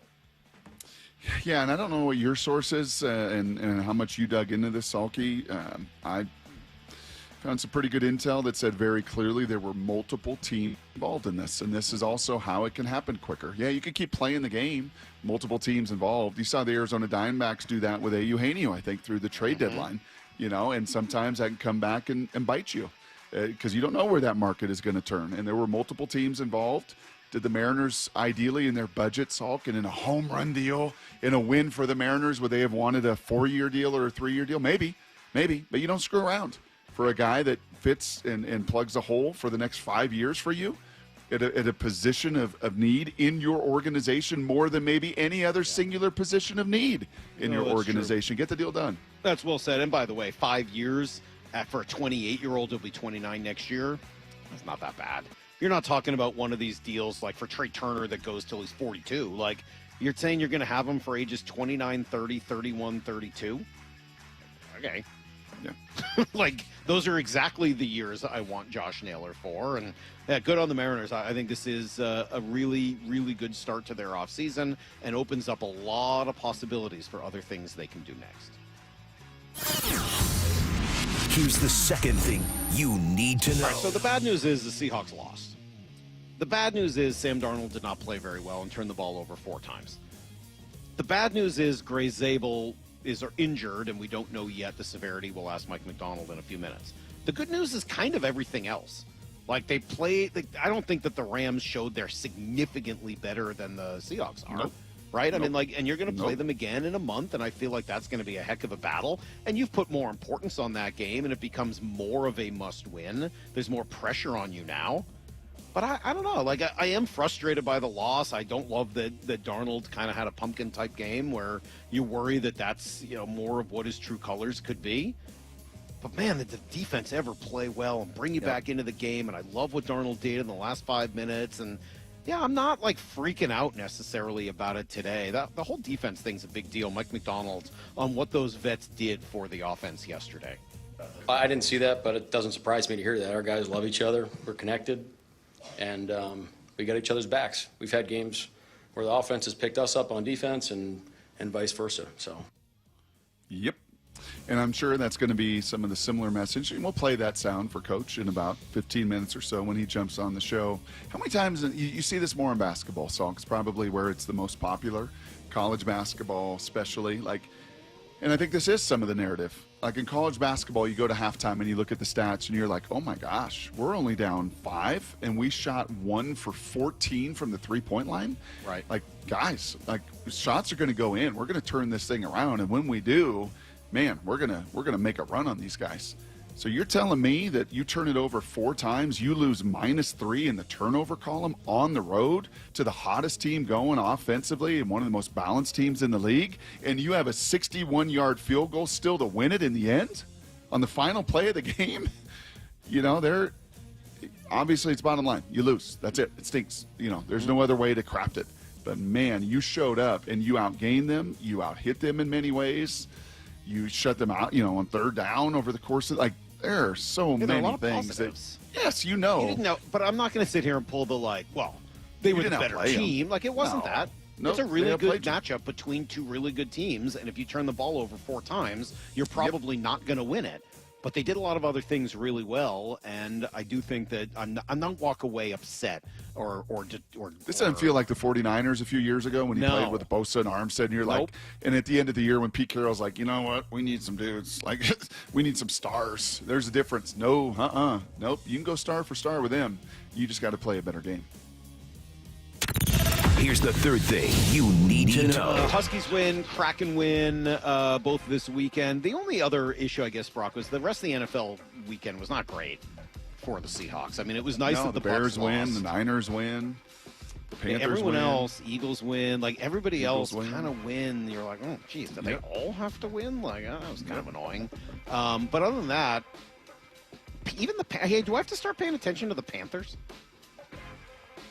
Small They're 6 Seahawk and blood 5. running the show. Yeah, old Dan's doing a pretty good job at GM there. Yeah, Bryce they're Young is 6 and 5, and Dave they're better Canales, than a lot of Atlanta, and Seahawks East over there. Seahawks Yeah, East I don't know. out there. There's something to think about. All right, that's everything you need to know.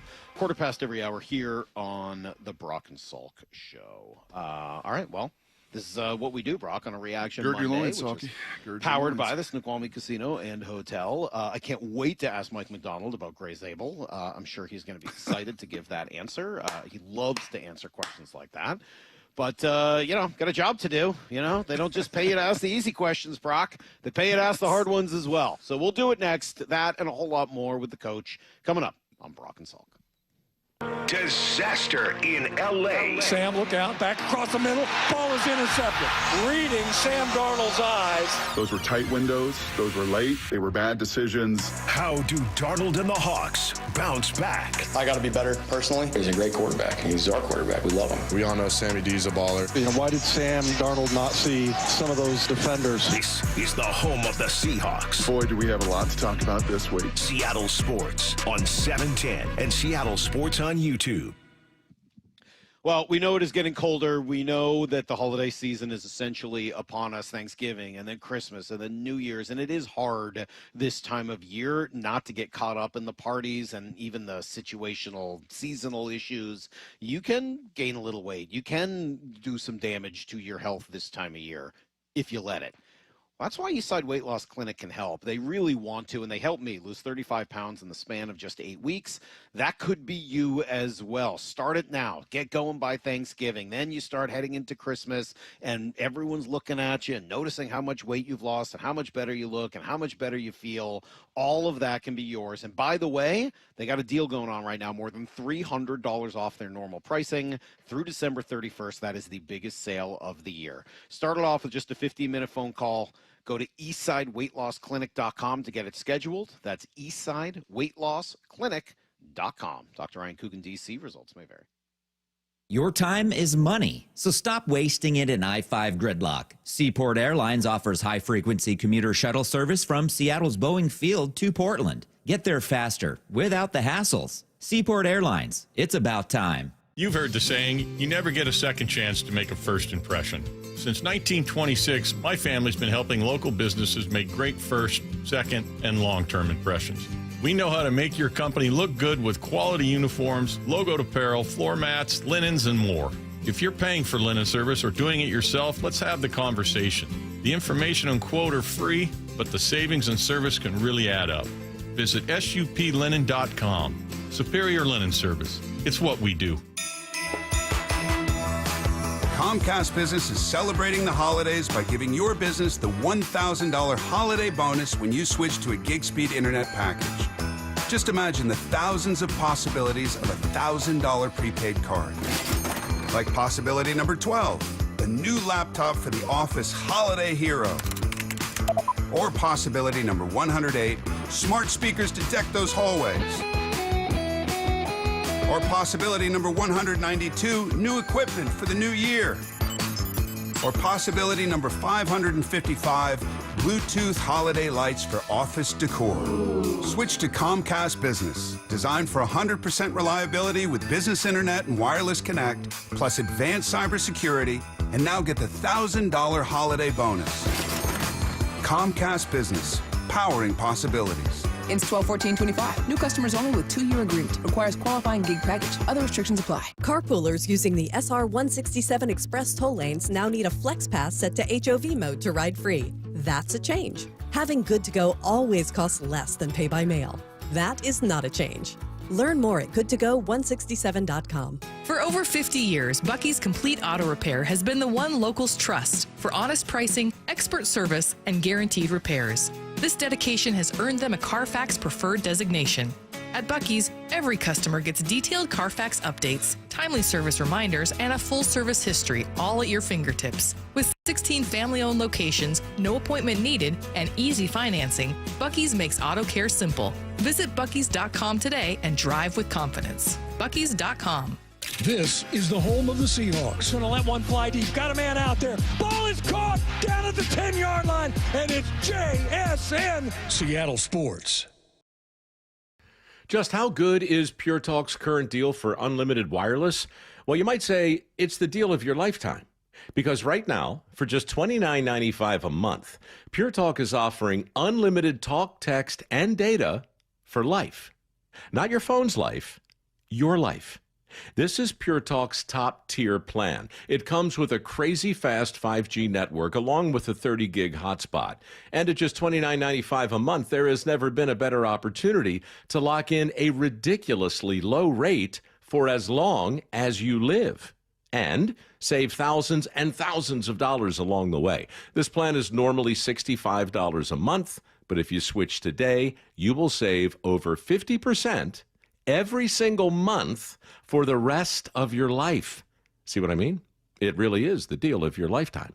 Dial pound 250, say Mike Rowe. Offer ends 12/7. Some restrictions apply. Details at puretalk.com. Imagine all that could happen in 5 years. Jobs may change, kids will grow, new memes will come out, but also, what if you had reliable, intelligent Wi-Fi and the price didn't change for 5 years? Well, thanks to the Xfinity 5-year price guarantee, you actually don't have to worry about that part of your future. You're guaranteed 5 years of Wi-Fi that boosts speeds to your devices that need them the most, that finds and fixes any issues before you even notice them. It's like a super intelligent Wi-Fi that keeps you protected from threats online. Plus, well, you get incredible gaming speeds on multiple devices with no one battling for bandwidth. And for the next 5 years, all your devices will be working in perfect harmony. And you get our best equipment with no annual contracts, no fees, and no strings. So even though kids will grow up and you still won't understand 6, 7, your internet will stay sharp, reliable, and most importantly, the price will stay put. All with the Xfinity 5-year price guarantee. Lock in your price and unlock the possibilities. Xfinity, imagine that. Restrictions apply. Select plans only. From the Quantum Fiber Studio, you're listening to Brock and Salk. Weekdays 6 to 10. On Seattle Sports and 97.3 FM HD2. All right, waiting just a couple minutes here for Coach Macdonald. He will be with us, Brock, in just a minute or two.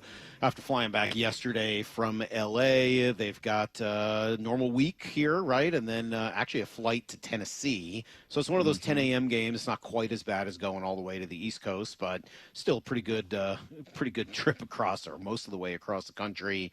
And they'll play in Tennessee on Sunday. Speaking of injuries, by the way, a little breaking news about an hour ago. We saw the injury. I saw it yesterday to Penix in the pocket with the knee injury, and Schefter's reporting there's fears that it'll be season-ending for Mr. Penix, who the Seahawks will see in a few weeks as well with Atlanta. So that's kind of a bummer for Michael. Yep. Yeah, a guy that's battled a lot of injuries through college, able to stay away from those the last 2 years at Washington, but been a challenge here this season. All right. Well, with that as a backdrop, Brock, let's talk to the coach. This is the Mike Macdonald Show, presented by your local 76 and Conoco stations, exclusively on the home of the Seahawks, Seattle Sports. Well, here he is, Coach Macdonald. Good morning, sir. Morning. Still no intro. No. Well, you said you don't like the sound effects. You don't like the sound bites, so we gotta. I think we gotta go to the transcript on that. I don't know if I said that verbatim, but. You know what? I'm not going to test your memory. Something tells me it's a whole lot better than mine, which wouldn't take a whole lot.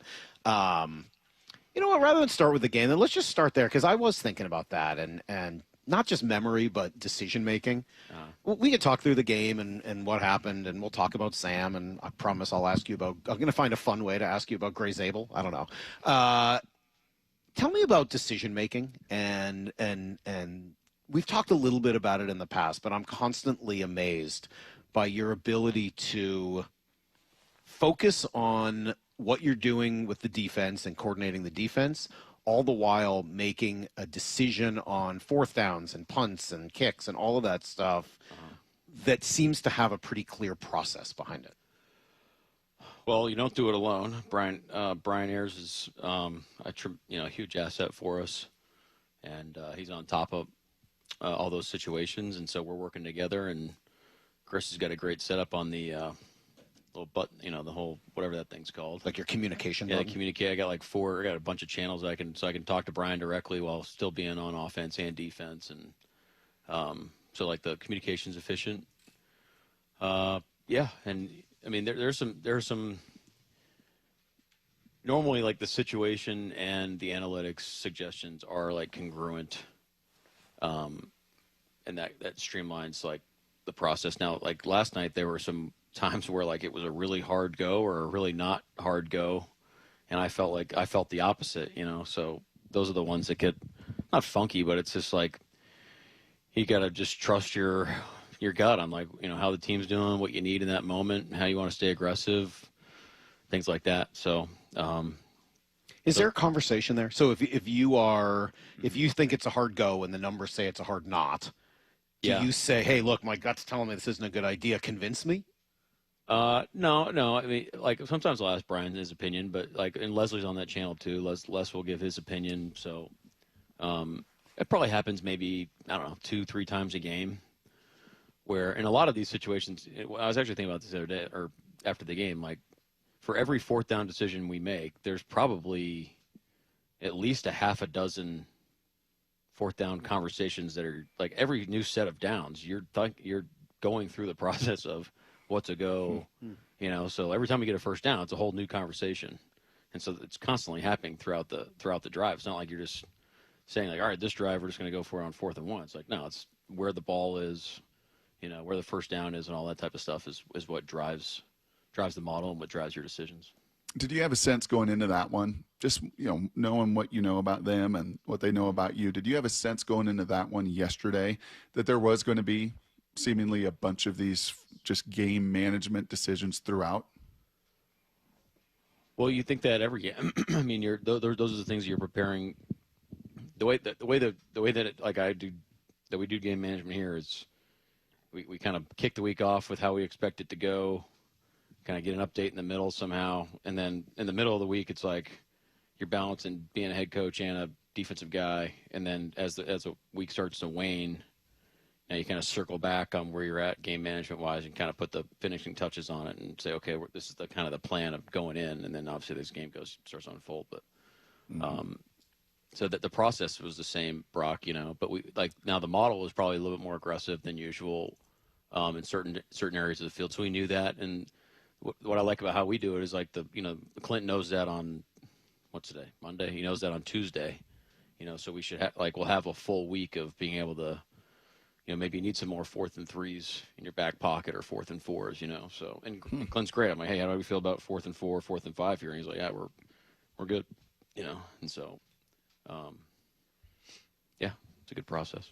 You've mentioned before that that the game will declare itself, I think is your phrase that you've used as you're in it. Mm-hmm. How did yesterday's game declare itself as it went? Well, it started a little bit different than our games have started throughout the season. It does show you that we can respond, given a rocky start. And then, as you get into the second half, I mean, you start looking at how many possessions you're going to have. And, I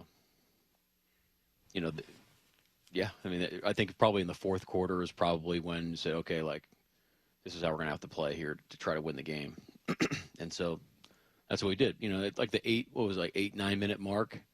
And you're down 2 scores, you got to make a decision. Like you can do like what the Cardinals have done to us and say like that's their personality, probably because that's kind of fits their personnel and their MO is they go fast and they get in 4 open and they rip it down the field. And if you stop them, great. If not, like you're probably getting a takeaway or a sack.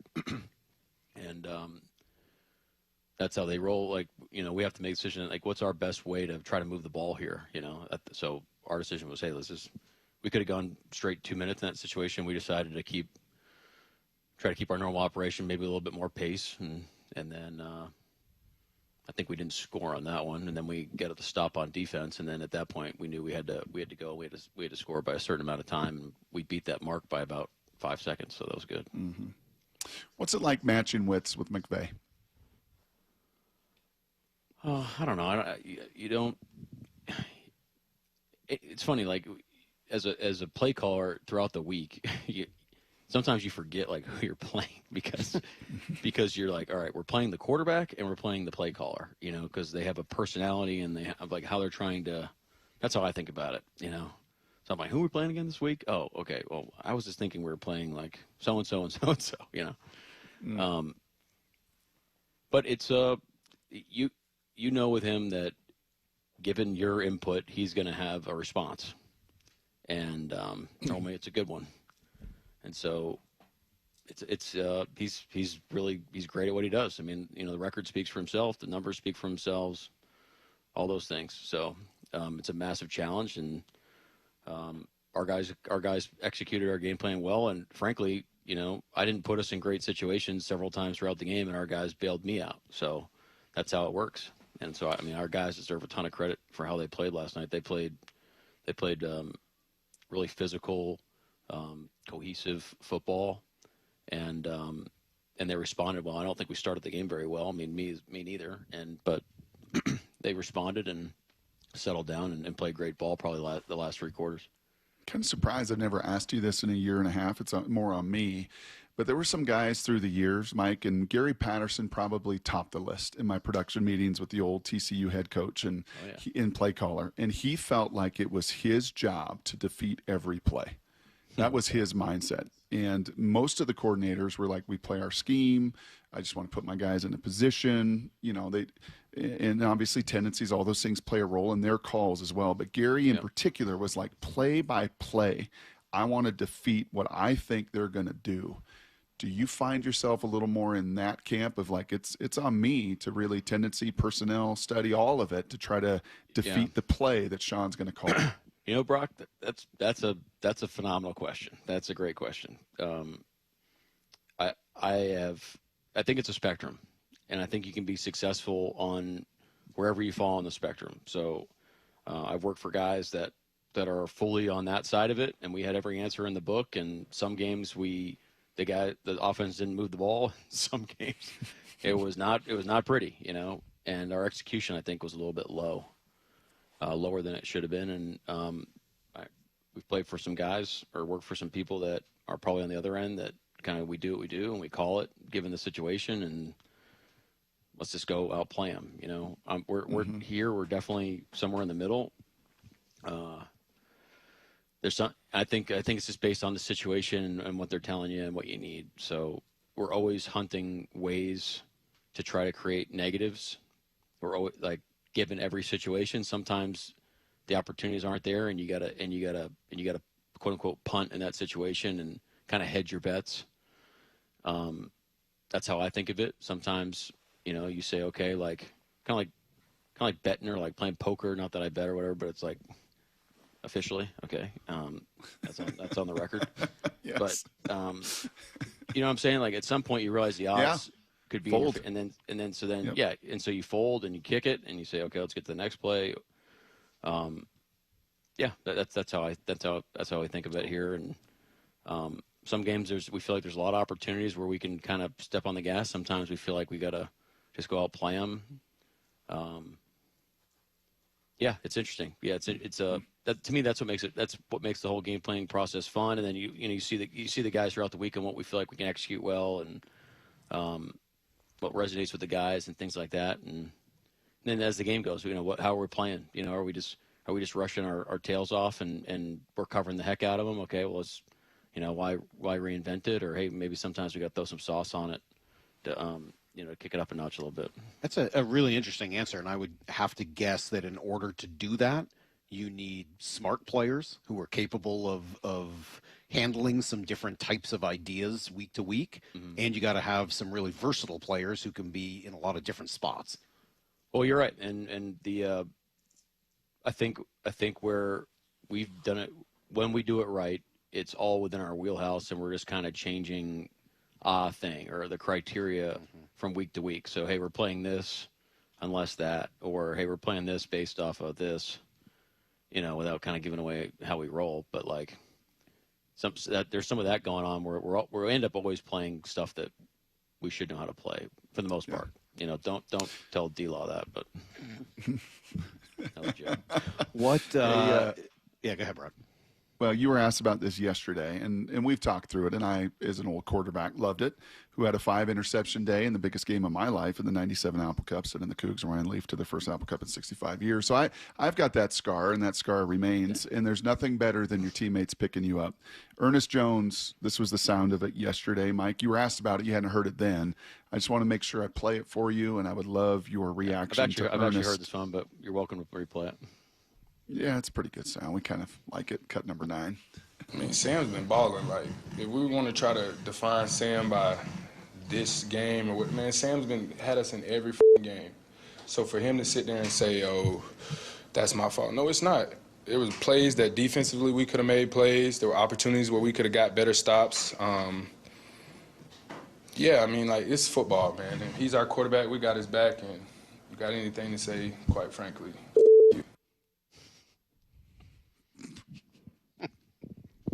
I don't think you need a quote from me.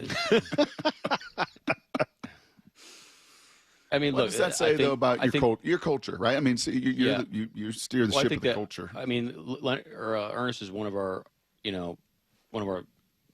top leaders on our football team. I think that's indicative of how our whole football team feels. And it's kind of like a non-issue to us. It's just like, yeah, we lost as a team.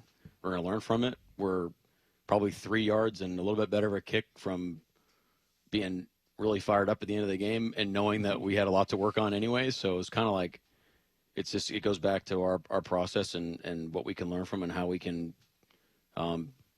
be somewhat even better prepared and more ready to play and start faster in the games like that.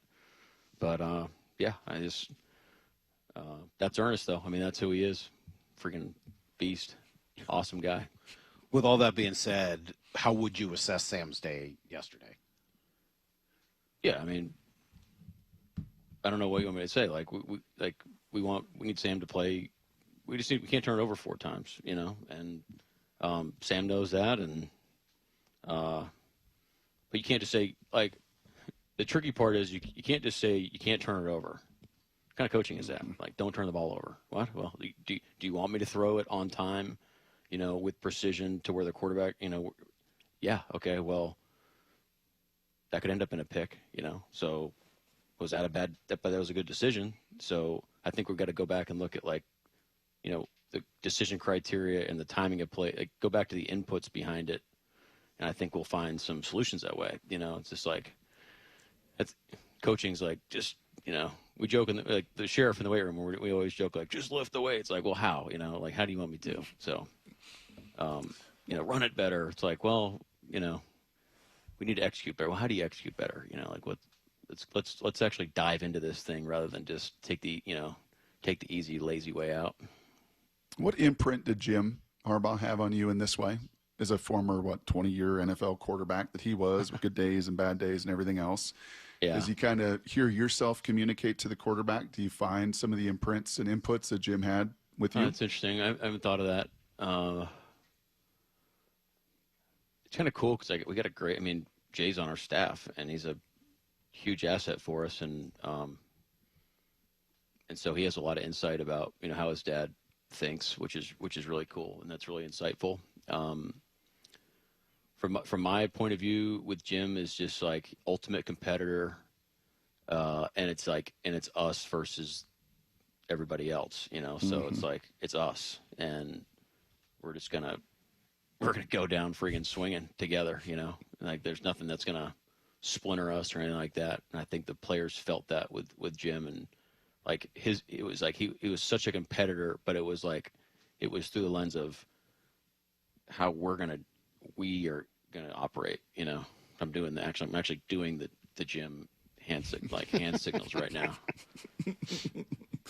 You know, but that's probably a little bit of earnest, right? I mean, that's why you love that. Yeah. And because he's got his back. And I'm sure your conversation with Sam, either throughout or after, is, hey, man, I don't want you to be checked down, Charlie. You can't play this game scared to make a mistake, right? I mean, I'm sure some of your messaging echoed some of that of like, it's just how you navigate. Maura asked like last hour, like how you navigate that aggressiveness line. You do it as a play caller. You've got to do it as a quarterback. Like, how do I navigate when to pull the trigger, when to not, when that window's too tight, when it's not, right? Like, that's kind of the communication game, I would think. Yeah, that's it. I mean, in real time, like, you know, we're not asking to, I know I'm not like, hey, navigate the decision criteria better. Like, you know, I'm not, that's not what we're saying. I'm telling them, hey, freaking keep ripping it, bro. Like, we're good. We got you. You know, that we needed that. No, I mean, I don't like. Point being is we needed him to have that same mentality because ultimately, you know, we're putting a tough spot there on -1 yard line. But, you know, for us to go win the game, we're going to have to go put the ball down the field, and for the most part, we did that. You know, so is that about the best clutch punt you've ever seen? That was a heck of a punt, man. That was a heck of a punt. That was a great punt. I mean, really, just I mean, I'm sure you're on the sideline. You got to be kidding me. Like, get the ball at the 20, get the ball at the 10, the 1. Like, that's a really good punt. Yeah, it was tough. But, you know, you can't sit there and cry about it. You got to come up with a good play. And, you know, I thought we did a good job of getting off the goal line and into our 2-minute offense. I think we can execute a little bit better, you know. We should be able to execute that operation better, and we're going to learn from that. It feels like every week I've asked you about a different member of this defense who jumps out, and it's like, man, that guy's really good too. And Brock and I were going through all of the names of guys who just jumped out to us yesterday who made really flashy, great plays that anyone can see. Yeah. We haven't talked, I don't think, once about Chenna, and you didn't really get to experience him much last year in your first year, and he wasn't fully healthy to start this year. And now finally you're getting full Chenna. What does he bring? What does a healthy Chenna bring to this defense? Well, the first thing is just his mentality and physicality is hard to match. Well, it's actually easy to, like, hey, it's an easy guy to follow. You know, like, this is the way to play. I mean, he plays like a Seahawk. Like, he's just, you know, physical, disruptive, decisive, finishes plays. He's versatile. Like, he's one of those guys that can do all the things, which is really cool. And just his mentality is as tough as nails, and he's a great leader and does a great job just on a daily basis. You know, it's really cool. And, like, he's one, like, when we kind of want to, you know, we talked about when we first got here, you know, you go over the roster and the people, our people here, like, loved him. You know, hey, this is the type of guy he is. This is what, you know, type of player he is. And we're watching the tape. We're like, man, this guy's pretty dang good. You know, we knew we knew of him, but now you're starting to really dive in. And we showed that last year when he was playing. I mean, you know, I'm thinking of the Minnesota game. The guy absolutely dominated that game. And with all the setbacks he had, I mean, it's great to have him back now, rocking and rolling. This is the guy that we envisioned, you know, playing for us. And so, but I think there's also room to grow, which I think is really exciting. I mean, I think he can even take his game to another level. If you were down at spring training with us, Mike, and you got to watch the Mariners at the picnic table like we do, one of the neat aspects of it is their rotation is lights out. And yet all of those guys watch each other work out. Like, when they do a bullpen, like, all of them want to watch what they're doing and watch what they're doing. And it's not a one-upsmanship. It's almost a respect thing. And I do wonder, as you mentioned, the physicality of Chenna, if there is just a physicality bar within your front that's like, hey, man, Leonard's here, Chenna's here, D-Law's here, like, D Hall's here, Boye's here with a tackle for lots. Like, this is the bar. Like, and everybody's got to, like, sharpen each other. That old iron sharpens iron. Do you feel that within your front? Well, I would say that that's the standard throughout our whole defense. Mm-hmm. And we're getting to the point where when we don't do it, it sticks out like a sore thumb. And it's like you got to eradicate it immediately, you know. And I think the guys recognize, like, think about Tampa game. We started the game. We had a hard time. We weren't tackling great in the Tampa game. It took us a little while to kind of get really took the whole game. I mean, it wasn't a good tackling game overall. We started yesterday's game and we missed several tackles to start. And, but we regrouped, the guys kind of, recalibrated, reloaded, and got back after it because they knew that we weren't hitting our mark, and then we made it right. So I think that shows us that we're growing. Well, where are we with Gray Zabel? Is there a reason to believe that he's avoided a season ender? I'll say it's optimistic right now. So so initial news is really positive, but we gotta let's get out of the fog here before I start making any declarations. But did you get imaging last night, Coach? Imaging last night or this morning? Yeah, it's this morning. Yeah, I think it's actually happening. Right. So we're going off of right now is like the test, the ACL test and the initial testing. Yeah, that's right. So I think he's actually getting images as we speak. So, and then the timing with Jaron and Julian, just where they are in their IR kind of stints, and will Julian be back? He'll be back first, right? He went on IR earlier. Yeah. What does he got? 2 more games, or 1 more game? 1 more game. I think this is the last point. I think this is the last game. Okay, and is that progressing behind the scenes well? My expectation is he should be ready to roll on Wednesday. Okay. Nice. Would you like to have him back? Like Christmas time, right? Yes. So my mom was awesome with Christmas. It was a great time of year. We always had a little calendar where you pluck the thing out of what are those things called? Advent calendars? Yeah, Advent calendar. Yeah, we have a Julian Love calendar. Advent, Julian Love Advent, Jaron Reed Advent. Hopefully that's not I apologize if that seems blasphemous, but it's not meant to be. Yeah. I know you got 3 games or a few games before then, and you take each one at a time, but December, I think it's 17th, you play the Rams again. Fair to say you'll be looking forward to that and trying to get a second shot at that? I mean, honestly, right now, I'm thinking about the Titans. I knew that was coming. Yes. Good try, Salk. I try. Yeah, I tried there, Brock. Nice try. I knew it was going to happen.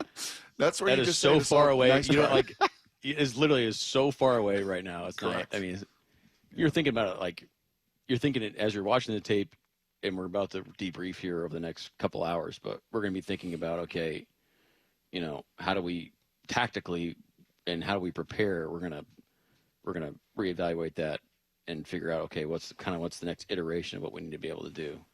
So in that sense, yes. And then, come, 4:30, it's on to Tennessee. Snap and clear. Just move on to the next thing. Yep. Coach, we appreciate it. Thank you very much. Tough one yesterday, but off to Tennessee on Sunday, and then we'll look forward to talking to you Monday morning. All right, great. Thanks, guys. There you go. There's Appreciate Coach it, Macdonald, and Brock will get out of here right away. Make room for Bump and Stacy to do their thing as well. We'll be back tomorrow morning at 6 a.m., and until then, the hay. That's some good news, by the way. That's some good news, and hopefully the imaging backs it up. But the hay for this day is in the barn. See you, everybody. Get to the chopper!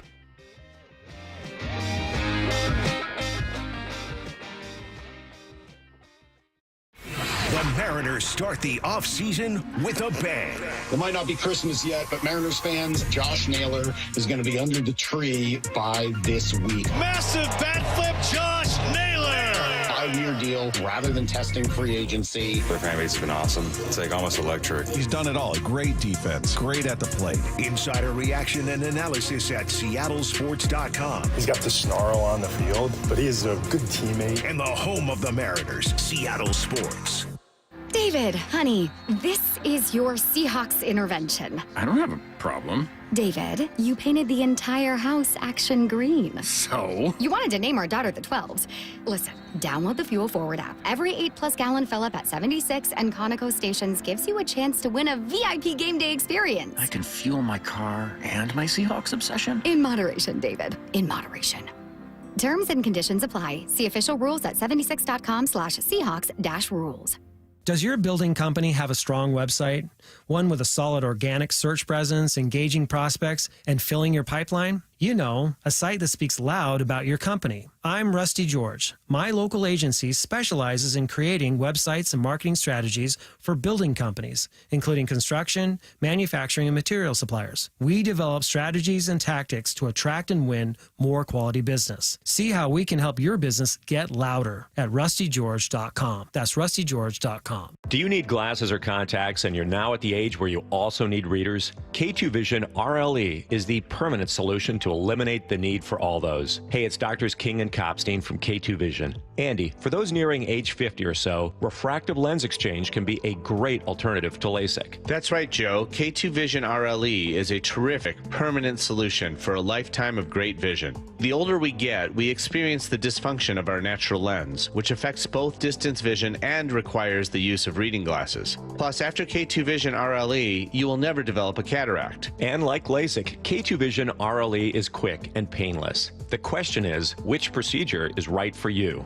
After replacing more than 100,000 failing lenses, we have the experience to tell you if it's your right time for RLE. Schedule your free Zoom consultation with us about K2 Vision RLE to get your eyes seeing young again, permanently. Go to k2visionrle.com, k2visionrle.com. Running a business means wearing multiple hats. So if you're like me, you probably started out using your personal phone, taking client calls and texts nonstop. As my business grew, I needed something smarter. That's when I switched to Quo, the #1 business phone system. Quo works right on your phone or computer. No carrying 2 phones, no clunky landline, just one easy app you can try for free. Your team can share one number and handle calls and texts together like a shared inbox. Any teammate can jump into the conversation, so customers get faster responses. And Quo's AI assistant summarizes your calls and responds to customers 24/7, so you never miss a lead or opportunity. All this starts at just $15 a month.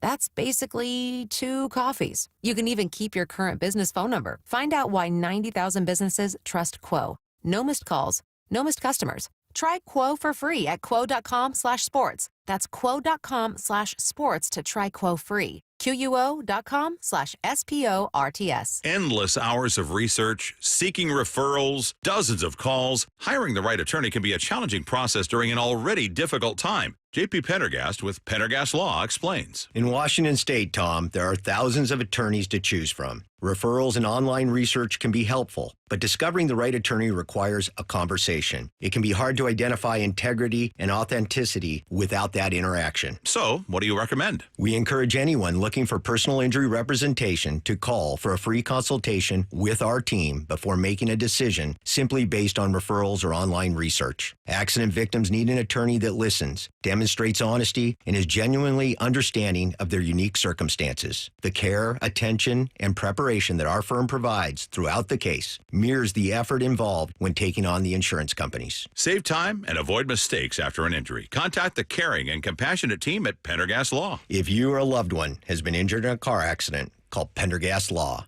We can help. Are your investment dollars working as hard as they should be? You've spent years building your future. Don't let outdated advice put it at risk. Hi, I'm Jeff Jr., founder of Trajan Wealth. We're a veteran-owned firm proud to bring a new standard of financial care to the Seattle area. Our nationally recognized advisors are fiduciaries, ethically bound to put your interests first. That's the highest standard of care in the industry. As a privately held company, we answer to you, our valued clients, not shareholders. For households with $500,000 or more, let us build you a customized plan. From Bellevue to Tacoma, get advice you can count on. It's time to take a fresh look at your financial plan. Call Trajan Wealth, 206-466-3300. That's 206-466-3300.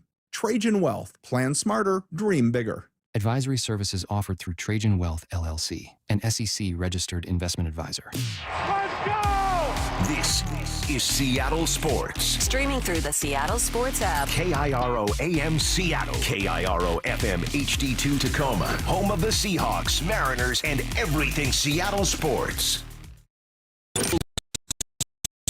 Sports. Snapshot. The Seahawks fell to the Rams 21-19, and despite 4 interceptions from Sam Darnold, this one came down to the final second. Jason Myers' 61-yard attempt, which would have matched a career high, was no good. This wasn't the only game to come down to a last-second field goal. The Texans, Bears, and Broncos won their games with walk-offs, and the Panthers won on a field goal in overtime over the Falcons. One game left to play in Week 11. It's Cowboys-Raiders tonight at 5:15. Snapshot, brought to you by Miller Lite. When it's game time, it's Miller time.